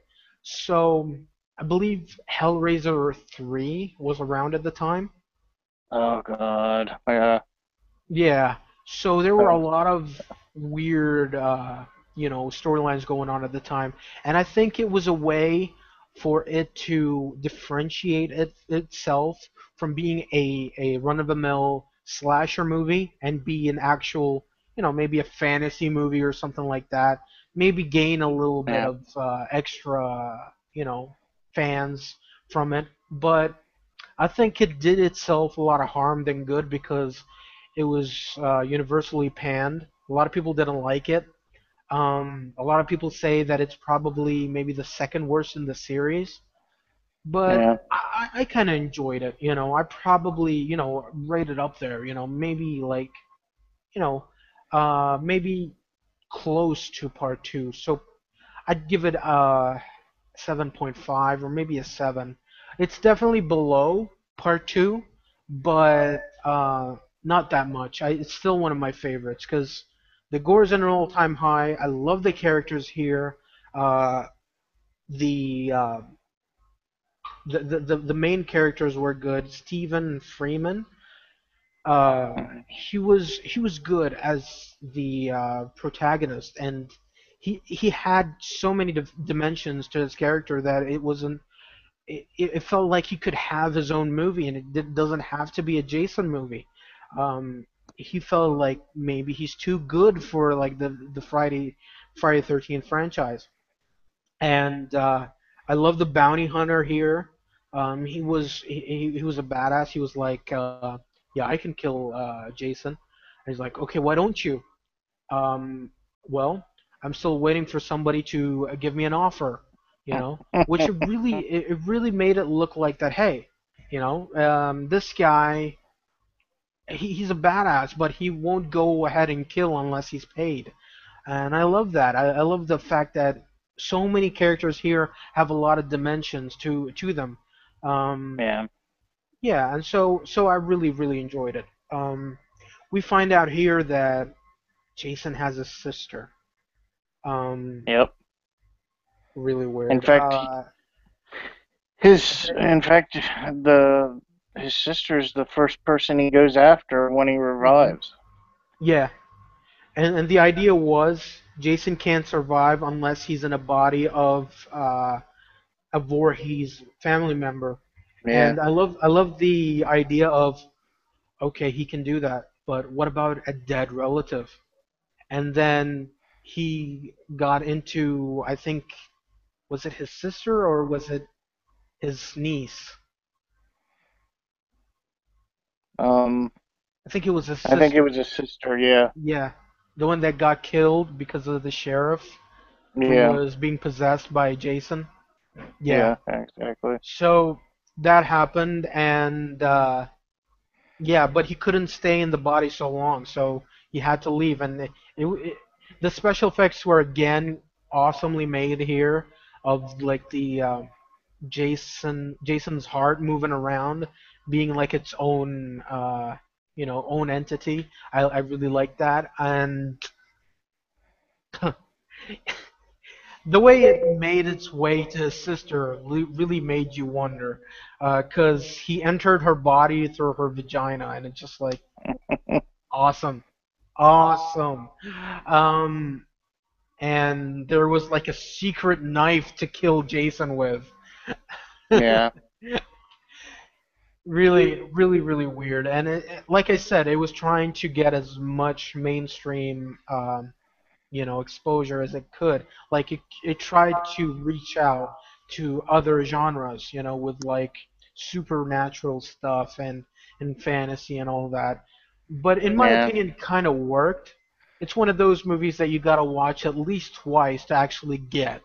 It's not a movie that you're gonna watch once, because I gotta admit, when I watched it for the first time, I was like, it's not that good. It's just whatever. But when I saw it again and again, I actually started to enjoy it more and more. And the more times I see it, the more I actually enjoy it.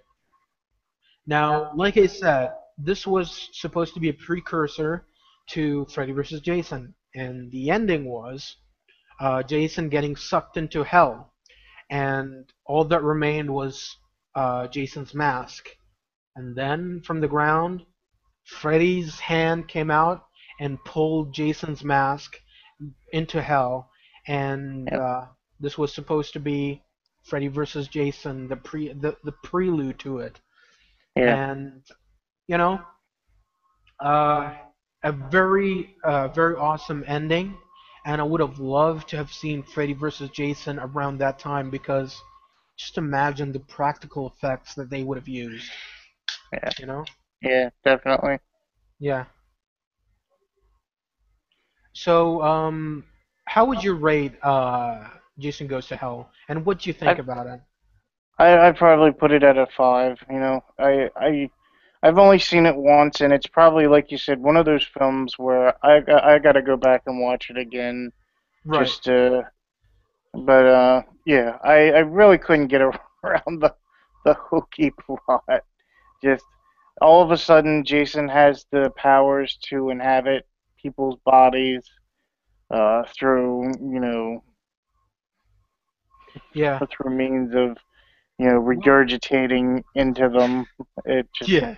that just I don't know. I think we're getting a little too far away from I think if they had just they they probably the FBI probably thought they destroyed him and he came back to life anyway. Mhm. It's one of those things. Jason cannot be stopped. You cannot Right. kill him. It just you could cut him into pieces and He'd those still pieces return. would return and find each other and put themselves back together. Mhm. Uh, I think I think that would have worked a little better than the coroner just being hypnotized by his heart of all things and eating it. And it's just Right. I don't know. It just that threw me for a loop. Like I said, I probably have to watch it again. It's definitely To one of those movies, like I said, you gotta watch again. I mean, yeah, there are movies. that I saw for the first time and I was like, yeah, it's not that good. Then I watched again and I actually loved it. One Yeah, of those movies is, I believe it came out at the same time, Jacob's Ladder, yeah. the one with Tim Robbins. Tim Robbins. Yeah, that is a good film. Great movie. Yeah, And the first time I saw it, I was like, what the hell is going on here?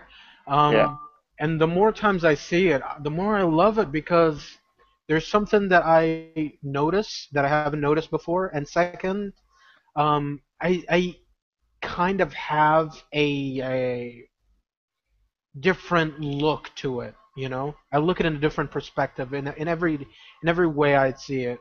And the same goes for Jason Goes to Hell. It's like one of those movies that you gotta look at it in a different perspective every time you see it. yeah, Yeah, 3/4 of the movie there's no Jason, um, but at the same time it's kind of innovative. Um, they took a different route rather than let it be like another slasher movie where Jason just kills everybody. Um, I love the out of the box thinking that they had, but at the same time, yeah, I can see where you're coming from because that was the exact reaction that I had when the first time I saw it. I was like, this isn't good at all. But now I love it, and I put it on par with part two, or maybe even at times my favorites would just change up. Um, but either way, it's not going anywhere close to the original. So yeah. yeah. Um, so you gave it a 5, right? Give it a five. Yeah, Yeah, you I, know I'd give it a that may probably change probably with a time, 7. but Hmm. Yeah. I'd give it a 7, and yeah, maybe over time you're gonna like it. So we'll just have to wait and see. Um, well, like I said, there was going to be like Freddy versus Jason, but what happened was I think there was some dispute between New Line Cinema and Paramount, and I think New Line Cinema bought the rights to Friday the 13th, and that's the reason why they did Jason Goes to Hell. They were like, okay, let's cash into the Friday the 13th franchise. Like, nobody cares about Freddy anymore. Um, well, Freddy came back in Wes Craven's New Nightmare, which came out in 1994. yeah, This was nothing like any other Freddy movie, exactly.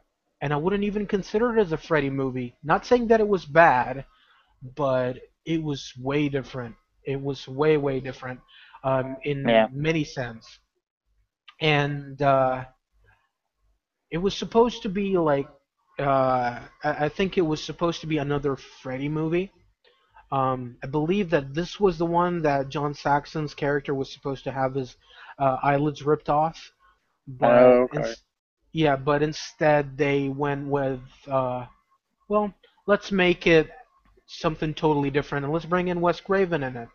And Wes Craven decided to be like, you know what? I'm gonna make it way different than anybody would expect. And holy shit, He did. this this was amazing. This is my favorite of the Nightmare on Elm Street movies, but Yeah, um, at the same time, I wouldn't consider it as a Nightmare on Elm Street movie. So it's hard to rank it in the Nightmare on Elm Street franchise because Freddy is not Freddy. He is a demon, um, yeah, and and he's like something that came out of I think it was supposed to be like this demon that took the form of Freddy because that was the thing that was sweeping the nation. So it was in a yeah. way that, uh, okay, I'm going to use this to, scare as many people as I can with it. Um, this was supposed to be, like I said, John Saxon, ripping his eyes off, and he was supposed to be the main character in this. This was supposed to be called A Nightmare on Elm Street Part 7, The Ascension, but Mm, it got scrapped because they couldn't bring back most of the cast members. Johnny Depp was, I think he was, I think he was doing other movies. I think he did. This was the time where he was becoming a bigger star. I believe this was the time where he did Cry Baby and Yeah, yeah, he did those movies, and so he didn't have time to go back for Nightmare on Elm Street. But this was a great movie nonetheless. I loved every single minute of it. This was the scariest yeah, though, definitely the scariest, and still the moment where uh, Heather Langenkamp goes to the closet and Freddy reveals himself for the first time in front of her. I think it was the second time though, because the first time was when he sucked her son through the coffin, and she was going after him through the yeah, yeah, in the grave. But when he revealed himself in the closet, that still jumps me. I don't know why. I know it's coming. I know it's coming. I know it's coming, and then it happens, and I just jump. I don't know why. yeah. Freddy looks as menacing as he could ever look. He looks like a badass here, and for the first time, he blends the humor he had in part three and part four while maintaining his scary demeanor in the first one. And he blends that seriousness with that humor in a great way. And this was the first movie that Roger Ebert actually said this was a great movie and actually give it a 3 out of 4 stars. Um, and it's again thinking outside of the box, and Wow. I love that. And yeah, the worst part of this movie, though, was Wes Craven, because his acting sucked in this movie. He's trying to be like this. Yeah, He's trying to be like this. This Zen instructor for some reason, trying to be this. I am you are you. I'm your I'm your Jedi or whatever. I'm here to give you advice. You know, but at the same time, it doesn't feel like he has this sense of urgency of trying to help out Nancy or Heather here. It doesn't feel like he's going out of his way to help her out. It feels like, you know, you need to face your fears. Do it by yourself. Go in the corner. Do it. You know, it didn't feel like I'm here with you. Whatever you need, I'm here. And it didn't feel like because this was supposed to mirror real life situations, right? So yeah, yeah, Wes Craven was Heather's friend. They were close. Um, she helped him make, in a way, Nightmare on Elm Street because she was half that movie. So he should be like in total gratitude for the rest of his life to Heather. So it didn't feel like that. It didn't feel like there was this close bond between Heather and Wes. Same goes for yeah, Bob Shay. Um, and Wes is like, "Oh, I haven't been sleeping that much lately." And it's like, dude, you're the master of horror. Get over it. Um, and same goes for Robert Englund. I was hoping he would have a bigger role in this. I was hoping he would be in the final moments where, because there was supposed to be a scene that actually got cut out where Robert actually comes face to face with Freddy, oh you know, wow. where Freddy, there was an elaborate scene where Robert would be killed. He was supposed to be like a red herring, where it Um, was supposed to be Robert Englund that is Freddy, but then in a twist, Robert gets killed when they get face to face.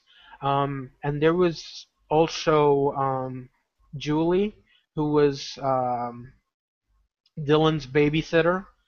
um, Um, she was supposed to be Freddy Krueger's, henchwoman. Uh, she was supposed to be like in a way the one who's helping him out in a way, because there were moments where you're thinking,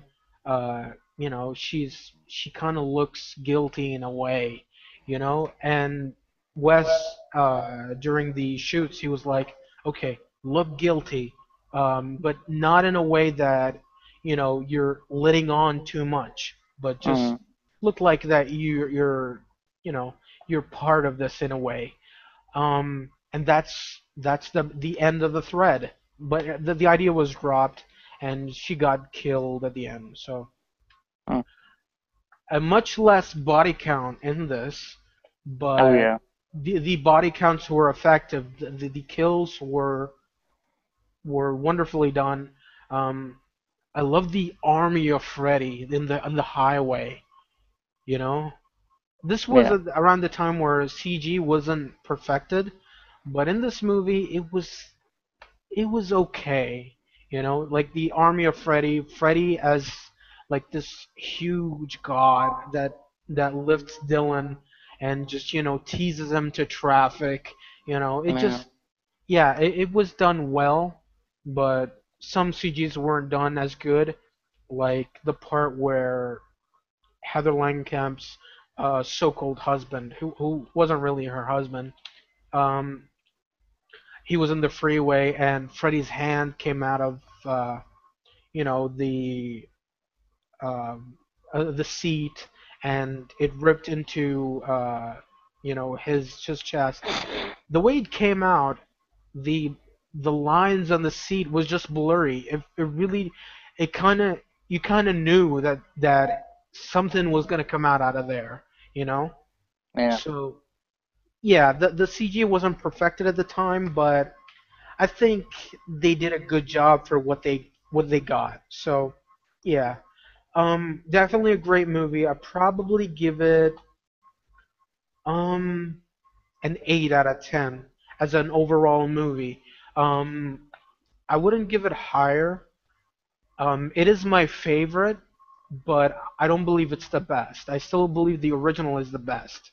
Um, Definitely. Yeah. yeah, but this is my favorite to watch. Like, if I would pick out, any of the Nightmare on Elm Street movies, this would probably be it to watch. So, yeah, what are your thoughts on I this movie? definitely agree. An 8 out of 10 for sure. I really love how Wes takes the concept of Freddy and throws it on its side and Mhm. brings him into reality as though, he were invading real life, Mhm. and becomes a a real life character. I think that's a great spin on things, even if they don't consider it canon. Mhm. I think it's a great addition to the Nightmare on Elm Street series. Right. And it's a shame that they couldn't go much further after that, but Mhm. you know, I still think it's an interesting spin on what he created. 14 years earlier. Mhm. And So you know, definitely an 8 out of 10. right. And there are a few cameos in this.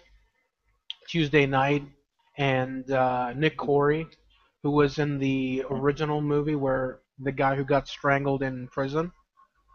Yeah, They were in the funeral scene, and he wanted actually Craven wanted Johnny Depp to be in this, and like I said, he couldn't be into this. And this was actually uh, the prelude to the Scream movies because yeah, exactly. yeah, because it was sort of bringing horror movies into real life, you know, Hmm. where yeah, so yeah, you gotta commend it for that because it was, it broke new ground, and it's kind Yeah, of weird that a movie so late in the franchise does that.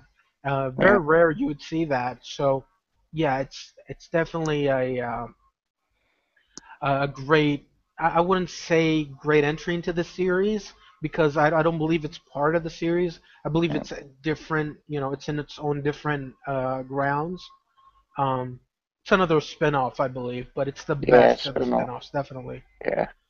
I think Yeah. it also helps that, Wes hadn't had his hand in the Nightmare series for a while, so Mhm. since number three. So, Yeah. um, I think that just that way he was able to come to it fresh, and with an Mhm. original idea. So, Right. Well, like we said, yeah, 8 out of 10 on this one.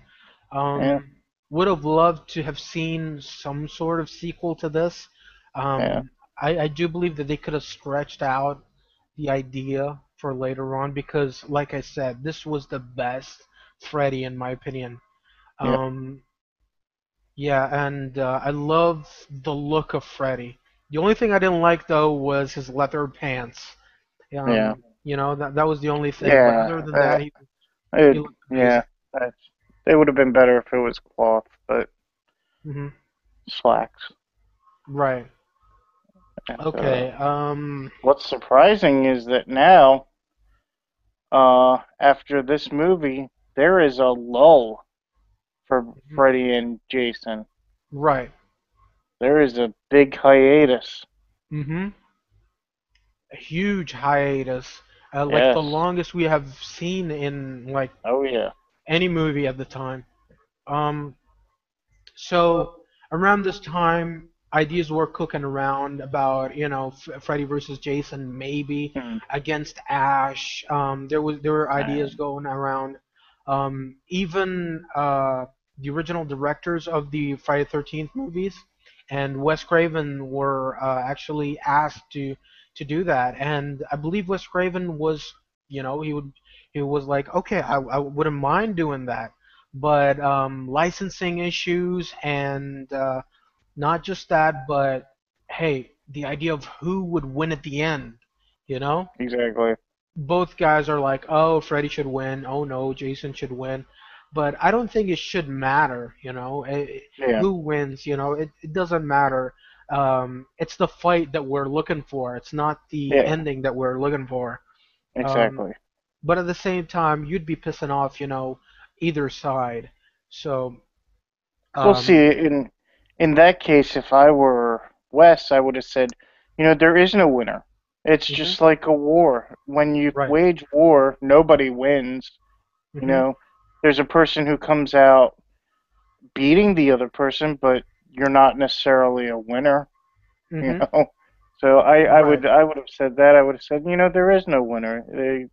They both, you know, at the end, it's, you know, We'll Jason get to can't be that. destroyed. Yeah, Yeah, we'll exactly. get to We'll that. get to that.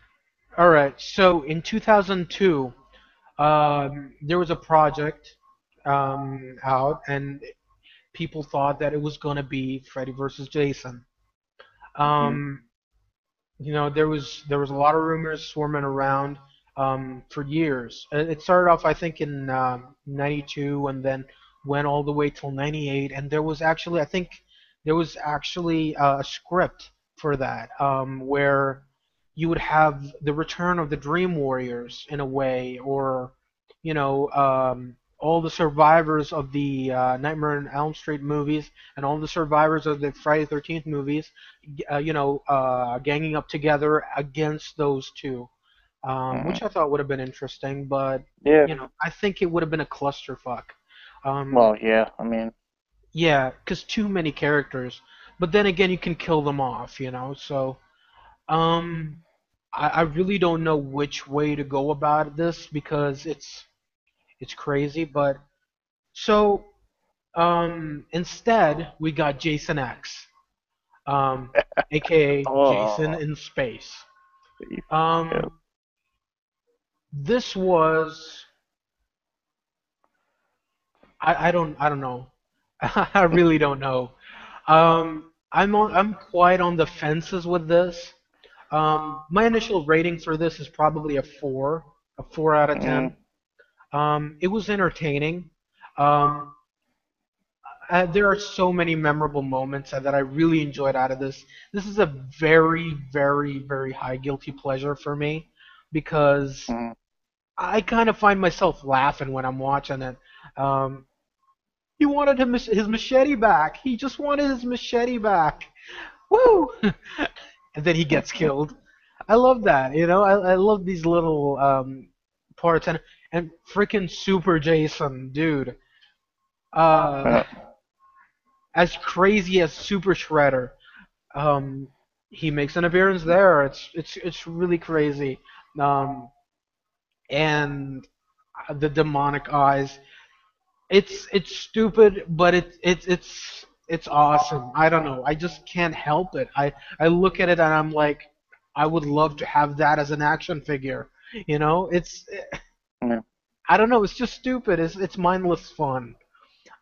It's one of those not just don't just check your head at the door, but kick it as far as you can possible because it's stupid, it's crazy. Not just that, but it's absolutely one of those movies that it's what can I say? It's just a lot of fun.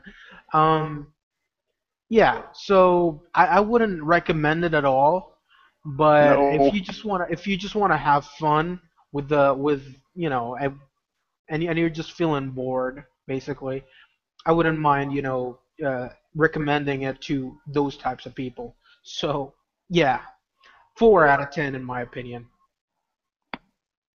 What are your thoughts? The less said about this film, the better. It just completely terrible. It's, Do you oh, think that this is I, better or worse than Freddy's Dead? ooh, hmm. I would, I would say it's worse than Freddy's Dead. Really? Because at least with Freddy's Dead, there's some creative, well, there are some creative deaths in here, but Hmm. I have no interest in seeing Freddy in space.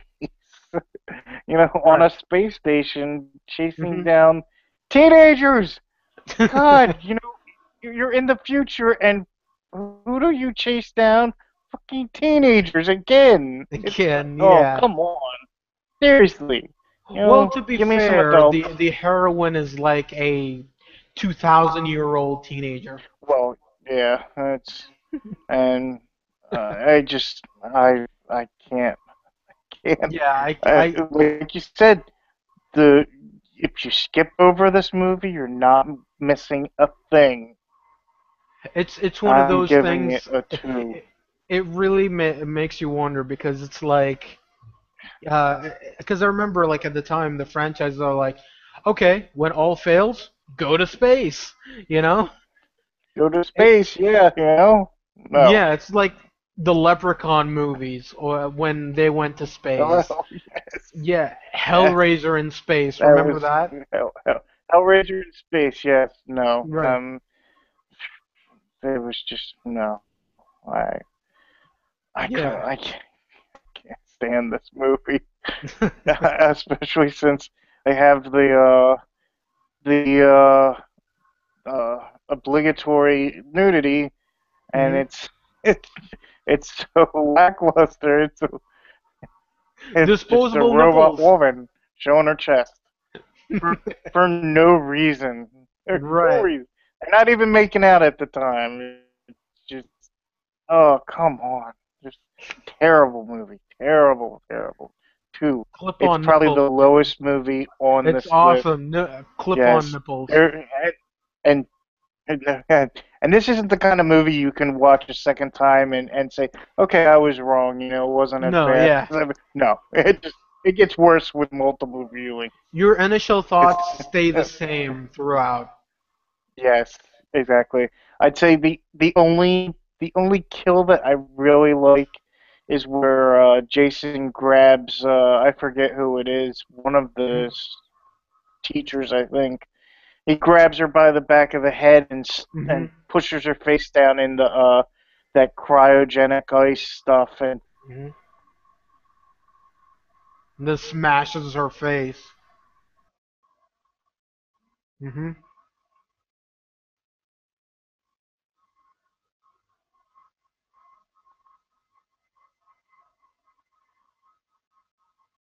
Oh,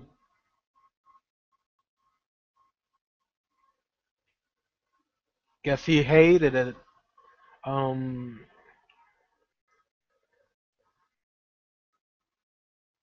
let's see. Let's see if we can get him back. Sorry, guys.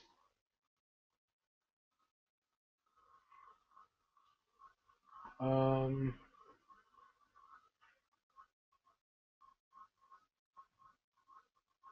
we're gonna get him back.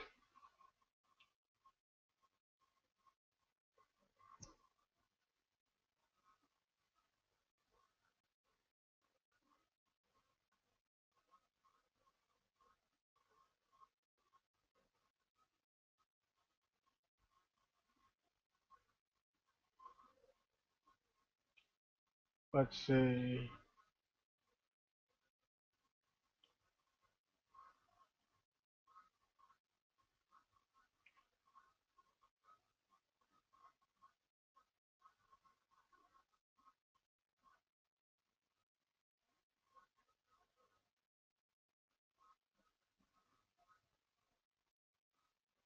Yeah, so basically he thought that Jason X was horrible. Um,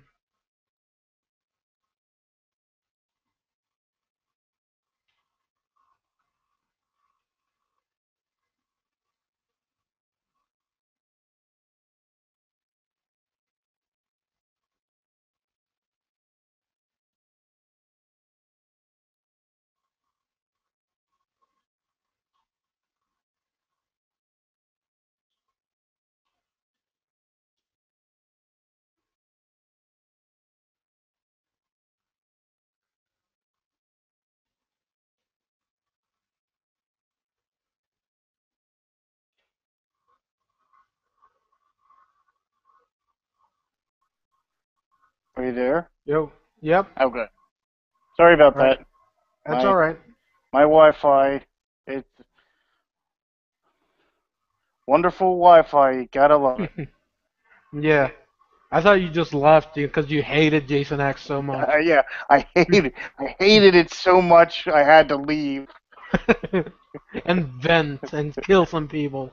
Yes, yes. Go out. That's what exactly what I did. I left. I went out and I stabbed a few people in the few seconds that I was gone, and I feel much better now. All right, so I'm guessing you really So hated Jason X that so much. yes, 2 out of 10. It's the lowest on our list so far. So, so it's the worst of all the, Friday 13th movies, right? Yeah, definitely the worst of the Friday the 13th movies. Um, Okay, I've got yeah. another question for you. Okay.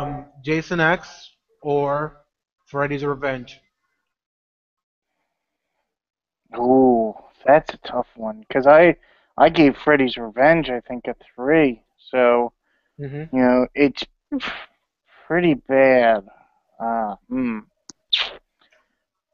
You know, I'm probably still gonna have to say Jason X is the worst Wow. because you know, Freddy's Revenge is really bad, really terrible. Hmm. But I don't know. But the thing is with Freddy's Revenge, it was trying to sell itself as a Freddy movie, while Jason X Yeah. was actually self-aware, and Well, that's the reason why I yeah. actually enjoyed it more. And Mm. come on, like remember the part where they did the environment simulation thing, where it made it look like Jason was back in Crystal Lake, That's true. That and mm, the two teenagers are like, they "Oh, do you want to smoke some pot?" yeah. And then he just Yeah. smacks them around. Yeah. I don't Yeah, know. But see, how would they know about Crystal Lake in the future? I mean, this is like 500 years in the future or something. I think it's because of the robot, because Yeah. she pretty much knows everything. Oh, You know, okay. she's probably got a Yeah. Wikipedia built into her head. Yeah. So, Yeah, I don't know. Maybe I'd that's it. probably, Maybe while he was being tested, they were actually doing some research on him. yeah, they probably had research, Hmm. but I'll up it and say it's a three. It's on par with Freddy's Revenge. Then Right. it's still unbearable to watch, Hmm. but so is Freddy's Revenge. so Right.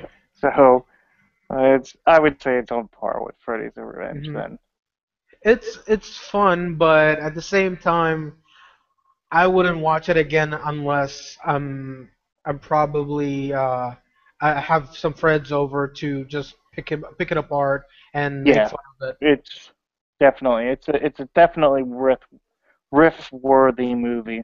Yeah. And maybe, hey, maybe soon enough we'll riff it. So just maybe to see like if we have like a different perspective towards it. Yeah, But I don't believe that. I still think that I'll feel the same after watching yeah. it. Honestly, Um, I'm surprised Rift Tracks hasn't done an audio commentary on it because it's the yeah, perfect movie for it. yeah. They riffed on Batman Forever Yeah, and The it's only Matrix. it's Yeah, only fair they take down Jason X. yeah, and those movies were way better than Jason X. So. Exactly. So yes, Mhm. Um, well, maybe we'll be the first to riff it. So maybe. yeah. Next, well, the long-awaited Yes, crossover, you know, battle of the ages. I think this was actually and built like a boxing match where there oh were yeah. like, yeah, it was there were a lot of appearances by Freddy and Jason like in panels where they Hmm. were where Freddy was just you know he was laying some insults on Jason, and Jason couldn't Hmm. speak, so he was like, yeah, whatever. So it was like being built like an actual boxing match, and till finally the movie came up, and Yep. I believe there was in the during its release, there were a lot of Fred heads and Friday 13th fans, where they were just sleeping in sleeping bags outside of the theater, waiting Mm. for the chance to come in, and it was like one of those movies. You talk about Yeah. Lord of the Rings, you talk about Star Oh Wars, yeah. yeah, and I don't It's think a lot of people yeah. knew how much of a craze this phenomenon was Oh doing yeah. to people, and I think that they could have done sequels to Freddy versus Jason rather Oh than yeah. Well, split them again.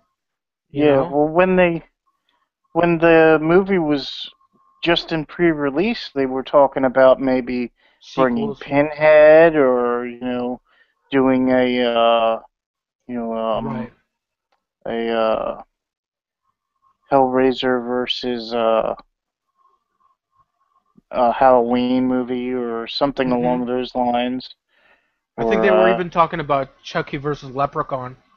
yeah, Yeah. yeah. So Because you the know, crossover did so well, like it did. I think they made like 200 million or something like that. Um, oh yeah, something and like that. the movie was really really good. I have to say, like, because when it comes to crossovers, movies don't do that well. Um, like, I got to see in movies like even the old movies like House of Frankenstein, House of Dracula. They weren't Mm, that good, but I did enjoy them.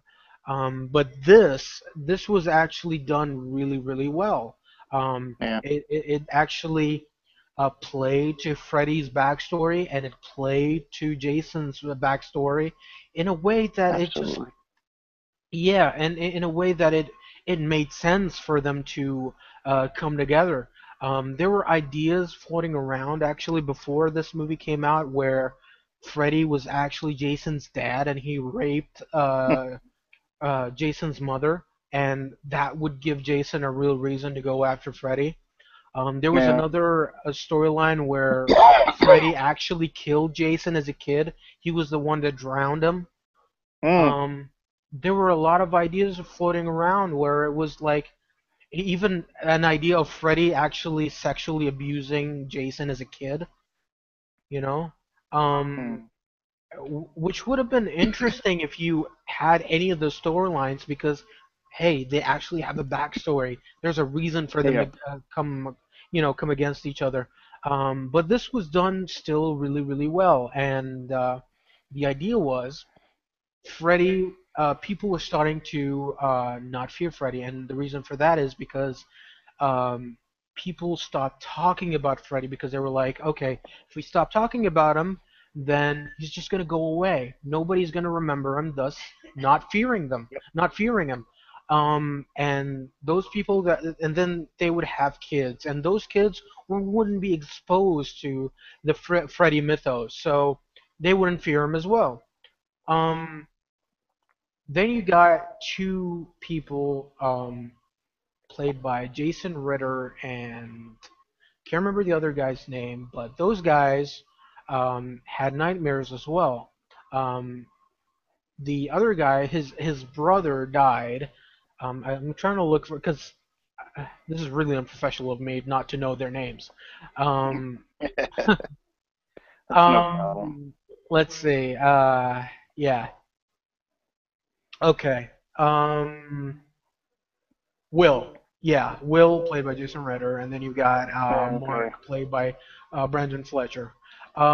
Mark's brother, uh, apparently he killed himself, but what really happened was Freddy killed him in his sleep. So then any news reports of any victim of Freddy's was just scrapped in a way that they were erased from history so that people wouldn't know anything about Freddy. So that was a way for people not to fear Freddy. Um, so Will actually was getting nightmares, and then he was institutionalized, and he was getting something that was introduced in Nightmare on Elm Street Part 3, Dream Warriors, the Hypnosil, which was an experimental drug, but here it's an actual drug that suppresses dreams. This was being given to all those, you know, uh, all these people that were having nightmares, and basically those guys were being having their nightmares suppressed, and they were like, okay, I don't even remember the last time I had a dream. Um, now they got to escape the institution because Will saw Lori on TV because Freddy resurrected Jason because of course Jason can't be killed. Mhm. Freddy resurrected Jason, and in a very smart way, Freddy actually disguised himself as Mrs. Voorhees and resurrected Jason. And he was like, "Okay, it's time for you to rise again. You're not dead. You've just been sleeping, you know. So it's time for you to wake up and start killing all those teenagers." And he goes back to killing teenagers, and Will found out about that through the news, and him and Mark thought that, hey, it's Freddy. So they went to the school, started blabbering about Freddy. People started thinking about Freddy, Yep. and then they started having nightmares. And thank you, Mark. Um, now, I love the concept of this. There's a lot of plot holes in here, and I do agree that hey, this is a pretty flawed movie, but at the same time, it's great. Yeah. It's a dream match for anybody who is a fan of any of those guys. And second of all, it's a great horror movie, and it's a great way to actually be introduced to the Nightmare on Elm Street movies and the Friday the 13th movies. And plus, it actually brought a lot of fans together, in a way, and because, like we said, Jason X. not really a horror movie, more of a comedy. Um, the, uh, the ones that came out prior to that, even Wes Craven's New Nightmare, I wouldn't consider it as a horror movie per se. Um, it was a fantasy movie, dabbled in with a few sci-fi elements. Um, but that's pretty much it. I wouldn't consider it as a horror movie. Not Mm. like the ones that came out in the early '80s. So yeah, this movie was finally going back to the roots. This was finally a horror movie. This was finally a movie that we have been wanting and waiting to see for a long, long time. Um, yeah, some great moments I remember from this is Kelly Rowland in the nurse's room where she's looking through the pages, Mm. and Jason comes out of the Vogue magazine. He's like, "Got your Yeah. nose," and rips her nose. How did that not affect her in real life though? Yeah. I don't know. Yeah, so I don't know. Maybe he wasn't strong enough yet. Maybe that's the reason why.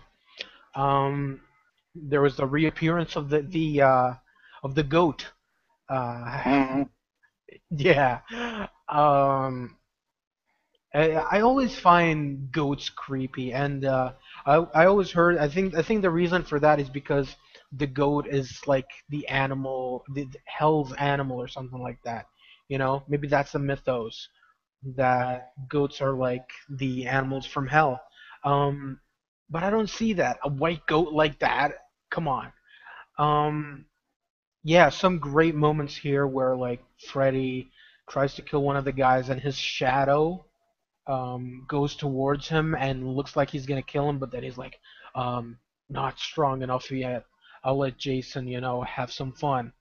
Um, one of the moments as well was where he kills Mark in the bathroom, Hmm. and he burns his back, and Oh there's like snakes yeah. around his leg. Yeah, that was And around great. his legs. I think the actual scene that was supposed to happen here, but because this movie was actually rated PG-13, Yeah. um, there were some scenes here that was cut. What was supposed to happen was his body would contort, and then he would regurgitate snakes and foul animals like leeches and stuff like that. And then his head would start spinning around, and his body would contort, and his hand would turn to Freddy's hand, a la,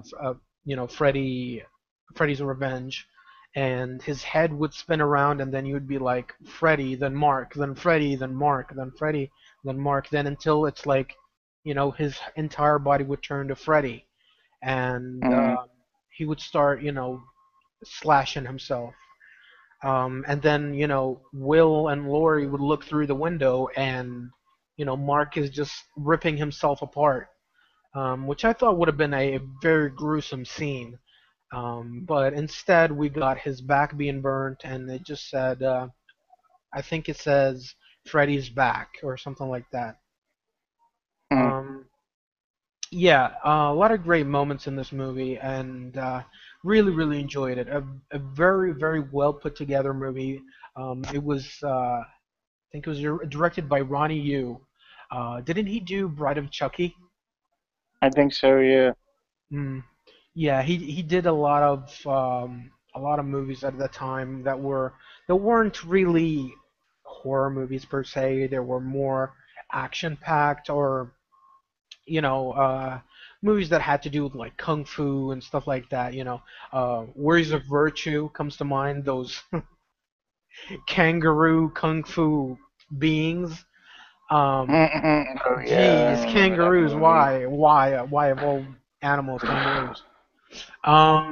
The Bride with White Hair. He did that. Yeah, he did a lot of notable kung fu movies, but it's you know nothing notable. The only thing that stands out to me is Bride of Chucky and Freddy Yeah. vs. Jason and Fearless, the one with Jet Li. Um, Yeah. Great movie, but yeah, those are the movies that stand out to me. Um, I really enjoyed it, and yeah, I'd probably give it a probably an 8. Yeah, it's on par with Wes Craven's New Nightmare, but in a different Yeah, way. Um, I don't think it's on par when it comes to seriousness, but it's on par when it comes to cool factor to finally seeing your horror two icons icons. clashing. Yeah, Yeah, exactly. definitely. I So agree. yeah, I'd Definitely give an it 8 like out a of solid 10. 8. Yeah. Yeah, I So really enjoyed it. I thought, yeah, what are your thoughts on it? yeah, I thought it was a really good film. Like you said, there are some flaws, but there are flaws with all of the Freddy and Jason movies. So Hmm. it's you know, I think they did the best they could with what they had. So Yeah. and you get to see two icons go at it. Not only in the dream world, but they pull Freddy out into the real life, which is cool. So you get to see them battle for real. Hmm. And yeah, I And think Freddy puts up a I think fight. if that had been just a 2 hour battle between the two of them, I Right. yeah, yeah, Freddy does pretty damn well considering you can't beat Jason. Right. So yeah, I really enjoyed the film. Some good Yeah. good kills. You know, The definitely on fight scene par was with really good. Like New the ending Nightmare. fight scene was a lot of fun. It wasn't like you kind of Yeah, think of like all the times that they had, fighting against other heroines and like that, and it's just it came off underwhelming. But here, it was a lot of fun, and yeah, I thought that yeah. So the biggest question coming out of this is who won? In your opinion, who do you think yeah. won? I mean, nobody really, because Jason comes walking out of the lake at the end, holding Freddy's head, and Mhm. Freddy winks at the camera, Mhm. breaking the fourth wall. So, Right. it's obvious that Freddy's still alive. Right. But do you think that Jason. Freddy's controlling Jason now? Oh, probably not. No, Yeah. because I doubt Jason's gonna fall for it a second time. So, Mhm. but you never know. Maybe it is. So, Well, come on. uh, He's been now. It's like the second time he's been fooled that yeah, his mother is back to life. that is. Yeah. So, Yeah. I think I think he's just coming out of the lake to to go back to his cabin or whatever, and he just Mhm. happens to have Freddy's head because Mhm. that's the last thing he was holding on to. Have something new to worship. His last Exactly. head There's is yes. ruined. Yep. Yeah. So But I love the it's idea of him getting whenever he kills somebody, he throws them in the cabin, and there's like a room oh where yeah, yeah, he's where it's just gathering like corpses. yeah, Yeah. corpses, which Um, is like weird, but it's like kind of a little bit supernatural. yeah. Yeah. I think And the saddest thing out of this film is that I doubt we'll ever see a sequel to it. You know. hmm I think it So could happen if the demand is like overwhelming. yeah. Well, see, Mm. that's the thing. I don't think the demand with even if you added other characters to it, I think it would. I don't know. Well, if you brought back Heather Langenkamp, I think everybody would be on board. Yeah, Yeah. Um. Yeah. I'd probably give it an 8 out of 10, like I said. But what's your rating? definitely 8 out of 10. Yeah, Mm. it's Yeah. it's definitely on par with New Nightmare. Yeah. Um. I loved. There was a scene as well where Freddy turns into demonic Freddy, Hmm. where he jumps out of the lake and because there was a point where he was just close to killing Jason in his Hmm. dream, but he was woken up by Laurie's friends, and then he looks at her, and then he's like, "You," and then he jumps out of the lake, and then turns Yes, into that's Demon right. Freddy. Yeah, Yeah, I would that's have cool. loved if Demon Freddy like continued on because it was like a wasted effect. It was just Yeah. used for just that scene. It was crazy looking. Um, but yeah, I love Demon Freddy. It really looked really, really good. Um, and yeah, that's pretty much it for that.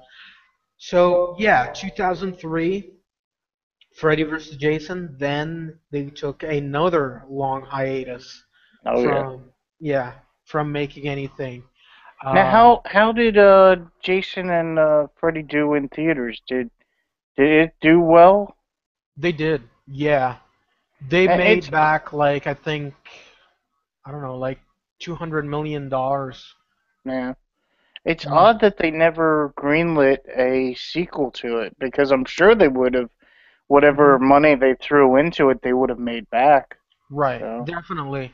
A lot of people like loved it so much, and actually, it made a lot of money in cinemas.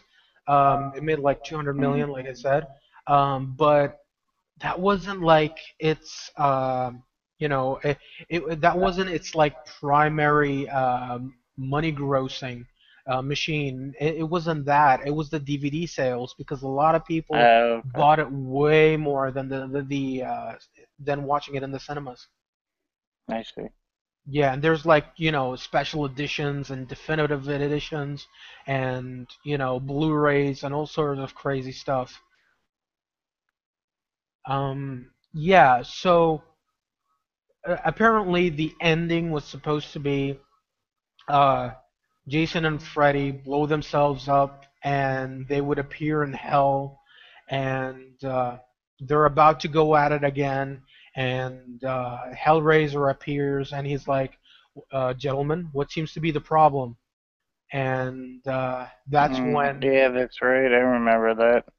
yeah, and that was supposed to be the ending, and then it would play off into the sequel, which I don't know how you can do a sequel to that with Hellraiser, you know? Yeah. It's a clusterfuck in itself, which have Freddy versus Jason, but Yeah, adding exactly. another guy, Yeah, adding Pinhead. Yeah, I yeah, don't know. and I don't think there's a lot of Pinhead fans out there. A lot of people might like the first one, a lot less might like the second one, but nobody Yeah. liked the sequels. Yeah. You know, so I don't really Yeah, don't exactly. think that Pinhead is as big of a star, as big of as an icon to be, Hmm. part of that, array. Maybe Leatherface or Michael Myers, you Mm. know.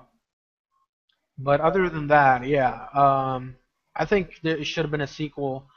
I think there was also an idea to add in Ash from the Evil Dead series From the Evil Dead to series. Mhm. That would make an interesting dynamic Definitely. because he could bring the comedic value that you know you're not needing from Freddy, and I would love to see him and Freddy play off of each other. I Right, think the one-liners. yeah, with the one-liners, I could totally see Ash calling Freddy Pizza Face or something, you know, stay down, Pizza Face, hmm something like that. I just that would have been cool. He just In blows fact, himself up, and I he'd be think like, "Hail to the king, baby!" yeah, exactly. I think they've Right. done comics with it. Oh, they did a lot, yeah. Freddy versus Jason versus Ash. hmm Uh, And I don't know, maybe he'd steal a lot of Freddy's thunder when it comes to comedy. yeah, But at the same time, I I do see where you're going with this because I it, would it love would to be see worth it. that. Yeah, Yeah. it would be worth it. hmm That like they'd be going at it back and forth, and then like Jason is in the background killing teenagers. You Yeah. know. Yeah, that'd be a lot of fun. I would love to see that. And Bruce Campbell is he can I think he can still go. It's the same thing goes for Robert Englund. He's still Oh doing yeah. horror movies. Yep. hmm yeah, so like we said, it's 8 out of 10. Next we have the remakes. I think uh, we can talk about them at the same time. We don't have to talk about one and then the yeah. other because the remakes are pretty much the same. Yeah, and they came out around the same time as well, so Mm. and they're complete reboots. I mean, hmm so And both are remade actually by Michael Bay. oh Yeah. really? Yeah. Ugh, And I heard that that would explain why I didn't like either. mhm. And the idea was to bring back Robert Englund, but Robert didn't want to come back unless Wes Craven was directing. Um, Yeah. and Wes Craven is like, oh, that part of my life is over. Um, Mm, and so they went ahead and did the movie anyways. But apparently, Wes Craven says that they didn't even come up to me to ask for my creative input, into wow. the movie. So he kind of feels ripped off. Yeah. And Robert Englund has the same feelings because he feels like that the movie uh, it wasn't anything like a Nightmare on Elm Street, like what it what it really is about, you know? Which Yeah. I kind of see where he's coming from, but at the same time, the movie is way better than a lot of the sequels of the Friday, well, the Nightmare on Elm Street movies. It's better than the Mm, second one. It's better than Freddy's Dead. I think it's better than yeah. I think it's probably yeah, just that. I don't think yeah. it's better than Part Five. I don't think it's better than Part Four or Three, or not even close to the first one. Yeah. Um, yeah, so it's probably the third worst. It's not. I don't think it's the worst, but at the same time, I don't think it's it's amazing in any way.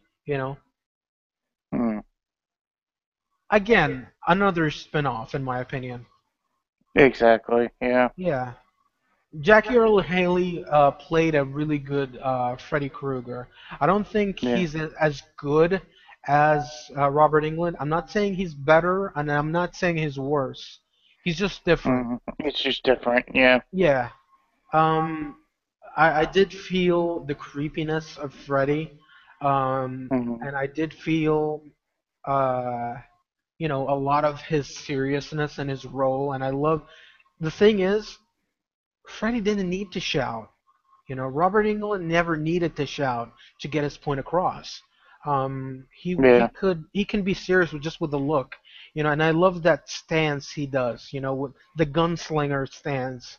Um, I love that one that he does. But Jackie Earle Haley did a much more, I think, a much more realistic character. It felt like Mm, he's more human than yeah. supernatural, Yeah. where he Definitely. would come at you and he'd be like screaming at you. Um, and it's just different for me. I'd Yeah. probably give it a 6, maybe a 5.5. Um, Yeah. the oh man, the girl who played Nancy, man, I hate her. I really really hate her. She was so stoic. She had no emotion. She's the Keanu Reeves of the Nightmare on Elm Street movies. Um, she really there's no facial expression. She couldn't smile. She couldn't scream. She couldn't be afraid. You can't tell what type of look she's got. She looks like a 90-year-old who did multiple facial surgeries that it's just her face gone to shit because Yeah. she has no emotion. And same thing goes for her boyfriend. Um, they kind of look like twins. You could switch their heads and I wouldn't know the difference. Um, It's um I think the girl who Yeah. played Tina, that was supposed to be like a red herring, but for the 10 guys that got to see it and didn't see the original, um, who knew that she was gonna die, yeah, she was a way better lead. I think she would have done a lot better. It's okay. Change it up. You're doing a reboot. You can have Tina be the lead role and have Mhm. Nancy die. That's fine. Nobody's gonna clash against the movie because guess what? Yeah. Uh, Nancy sucked in this. Um, and I really feel sorry for Heather Langenkamp because she gave Nancy so much character, but here she has none. Um, oh, she's an artist. Ooh, Exactly. that's so much There's of you. nothing yet. It's devoid. Yeah. And another thing is, um, in the original movies, is that Freddy was never pointed out as being a child molester. People just, hinted at it, Yeah. But here, it's like, oh no, he did it. Exactly. It's like, here, It look just at this, look nothing, at right? this. Yeah. Yeah, They come out and say it. it's it's like pulling it out a flashlight and sticking it in your face and be like, is it bright enough yet? Is it bright enough yet? You know, that's what it is. And yeah, I Yep. I'd give it I'd give it a 5.5. Um, it's it's better than most remakes, but at the same time, that's not saying much. Yeah. Same Yeah. thing I goes for agree. Friday the 13th, I'd give it the a remake. I give it another 5.5. Same thing that I said about it in the Nightmare on Elm Street. Same thing goes for this. The guy playing Jason is different. He's not better. He's not worse yeah. than Kane Hodder. Just different. And It's just different. Yeah. yeah, and the main characters suck in Or this. just yeah. They're just they're wooden. They're unrememberable.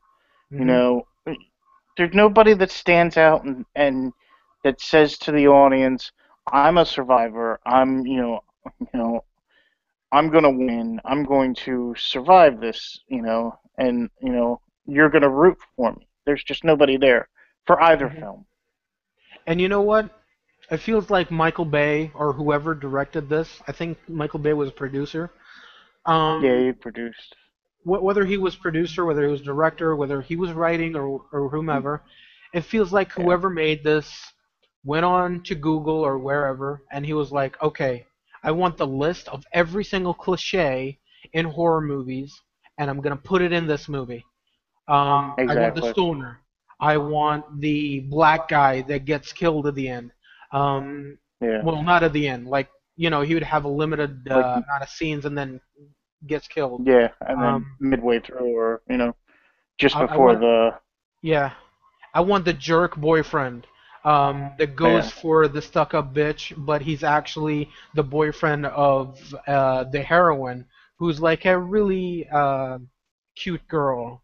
Um, and I want this dashing young man that is going to save the young girl from this jerk, and yeah, and the jerk gets his comeuppance, and it's just so formulaic that it's just like, yeah, okay, it's fine if you're gonna go with cliches, but do it in a way that it's entertaining at least, you know. yeah. Um, yeah, I've seen a lot better B movies than this. Um, I'd give this movie probably a 5 because I actually enjoyed A Nightmare on Elm Street better than this, a little bit Hmm. more. Um, I don't know. What are your thoughts? I'd probably both give them fives. They're both middle of the Hmm. road Hmm. horror flicks that bring nothing to the table, nothing new to the table, especially since they're trying to reboot something. Let's you've got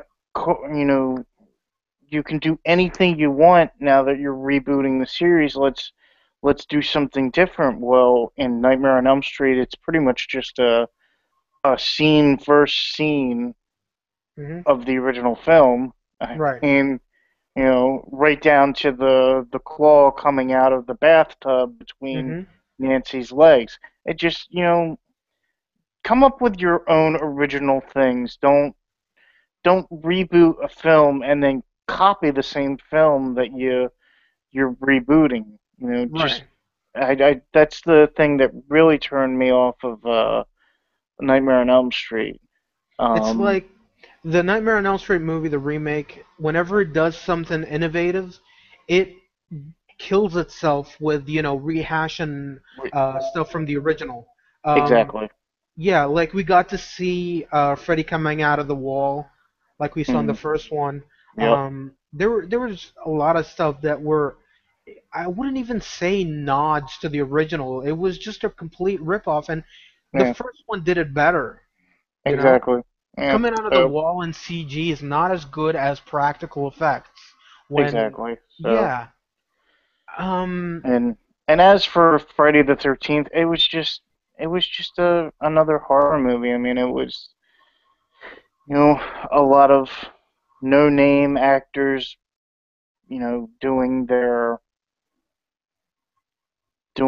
the bare minimum before getting killed off, and right. they changed Jason's story around a little more.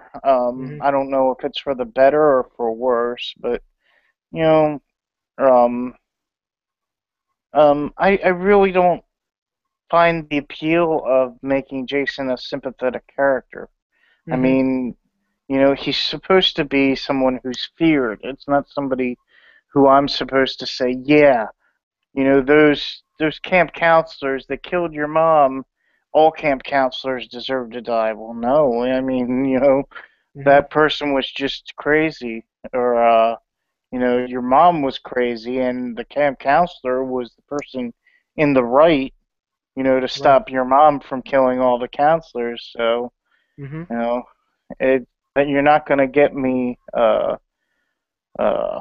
you're not gonna get any sympathy from me. So, Right. why even try? So I I think just, that the thing is with Michael Bay, he's a kind of guy that is either hit or miss. He never yeah, does something like right in the middle. yeah, And he came out with a movie like before this, which was a prequel to Texas Chainsaw Massacre, and that was good. I actually yeah, enjoyed that one. But this, it's like, why? What you could have done with Nightmare on Elm Street was do a prequel. Freddy Krueger as a young child being abused or whatever. yeah, Um, or you could do him, in the later years where like, and at the end kill him off and then come back to life and he's like finally Freddy. You know, yeah, and that could play off to a sequel. Because that's still interesting. The backstory is still interesting. yeah, Um, Jason, you could have had a prequel and actually touched upon Mrs. Voorhees. You could have done that. You could have done something different. You could have gone in a million ways rather than remake a masterpiece. It's like, remember Casablanca when they remade it in 2002? no, You I know, don't remember. Nope. they did a lot Uh, of stuff like that. It's not. I don't um, get it. yeah, Um, I don't get why you have to remake something. yeah, And I don't know. Um, I did enjoy Nightmare on Elm Street much more than Friday the 13th. There were some mm, good kills in Friday the 13th. I think Jason was definitely the most interesting, and I think that's sort of a positive. But at the same time, hey, it's like saying the best part of my shit is the kernel. You know, exactly. I can't I Yeah, can't say that, but you know, um, whatever. It's another remake. mm. Uh, Overall, what do you see? What do you see the future for both franchises? I don't know. I really, I can't. Well, I haven't heard anything about either of them, and it's been what, almost 3 or 4 years since either of them came out. So, Hmm. I think they're probably gonna just, you know, I hate to say it, but they're their best bet is probably just to reboot again Yeah. and just hope that it goes in a new and interesting direction. hmm What I hope to happen is that we get to see another Freddy versus Jason. Yeah, I think I think that's the best route to go. You know, now that you Right. mention it is, and if you want to throw Ash in there, all the better. Or if you want to, Throw in Ash, throw in yeah, Michael Myers, and because here's the thing, nowadays, especially nowadays, more than ever, it's all about team ups. You know, you look at yeah, Guardians of the Galaxy, you look at the Avengers, even yeah, Justice League is going to come out. You look at the Expendables. All these movies that are about team ups. Let's bring in everybody we know. You know, whether it's actors or or icons. Let's put them together. So why not? Let's do it. Freddy versus Jason versus Ash, or um, Ash versus the horror icons. Add in mm, Leatherface and Michael Myers into this. You know, yep, I would love to see that. I actually, there are times where I just sit down and doodle around and just start writing scripts and stuff like that. I was thinking you could do a way where all these horror icons are locked in hell, and Pinhead is like the warden, and Ash maybe goes back to the cabin, and he finds the what you call the cube, the mm. the Oh one from yeah, Hellraiser. the Yeah, lament configuration. yeah, that weird cube, and then you know, Yeah, he starts playing around with it and just not, and while probably getting liquored up, and he's like, yeah, whatever, and then accidentally he opens mm, it up, and then it plays around, and then back to its normal self, and he's trying to open it up again, but he can't. So he throws it away, piece of junk. And then he yeah, gets into a car and leaves. And the next people that come around are like, teenagers who are having sex. And mm, then, the cube opens up and this array of icons, Michael Myers, Jason, and all those guys, and Freddy's the leader. yeah, And basically have their way with those teenagers, mm, you know? And then this would lead to Ash taking, going after those icons. yeah.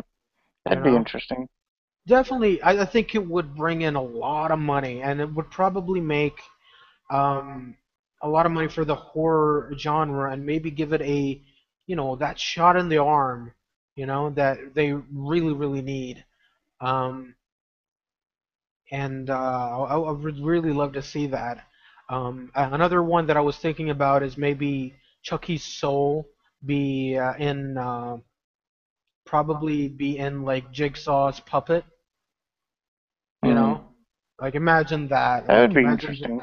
Oh yeah, yeah, that would be pretty you cool. could do that. Yeah, um, yeah, maybe that. I don't know, but that's just thinking outside the box. But either way, I love both franchises, and I'm looking Yeah. forward to whatever they're gonna do next.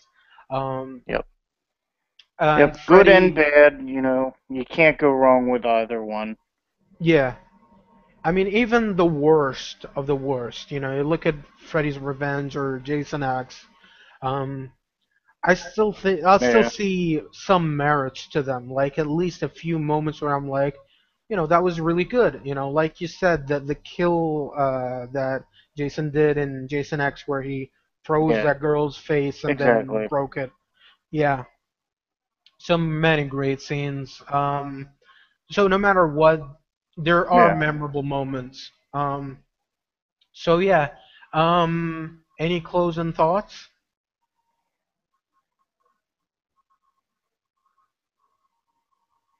Nope. Just go out and if we've piqued your interest about some of these films, go out and seek them out and enjoy hmm them for what they are, and try not to be too nitpicky about them because you'll go hmm insane. And yeah, with both, start with the original. You know, um, both Yes, originals definitely. are Start at the masterpieces. beginning. Yeah, and skip the sequels Yes. that we talked about, like Freddy's Revenge and you know, Friday 13th Part 3. So yeah, Yeah. and hey, did you know that Freddy was in I think on a show with Will Smith when he was the Fresh Prince? Really? Yeah, back in the 80s. Huh. Yeah, and I did not know there were that. some episodes where Freddy Krueger was in The Simpsons and Jason was as well. There were many instances when they would make cameos in those. Um, Yeah, the, yeah, I know they did pop up in The Simpsons. right, and yeah, there was actually an And appearance then I of remember when Jason was on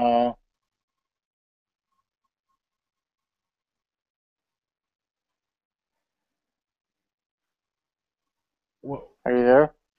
yeah, Uh, are was you it when there? Jason was in Arsenio Okay. Hall? I thought my internet had cut out again. Oh no, Yeah, that's right. He was on Arsenio Hall. yeah, and he was just silent throughout the There's interview. a That was different one? awesome. Yeah. Mhm. That's right. It was great. And I don't know if you noticed it, but in Bride of Chucky, Freddy's claw was in that.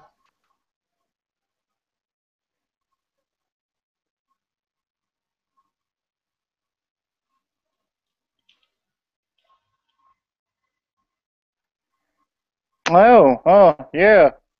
Yeah. That's crazy. Mhm. I'll have to look at that again. Yeah, we gotta rewatch that again, but it's definitely gonna be in the upcoming Hmm. episodes, where we take two franchises and talk about them. Um, so we're probably gonna do part two, like episode two, with Alien and Predator because they hook up. And maybe after that we're going to Yep. look to other franchises. Um, so, what are your dream matches, like the dream horror icons matches?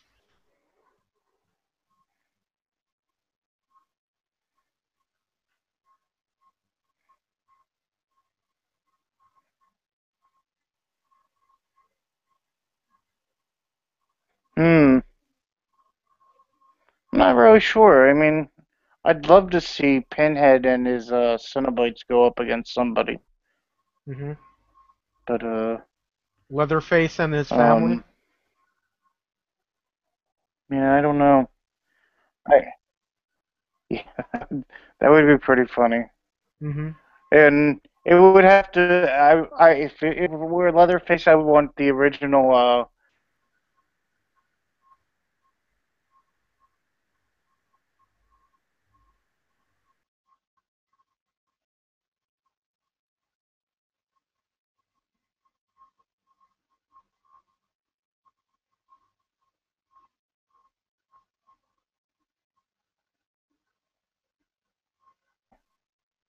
Yeah. Um, dang, what was his name? Anyway, I think that would be interesting. See, how about you? Do you have any uh verses that you'd like to see? Um, like you said, I do like to see Pinhead and his Cenobites because his Cenobites were always the show stealers. Um, oh man, the guy with the chattering teeth. That was my favorite. Oh yeah. Mm-hmm. Yeah. Um, I would love to see him, yeah, go against Leatherface and his family, mainly because it's like a you know, two two teams, rather than just one person. Yeah. Yeah, probably Michael Myers and somebody,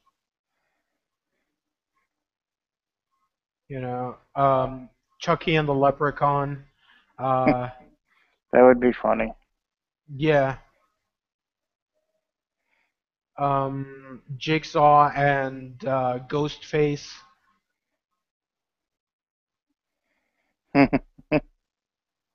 Yeah. But yeah, that's pretty much my idea of all those dream matches. But the thing is nowadays, there aren't many horror icons. Like, it's No. either hillbillies or supernatural beings, and they're not even that interesting anymore. Um, Yeah. So yeah, that's basically it.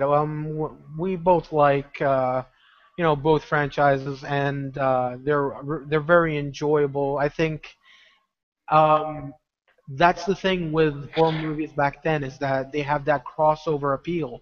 And if you're not even a fan of horror movies, you're still going to be a fan of Freddy or Jason. So Yeah. yeah, it's a lot of fun, and yeah, we both enjoy it. So yeah, stay tuned for next time when we talk about Alien and Predator, and we'll talk about the movies and the crossovers and all that sort of great stuff. So yeah, hope you guys enjoyed it. You got any last words, Dred? Nope. Just have fun, and I'm looking forward to Alien versus Predator. All right. Check out his channel, Dread Pirate 46, and look for him on Facebook and Twitter. That is if you got a Twitter. I do not have a Twitter. I'm Oh, on Facebook, and you can probably find me on Facebook if you look hard enough. So yeah. Um, yeah. So that's pretty much it. And check out his upcoming videos about I don't know which comic are you going to talk about? I'm actually doing part two of my Marvel Now Oh. series. I'm looking at the first 10 issues of Captain America, and then Fantastic Four, and a comic called FF, which stands for Freedom Foundation, which is a Hmm. spin-off of the Fantastic Four. So yeah, good Wow. stuff.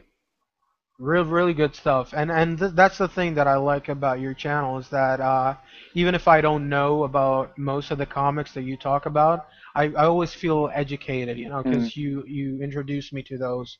Um, very yeah, creative mind, and you guys got to check them out. And stay tuned for thank you. more stuff from the Variety Vendor, where we talk about anything and everything. Um, and judging by this long video that we just made, gotta look forward to other videos like this. Definitely. And yeah, this is what we're like. This is how we do our videos now, where we have just discussions about everything, where we cover all bases, unedited, raw, and that's the best form of discussing about whatever that is that we discuss about. So, you guys take care. Check out our next videos and rate, comment, favorite. And if you haven't, please subscribe. And yep, that's pretty much it. Say bye All bye, right. Dred. Bye bye, folks.